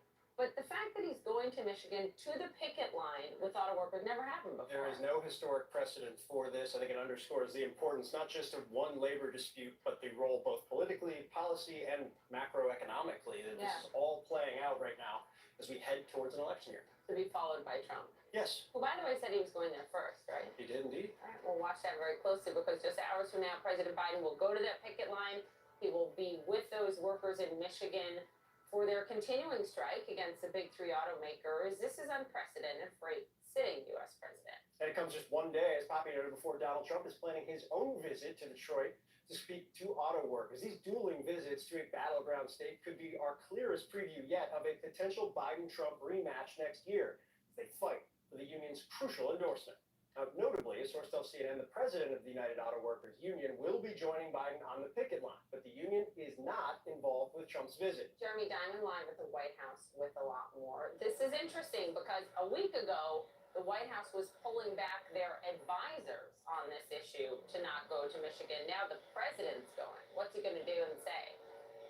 Yeah, no doubt about it. And it shows one sign is that there's been progress in these talks, and that's perhaps why the president is choosing this moment now to go there. But it also shows this potential contrast with former President Trump, who is going to Michigan tomorrow to address current and former union members. Now, the White House officially denies that there is any connection between the president's visit and the former president's plans to deliver a speech in Detroit tomorrow.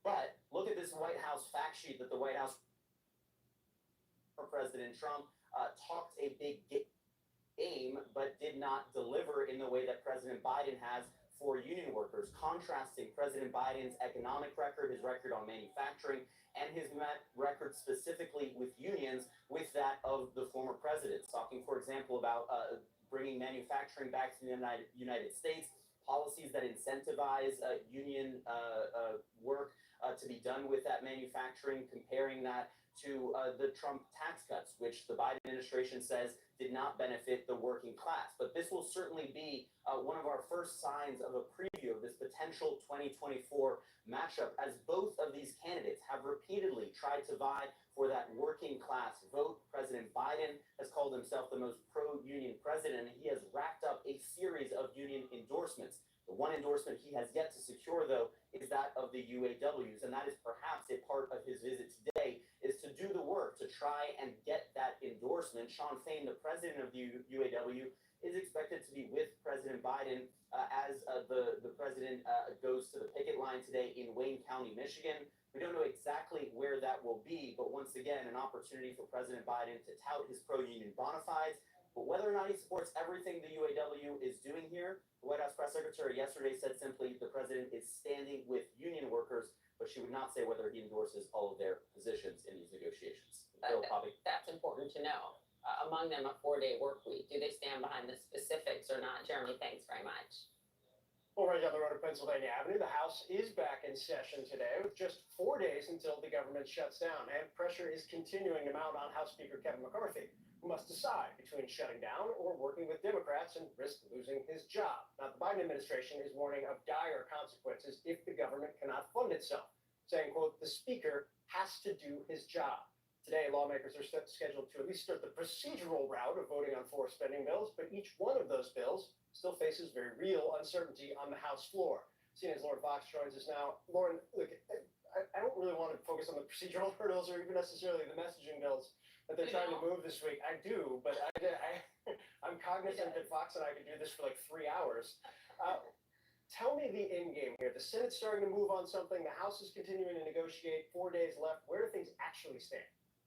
Yeah, Phil, let's start with the Senate, because that is the piece of legislation that, if it can get passed out of that chamber, could potentially stave off a shutdown on Saturday at midnight. The Senate negotiators between Minority Leader Mitch McConnell's staff and Majority Leader Chuck Schumer's staff, they continued to work into the night last night, trying to find a path forward that would fund the government for just a matter of weeks at this point. It would not be a one-year spending bill, but just a short-term stopgap to get them over that deadline. The expectation is that bill may not be able to include the full supplemental funding for Ukraine aid. That is because you have warnings from conservatives like Senator Rand Paul, who are arguing they will slow down the process to get this bill moving through the Senate. And given the fact there are time constraints because this deadline is coming Saturday night, that is a big consideration here for Republicans and Democrats, even though there are plenty of members in that chamber who would like to include disaster aid and Ukraine funding. So those pieces are still being negotiated and worked out.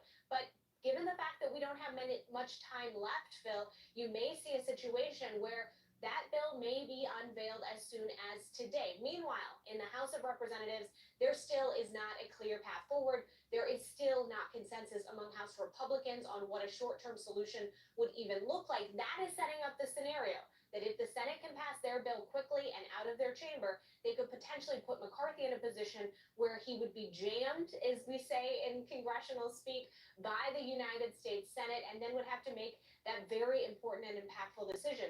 Does he put this negotiated piece of legislation on the floor? And would he risk potentially ending his speakership over that?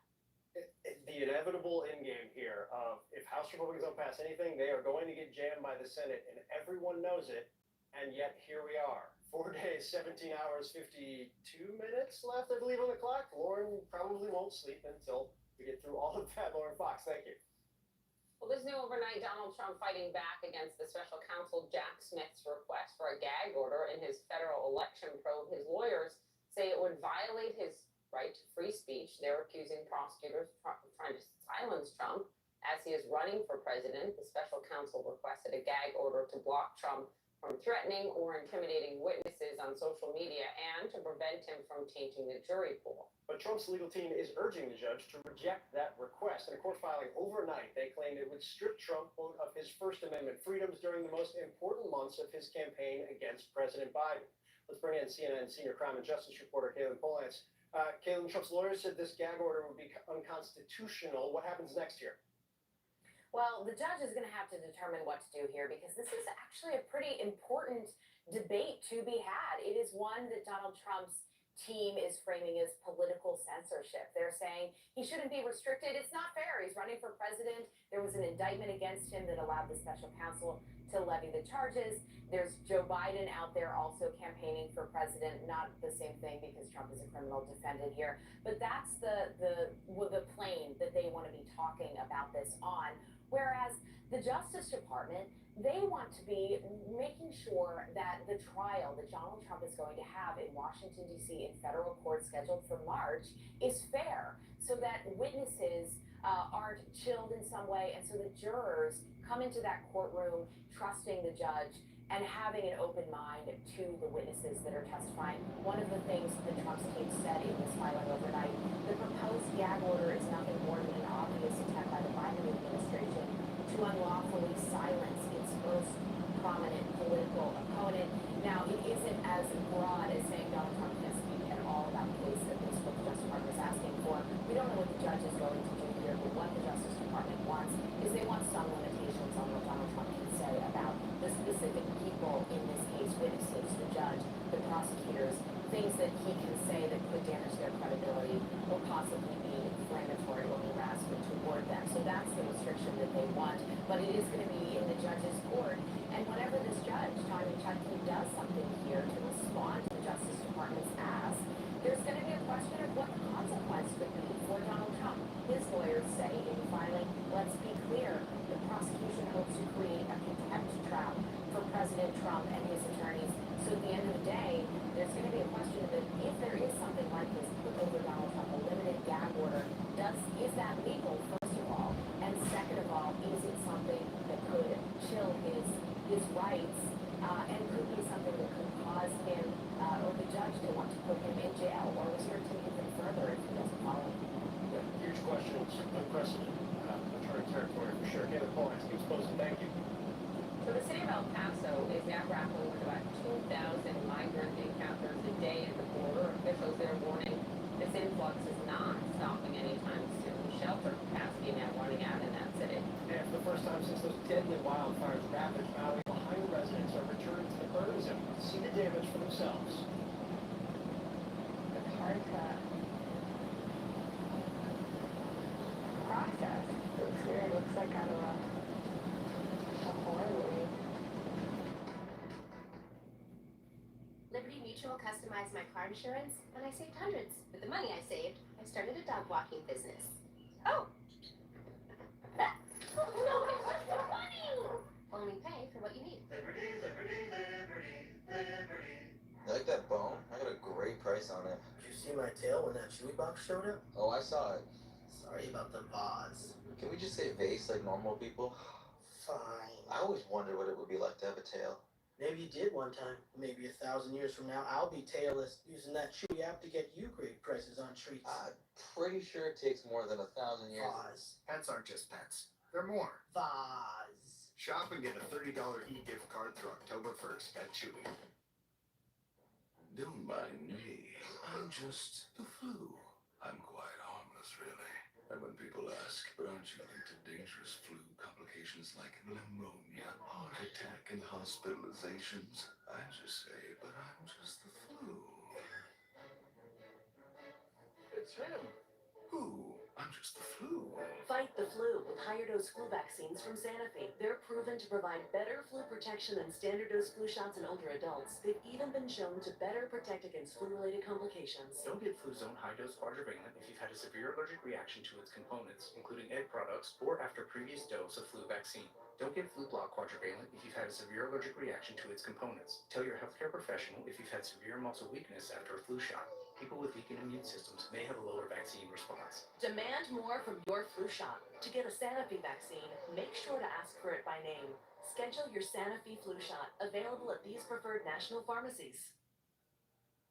If your thyroid eye disease was diagnosed a long, long time ago, you may think your eyes will be bulging forever, like a never-ending curse that can't be broken. But even if you've been told it's too late, treating your thyroid eye disease may still be possible, and a new day is within sight. Learn how you could give your eyes a fresh start at stilltreatted.com. Hi, I'm Sharon, and I was 52 pounds on Golo. Before Golo, I felt sick, I felt sluggish, I was diabetic, and my cholesterol was high. I would always be bloated, and my stomach was always upset. Now my stomach is flat. I'm happy with how Golo has made me look, but what's more important is how I feel. I feel like I can walk the runway. I want to show that at this age, I can look and feel this good. Pain hits fast, so get relief fast. Only Tylenol Rapid Release Gels have laser-drilled holes. They release medicine fast for fast pain relief. And now, get Max Strength Topical Pain Relief precisely where you need it with new Tylenol Precise. I'm adding Downy Unstoppables to my wash. Now I'll be smelling fresh all day long. Still fresh. Still fresh! So fresh! Get 6 times longer lasting freshness plus odor protection with Downy Unstoppables. Custom Ink helps us motivate our students with custom gear. We love how Custom Ink takes care of everything we need so we can focus on the kids. Custom Ink has hundreds of products to help you feel connected. Upload your logo or start your design today at customink.com. Welcome back. Well, this morning the migrant crisis is escalating. There's a new report that says the U.S. immigration courts have a backlog of 2.6 million cases, thousands more migrants arriving at the border each day, hundreds of them already sleeping on the streets in El Paso, Texas. The mayor says his city is just tapped out. Meantime, in Eagle Pass, Texas, the mayor there is pleading for help as he plans to extend the city's emergency disaster declaration today. We need bigger action, better action from our federal government and the Mexican government as well. So impacting our safety, impacting our economy, it's just a mess. Arosa Flores following all of this. She joins us live from Houston. You're on the ground, you're seeing this.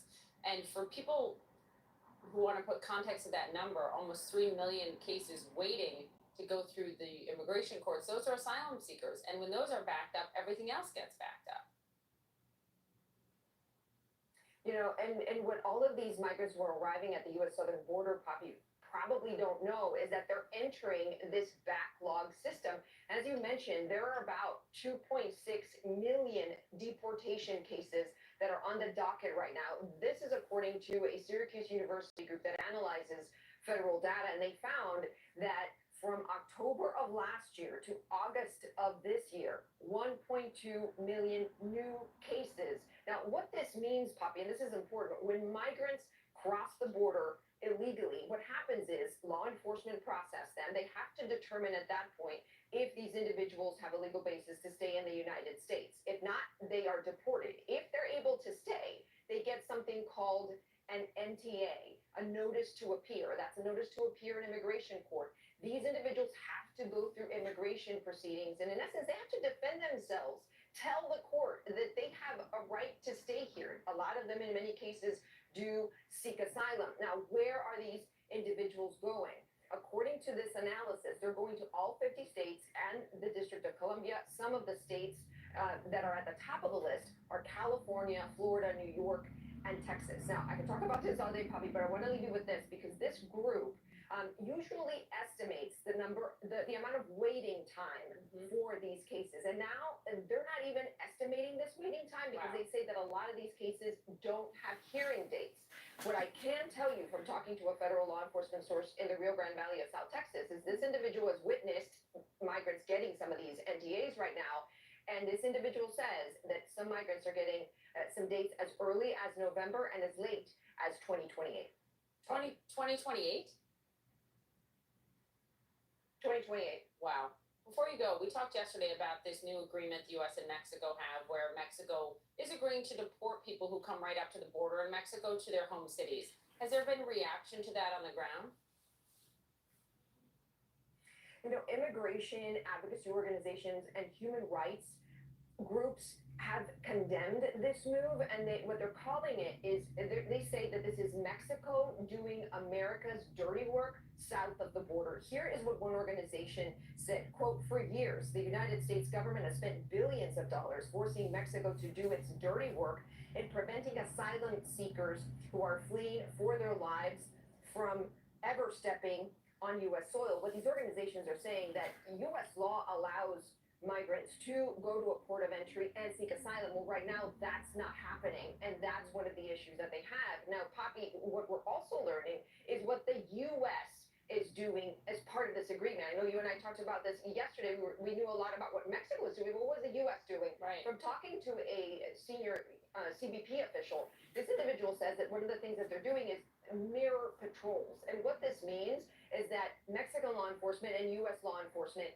are patrolling the border at the same time. So whenever an individual is apprehended, if they're apprehended by U.S. Immigration authorities, U.S. law applies, obviously. But if they're apprehended by Mexico, as we talked about yesterday, Mexico has pledged that they're going to return these individuals to their home countries. Yeah, helpful additional information. Rosa, thank you for reporting for us live from Houston this morning. The mayor of El Paso, Oscar Lesser, will be with us in just under 2 hours' time in the 8 a.m. Eastern hour. We'll talk about all of that ahead. Phil. Well, this morning, residents of Lahaina, Hawaii, are returning to the burn zone for the first time since the catastrophic August wildfires that devastated parts of the island of Maui. After more than 6 weeks of waiting, families are being allowed back in. They're having to wear head-to-toe protective gear, see the ashy remnants of their homes and lives for the first time. It's a difficult, of course, emotional process for many. We had a home with a yard and a neighborhood, and it's not possible. You know, it's gonna break our family apart. I just can't believe it's gone. It's heartbreaking, you know. All our memories were here. County officials say that gear is to help protect people from the toxic dust and soot. Bobby? New developments following that fentanyl death of a 1-year-old at a Bronx daycare. Prosecutors have released these images of a suspect who left the building before emergency responders even arrived. We have the latest on that investigation ahead. And Senator Bob Menendez defiant after being indicted on federal bribery charges. We're going to speak to a former New Jersey Democratic congressman who is calling for his resignation. Stay with us. Not flossing well? Then add the whoa of Listerine to your routine. New science shows Listerine is 5 times more effective than floss at reducing plaque above the gum line for a cleaner, healthier mouth. Listerine, feel the whoa. Liberty Mutual customized my car insurance, and I saved hundreds. With the money I saved, I started a dog walking business. I was a bit nervous at first, but then I figured, it's just walking, right? Oh. Oh no, it's just running!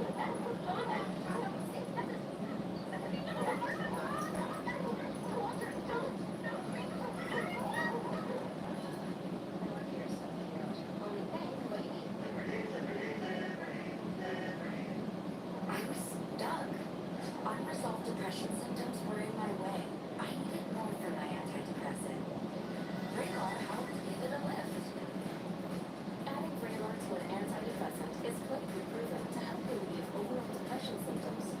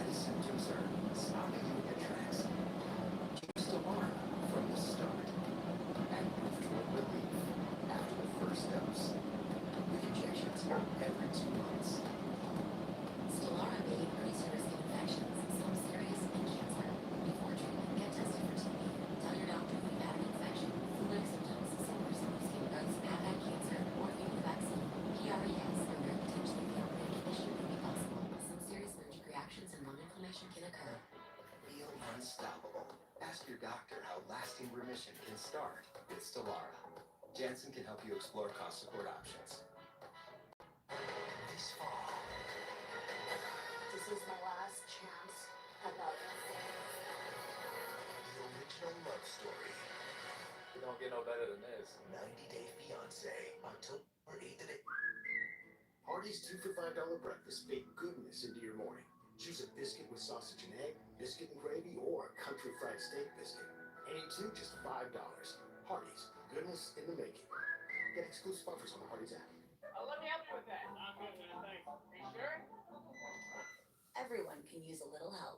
Volkswagen Tiguan with Phone Assist. Get 3.9% APR financing for 72 months on the 2023 Tiguan S. Release one for just $249 a month. Limited inventory available. With Chevy Silverado and Silverado HD, you can take on the mountains, or you can move them. With the power of up to 36,000 pounds of max available towing and the confidence of an available 13.4-inch diagonal touchscreen.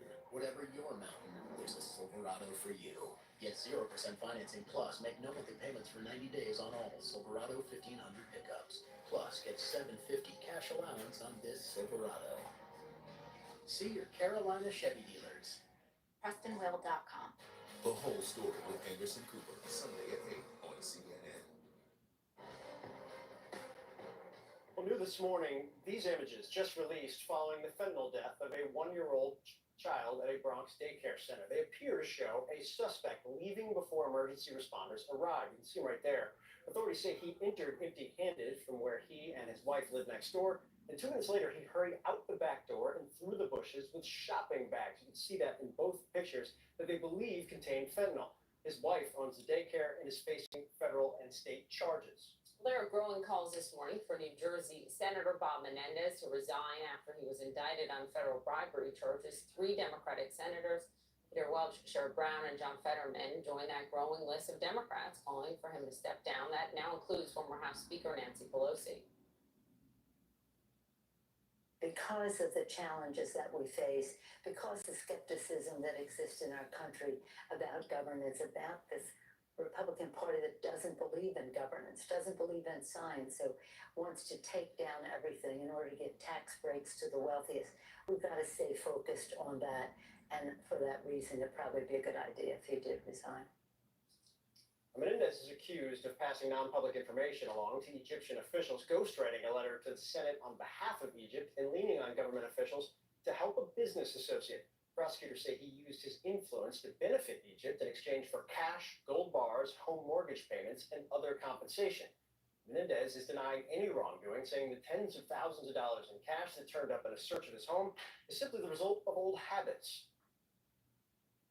For 30 years, I have withdrawn thousands of dollars in cash from my personal savings account, which I have kept for emergencies and because of the history of my family facing confiscation in Cuba. Now, this may seem old-fashioned, but these were monies drawn from my personal savings account based on the income that I had lawfully derived over those 30 years. Joining us now is former Congressman Tom Malinowski, a Democrat from New Jersey. He served on the House Foreign Affairs Committee before leaving Congress and is now calling on Senator Menendez to resign. Congressman, I appreciate your time this morning. I want to start with, we've seen, unlike the last indictment of Senator Menendez, a number of New Jersey Democrats have come out and called for his resignation. It's been much more forceful. What we haven't seen is Senate Majority Leader Chuck Schumer or New Jersey Democratic Senator Cory Booker echo those calls. Do you think that that is a mistake or a problem at this point? Well, we're pretty united in New Jersey in calling on the senator to resign. Regretfully, obviously, this is a very sad story, and the reason is I don't think we can be hypocrites. We can't ask the American people to be troubled by Donald Trump's indictments and then turn around and ask them to not be troubled by these very serious allegations against Senator Menendez. I think some people have in the last few days have said this publicly. I imagine that there are others who may be having conversations with Senator Menendez privately. The goal, I think, is the same, that we need to put this behind us and move forward. The New York Times editorial board disagrees with you and points out that the senator is innocent until proven guilty. and questions why Democrats are, quote, so willing to run him out of office before the trial. They also write, he, being Menendez, shouldn't have to resign to make life easier for Democrats. He deserves to be judged by a jury or the voters. What do you say to that? Well, he will have his day in court. He is absolutely entitled to the presumption of innocence as a criminal, as a legal matter in court. But for goodness sakes, we have higher standards for public officials. And I think the problem for Senator Menendez is that the allegations, the very well-documented allegations in this indictment, they're not only reprehensible, they're comprehensible. Most voters are going to understand that having gold bars and hundreds of thousands of dollars of cash in your house, that the text messages with Egyptian intelligence, the turning over of information about our foreign service employees, Egyptian nationals in Egypt, to the Egyptian intelligence agency, when we know that information is going to be used to pressure those people, to threaten those people. It's just not something that any of us in New Jersey feel is acceptable for an elected official representing us. Do you think politically, if Menendez stays in the race, runs for re-election, he endangers the Democratic hold on that seat in a blue state? I don't think he can win the nomination. I don't think he can win the Democratic nomination. And look, this is a human drama. I think he's in shock right now. He may also feel that he needs to stay in the seat a bit longer to raise money for his legal defense fund. But I don't think he will be our senator come 2025. And so the question is how we get there. And it's important that Democrats be united about this. Are you going to get in the race? I haven't made any decisions yet. We have a strong candidate already announced in the race, Congressman Andy Kim. I think our focus right now is calling Senator Menendez to do the right thing and then finding a way to unify our party around an alternative. Your tweet was notable, not directly about Menendez, but about something you tried to do, Congressman, and that is to put provisions that took on Egypt in several House-passed defense bills that were stripped from the legislation. Be clear, you don't know why they were stripped or who supported that, but you did tweet, quote, the idea that the chairman of the Senate Foreign Relations Committee may then have been in a corrupt relationship with Egypt is horrifying. We reached out yesterday to Menendez's office for any response to that. They didn't get back to us. Do you believe that is a matter Congress should investigate further? I think Congress needs to look at how this brutal, corrupt dictatorship operates in the United States, how it's trying to corrupt our political system. And I've urged my former colleagues in the House and Senate for the moment to freeze aid to Egypt until we figure out exactly what was going on here. I don't think we get much from our relationship with this dictatorship. I think it diminishes the United States to say that we need brutal dictators like the leader of Egypt. And I hope this is an opportunity to step back and look at that relationship. All right, former State Department official, former Congressman Tom Malinowski, appreciate your time, sir. Thank you. Thank you. So new overnight, the lineup for the second Republican presidential debate has been announced. We'll tell you who qualified and who didn't this time around. Plus, new allegations that former Trump Chief of Staff Mark Meadows burned documents in the White House, so much so that his wife complained about the dry cleaning bill. Those details ahead. Stay with us.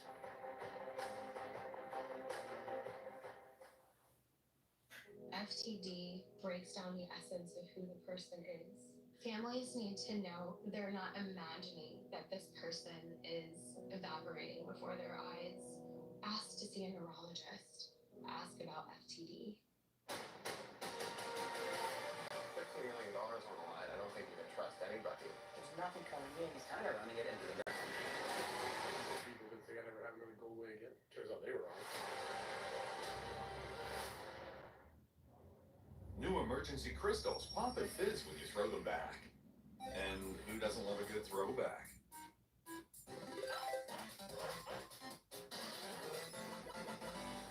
Emergency crystals. Got the cabin for 3 days. It's gonna be sweet. What? I'm 12 hours short. Have a fun weekend.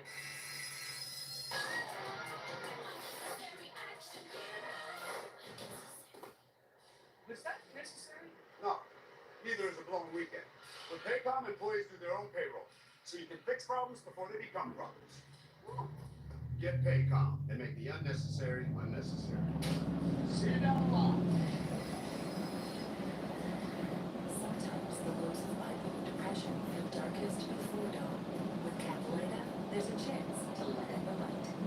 Capuleta is proven to deliver significant relief across bipolar depression.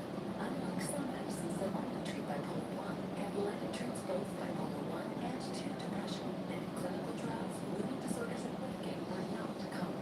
Call your doctor about sudden mood changes, behaviors, or suicidal thoughts. Antidepressants may increase these risks in young adults. Elderly dementia patients have increased risk of death or stroke, report fever, confusion, stiff, or uncontrollable muscle movements, which may be life-threatening or permanent. These are all the serious side effects. Capuleta can help you let in the light. Ask your doctor about Capuleta. Find savings and support at capuleta.com.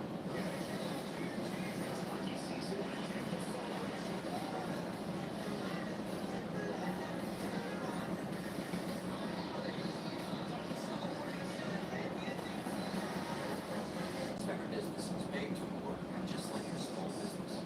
Made to overcommit and overcome. Made to log in and ship out. Made to streamline productivity. Made to reassess, readapt, then relaunch. And made to do it all with fast, easy to use, ultra reliable internet, phone, and mobile services, all working together to connect every aspect of your business. Nice work. You navigate one challenge after another, so you need a seamless network made to do the same. Inspector Business, made to work.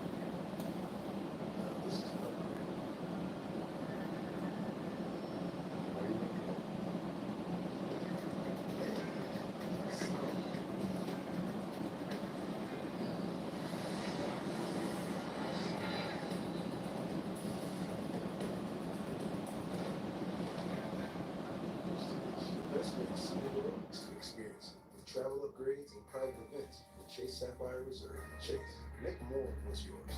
For certain. The whole story with Anderson Cooper, Sunday at 8 on CNN. Closed captioning brought to you by InVetHelp. Call 1-800-710-0020. Do you have an invention idea but don't know what to do next? Call InventHelp today. They can help you get started with your idea. Call now. 800-710-0020. New overnight, the Republican National Committee announcing the lineup for the debate tomorrow night in California. 7 candidates qualified, 1 fewer than last time. On the stage, you will see Chris Christie, Mike Pence, Nikki Haley, Governor Ron DeSantis, Vivek Ramaswamy, Senator Tim Scott, and Governor Doug Burgum. Asa Hutchinson, who appeared in the first debate, did not meet all of the RNC's criteria this time. Former President Trump won't be there. He will instead travel to Detroit to deliver a speech and talk to union workers. CNN national politics reporter Eva McKen following all of it. He will be all across the country except on the debate stage in California. Yeah, good morning to you, Poppy and Phil. It's because he's already positioning himself as a general election candidate. By skipping California, going to Detroit, he's essentially telling voters his only focus is President Biden. But there's still a recognition he has to compete in the early states. He's far out ahead in every poll, but his margin not as wide in state-level polls. The electorates are small in these states like New Hampshire and Iowa. We know that those voters appreciate an aggressive ground game, and hearing from these candidates over and over again that they really want the job. So after that Detroit speech Wednesday, he'll be in Iowa over the weekend, and he made a stop in South Carolina just yesterday. Eva, I do have a question. You know, the former president was in South Carolina. He made a stop at a gun store yesterday. His spokesman tweeted out that he purchased a gun, which would be problematic given he's been indicted for multiple, in the form of 90-plus felony charges. What actually happened here? Yeah, so this was a bit of a mess, Phil, and got a lot of attention, as many suspect it would. The spokesperson tweeted out this video showing Trump at a gun shop. I think we can see the video here in South Carolina, declaring he bought a Glock pistol. It turns out he actually did not. He's, as you mentioned, under indictment, facing criminal charges. The spokesperson deleted that post, clarified he did not purchase or take possession of the firearm. He only indicated he wanted one. Federal law, of course, prohibits the sale of guns to people under felony indictment. So Trump did not walk away from the gun store with a gun after all, Phil. Thank you for clearing bring that up. Got a lot of attention for sure yesterday. Eva, thanks. That's worth noting. Trump, while preparing for his remarks tomorrow in Michigan, has also squeezed in plenty of time this week to lash out against Democrats, the media, and some of his own political appointees. In a series of posts, these are only some of them, I want to make that very clear, Trump cried treason, called for a government shutdown, and even suggested his former Joint Chiefs of Staff chair should be executed. His attack on outgoing chairman of the Joint Chiefs, Mark Milley, comes days after a new report of Milley's distrust of Trump's leadership. He said Milley's dealings with China at the end of Trump's presidency, which were allowed by his administration, should be, quote, punishable by death. He also suggested NBC's parent company, Comcast, should be investigated for treason for their political coverage. He called on Republicans to push back on Democratic Pennsylvania Governor Josh Shapiro's automatic voter registration policy, and in the same post referred to his former UN ambassador and current campaign rival Nikki Haley as bird brain. He called on Republicans to shut down the government if they don't get everything they want in these negotiations. And he went after President Biden ahead of his trip to Michigan, accusing him of killing the UAW and calling on the union to endorse him. So he did a lot. With us to discuss, Jessica Washington, senior reporter at The Root, Michelle Price, Associated Press national political reporter, John Avalon, CNN senior political analyst and anchor. Morning, everyone. Morning. Don. I'm delighted you just did that run through of Donald Trump, because there's a tendency right now to ignore to the extent of normalizing his most outrageous claims, particularly calling for the execution of his former Joint Chiefs of Staff, General Mark Milley. That's something that is so across anything resembling a moral line in politics, and the fact that it was initially greeted with silence indicates the degree to which we're getting numb to his outbursts and his grievances. And the real test for me in the next coming debate is whether any Republican has the stones to call that out in particular. Other than Chris Christie. Other than Chris Christie, right, who absolutely will. Because, look, if that's not unacceptable, what is? If you're a Republican, you allegedly stand for law and order and strong national security, the former president, the front runner, is calling for the execution of a former general, you can't call that out, you're not qualified. By the way, in the same week that Milley ends 40 plus years of service to this country, yes. You know? Michelle, I think the question I have, one, all right, maybe your excuse is you're not on Truth Social. Not a lot of people are, so maybe you missed all of them. That would be fair. I don't have an account yet. John helps me out on that. But I think to John's point, it's the calibration in terms of response, not just for Republican candidates, but writ large. As you go into an election where the frontrunner of the Republican Party literally tried to overturn the election in 2020, and people seem to be able to brush by that, and most Republican primary candidates and challengers are not challenging him on that. And you run through that list of things that are just positively bonkers, and everybody just kind of wanders by. Why? I mean, that has been the question since Donald Trump came down the escalator. And bonkers, I mean, among the other things, he claimed he could design a better fighter jet than the military. You know, that list ranged from, violent to just bizarre. But, you're right, we are not seeing anybody in that field besides Chris Christie challenge him on these things. And that seems to be the question, is they're all trying to posit themselves as a viable alternative. Are they actually running against him? Or are they just running in the background? Tomorrow, go ahead. Oh yeah, no, I was gonna say, I do think they don't want to alienate the space. They're terrified of that. I think we in the media also have a complicated push and pull, because I think there was a lot of fear that we gave Trump too much airtime, that we spent too much time talking about him. And so I think there's also that fear in the media, and then also the candidates might have some of those same concerns.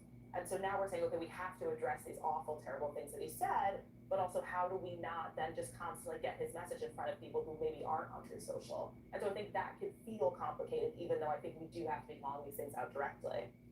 Cassidy Hutchinson, who was such a key witness, star witness in the January 6th hearings, has this new book out. Jake Tapper talked to her. We're going to see that a little bit later in the program.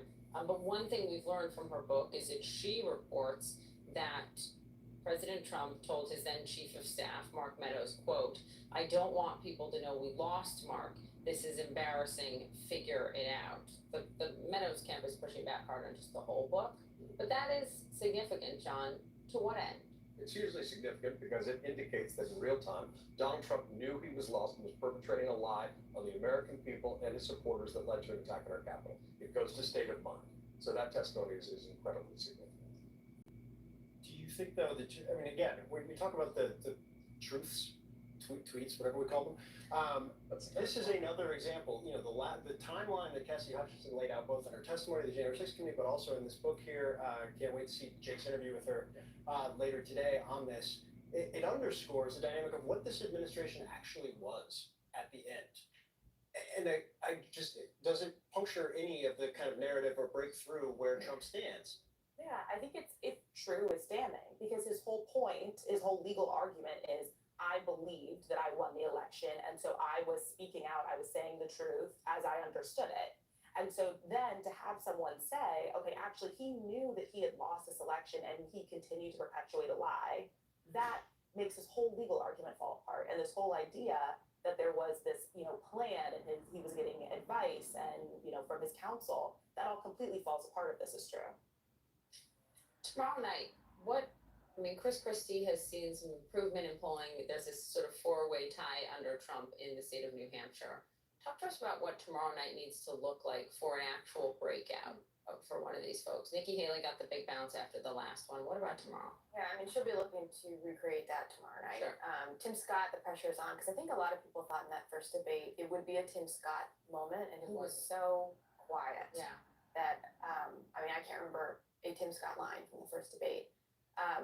Doug Burgum will be there. I don't know that we're expecting necessarily Doug Burgum breakout. Vivek Ramaswamy was very visible in the first debate and is expected to be just as dominant. But Ron DeSantis, the pressure is really on him because, he did fine in the first debate, but he was kind of on stage, didn't have any big breakout moment. His campaign said that was kind of just what they needed him to hold his ground, but he needs to have a splash. But he didn't hold ground in key states when you look at the polling, right? And how far he's fallen. To a shocking extent. Yes. DeSantis is deflating. In our polls, NBC polls, you see his numbers, particularly among moderates, are being cut, by 3/4. And that's not sustainable. So he's got to have a breakout debate. I think Haley's opportunity is to really solidify her status as the most electable alternative to Donald Trump. We've seen his poll showing that she's the only one in the pack that decisively beats Joe Biden. And that's what Douglas will do. She really made herself the case that she's the alternative. And if DeSantis doesn't turn around and really play pole position, I think that'll be toast. Pitch that I've heard donors have been making to campaigns have been making to donors, of course, the last couple of weeks. Don't worry about the first debate. This is the debate that's the inflection point. It comes in the wake of some softness in Iowa for Trump's concern there. Obviously, the abortion helmets as well, about the policies the Senator Clinton for his campaign, and for the Republican primary, to continue our 700-part debate between you and me on whether or not this primary is already over. What has to happen to continue for you to perpetuate this idea that will start voting? What a criteria for that people start voting. And obviously, I think this could be a long fight. Yeah, look, until people vote in Iowa, it's sweet, wrestling and stuff. Look, Iowa, New Hampshire, South Carolina, these are not states that always are typical in their outcomes. And Chris Christie's betting it all on New Hampshire. Iowa is its own peculiar and wonderful snapshot of the American people. But there's a real move on the grass house in Iowa to look for alternatives. The question is who folks can coalesce around as the alternative. And that's why whoever is seen as the most electable alternative could really reshape the race. If Trump loses ground in some of those first couple of primaries, things will fall apart quickly. The problem is people have been cowed into a sense of inevitability out of fear of the base that's causing people to stay on the sidelines. That's why I disagree with you that I think treating this as inevitable perpetuates that cycle in psychology. You guys haven't even told us if the bet is over. Great question. That's for the next one. Thank you very much. Appreciate it. Well, the Supreme Court is back on the bench today for the start of a new term. The justices face historically low approval ratings over a flurry of ethics issues. We're going to dig in. Coming up next. Liberty Mutual customized my car insurance, and I've saved hundreds. With the money I saved, I started a dog walking business.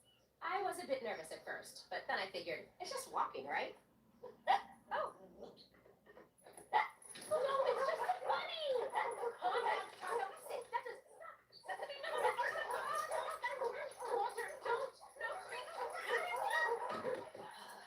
You're lucky you're so cute. Only pay for what you need. Liberty, liberty, liberty, liberty. Why is Aaron happy? Well, Carvana has tens of thousands of cars under $20,000. So so Aaron's folks could help hook him up with a new ride. We'll drive you happy at Carvana. New emergency crystals pop and fizz when you throw them back. And who doesn't love a good throwback?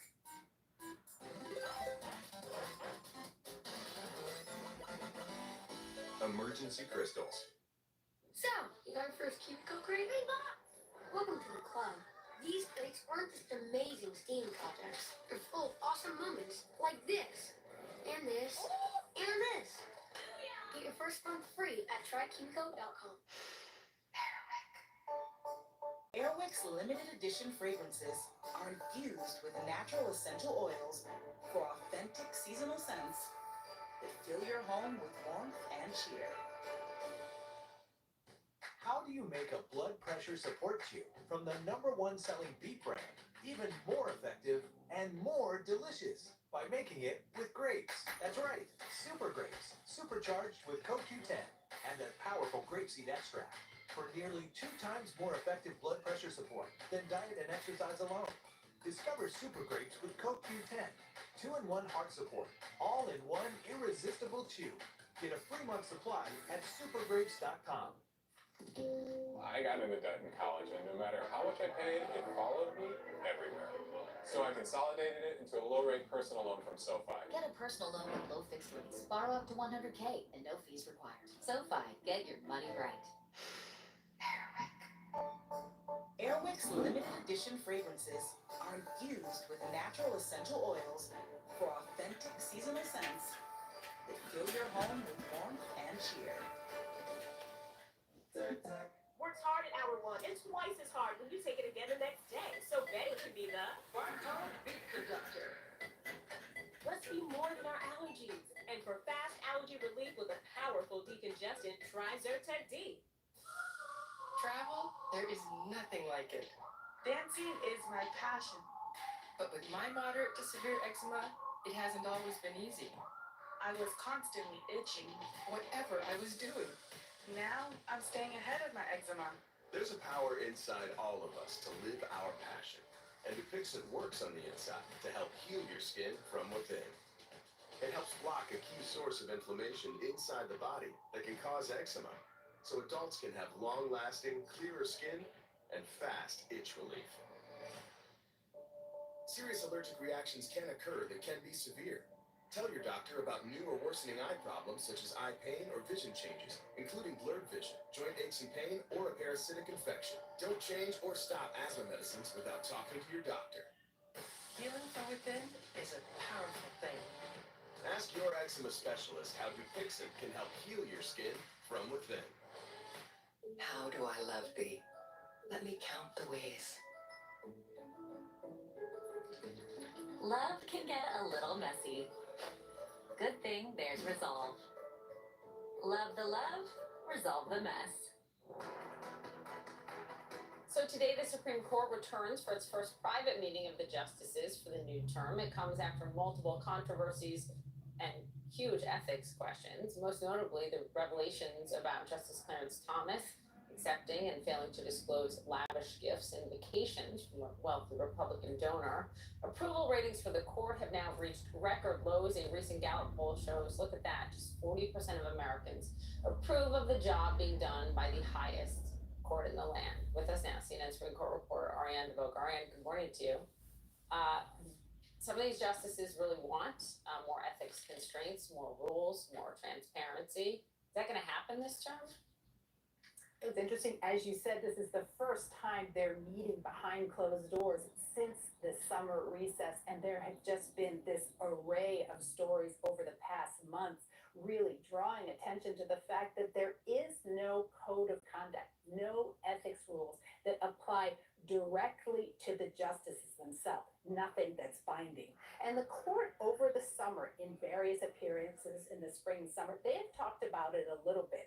We heard Chief Justice John Roberts last spring, and he said he wanted to assure the public that they're taking this seriously. We heard from Justice Brett Kavanaugh over the summer, who said he hoped the court would take concrete measures, whatever that is.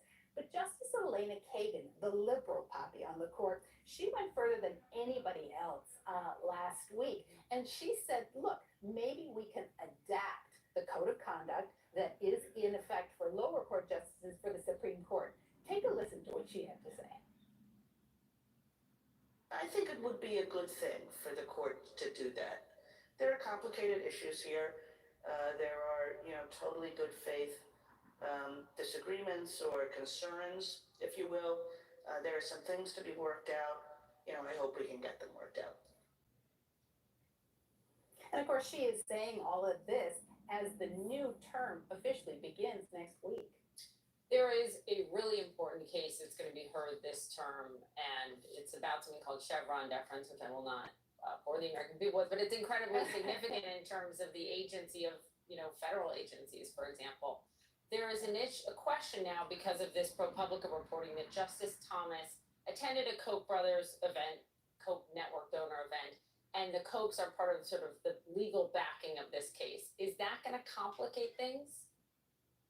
Well, right, this is one of the biggest cases of the term. There has been this long conservative movement or effort to scale back on the power of federal agencies that would affect small businesses, climate, public health. And now finally they had this big case, as you said, before the court, asking the justices once again to scale back on precedent, overturn precedent.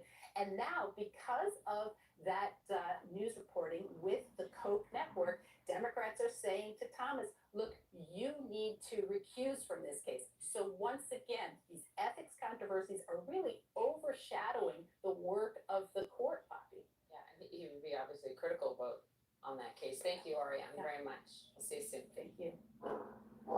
President Biden is heading to Michigan today as the auto strike enters day 12. CNN is live at the picket line. Also, Ukraine claiming it killed the commander of Russia's Black Sea Fleet. If true, it would be a big blow to the Russian Navy. More on that ahead. Pain hits fast, so get relief fast. Only Tylenol Rapid Release Gels have laser-drilled holes. They release medicine fast for fast pain relief. And now, get Max Strength Topical Pain Relief precisely where you need it with new Tylenol Precise. We just shipped our millionth monthly coffee subscription box, so we're sending custom thank you gifts to our team. Our custom ink rep is just as excited as we are and knows what great quality products to get. Celebrate your milestones with custom gear. Get started today at customink.com. Those may look like handprints on your Blair sweater, but you just see happiness. Blair clothing is meant to be lived in. It fits your life, your body, and your budget. That's the Blair Fit. Get $10 off and free shipping at Blair.com with promo code Blair23. I was stuck. Unresolved depression symptoms were in my way. I needed more from my antidepressant.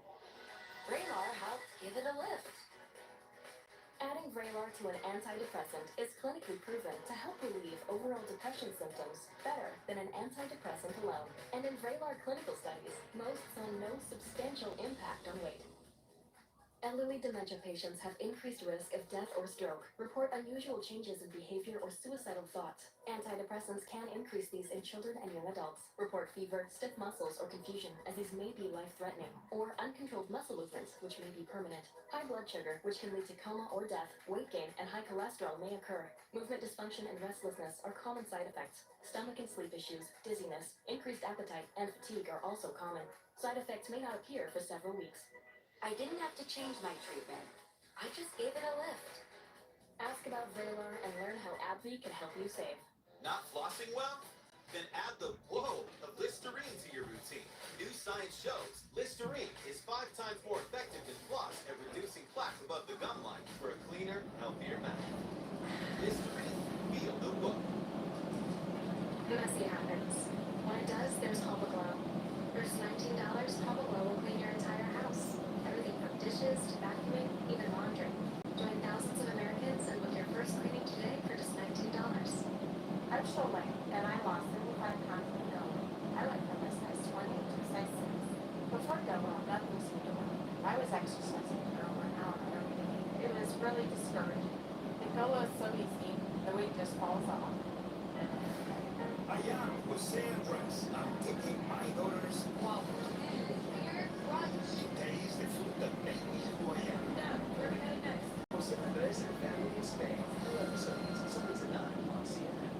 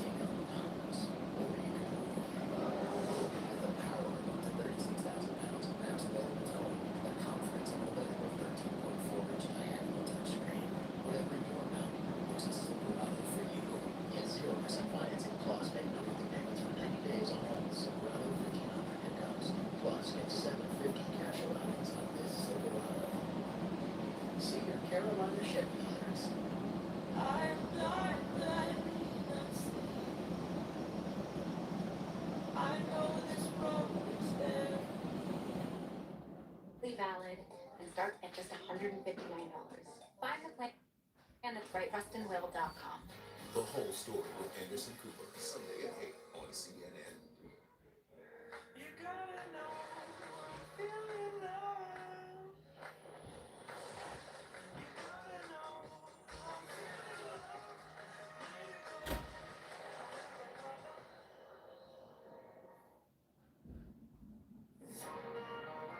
House Speaker Kevin McCarthy is plotting his next move, and his job is potentially on the line. Kevin McCarthy does not have the vote. If there ends up being a shutdown, Republicans would largely be to blame. Sit down with Hakeem, the Jeffries, and negotiate a way forward. Today, President Biden set to join auto workers on the picket line against the big three automakers. This is what the president wanted to do, to stand with auto workers. We invite you to join us in our fight. The surge in border shelters fearing they may soon be overwhelmed by migrants. More than 100,000 than what we saw crossing all of last year. We leave them on the street or we provide shelter. Leaving them on the street is not an option for us. A defiant Senator Bob Menendez, flatly denying he did anything wrong. Not only will I be exonerated, but I still will be New Jersey's senior senator. If you want to claim selective prosecution, you got to prove that. If you're indicted, you should resign. It won't help us to have him hanging around.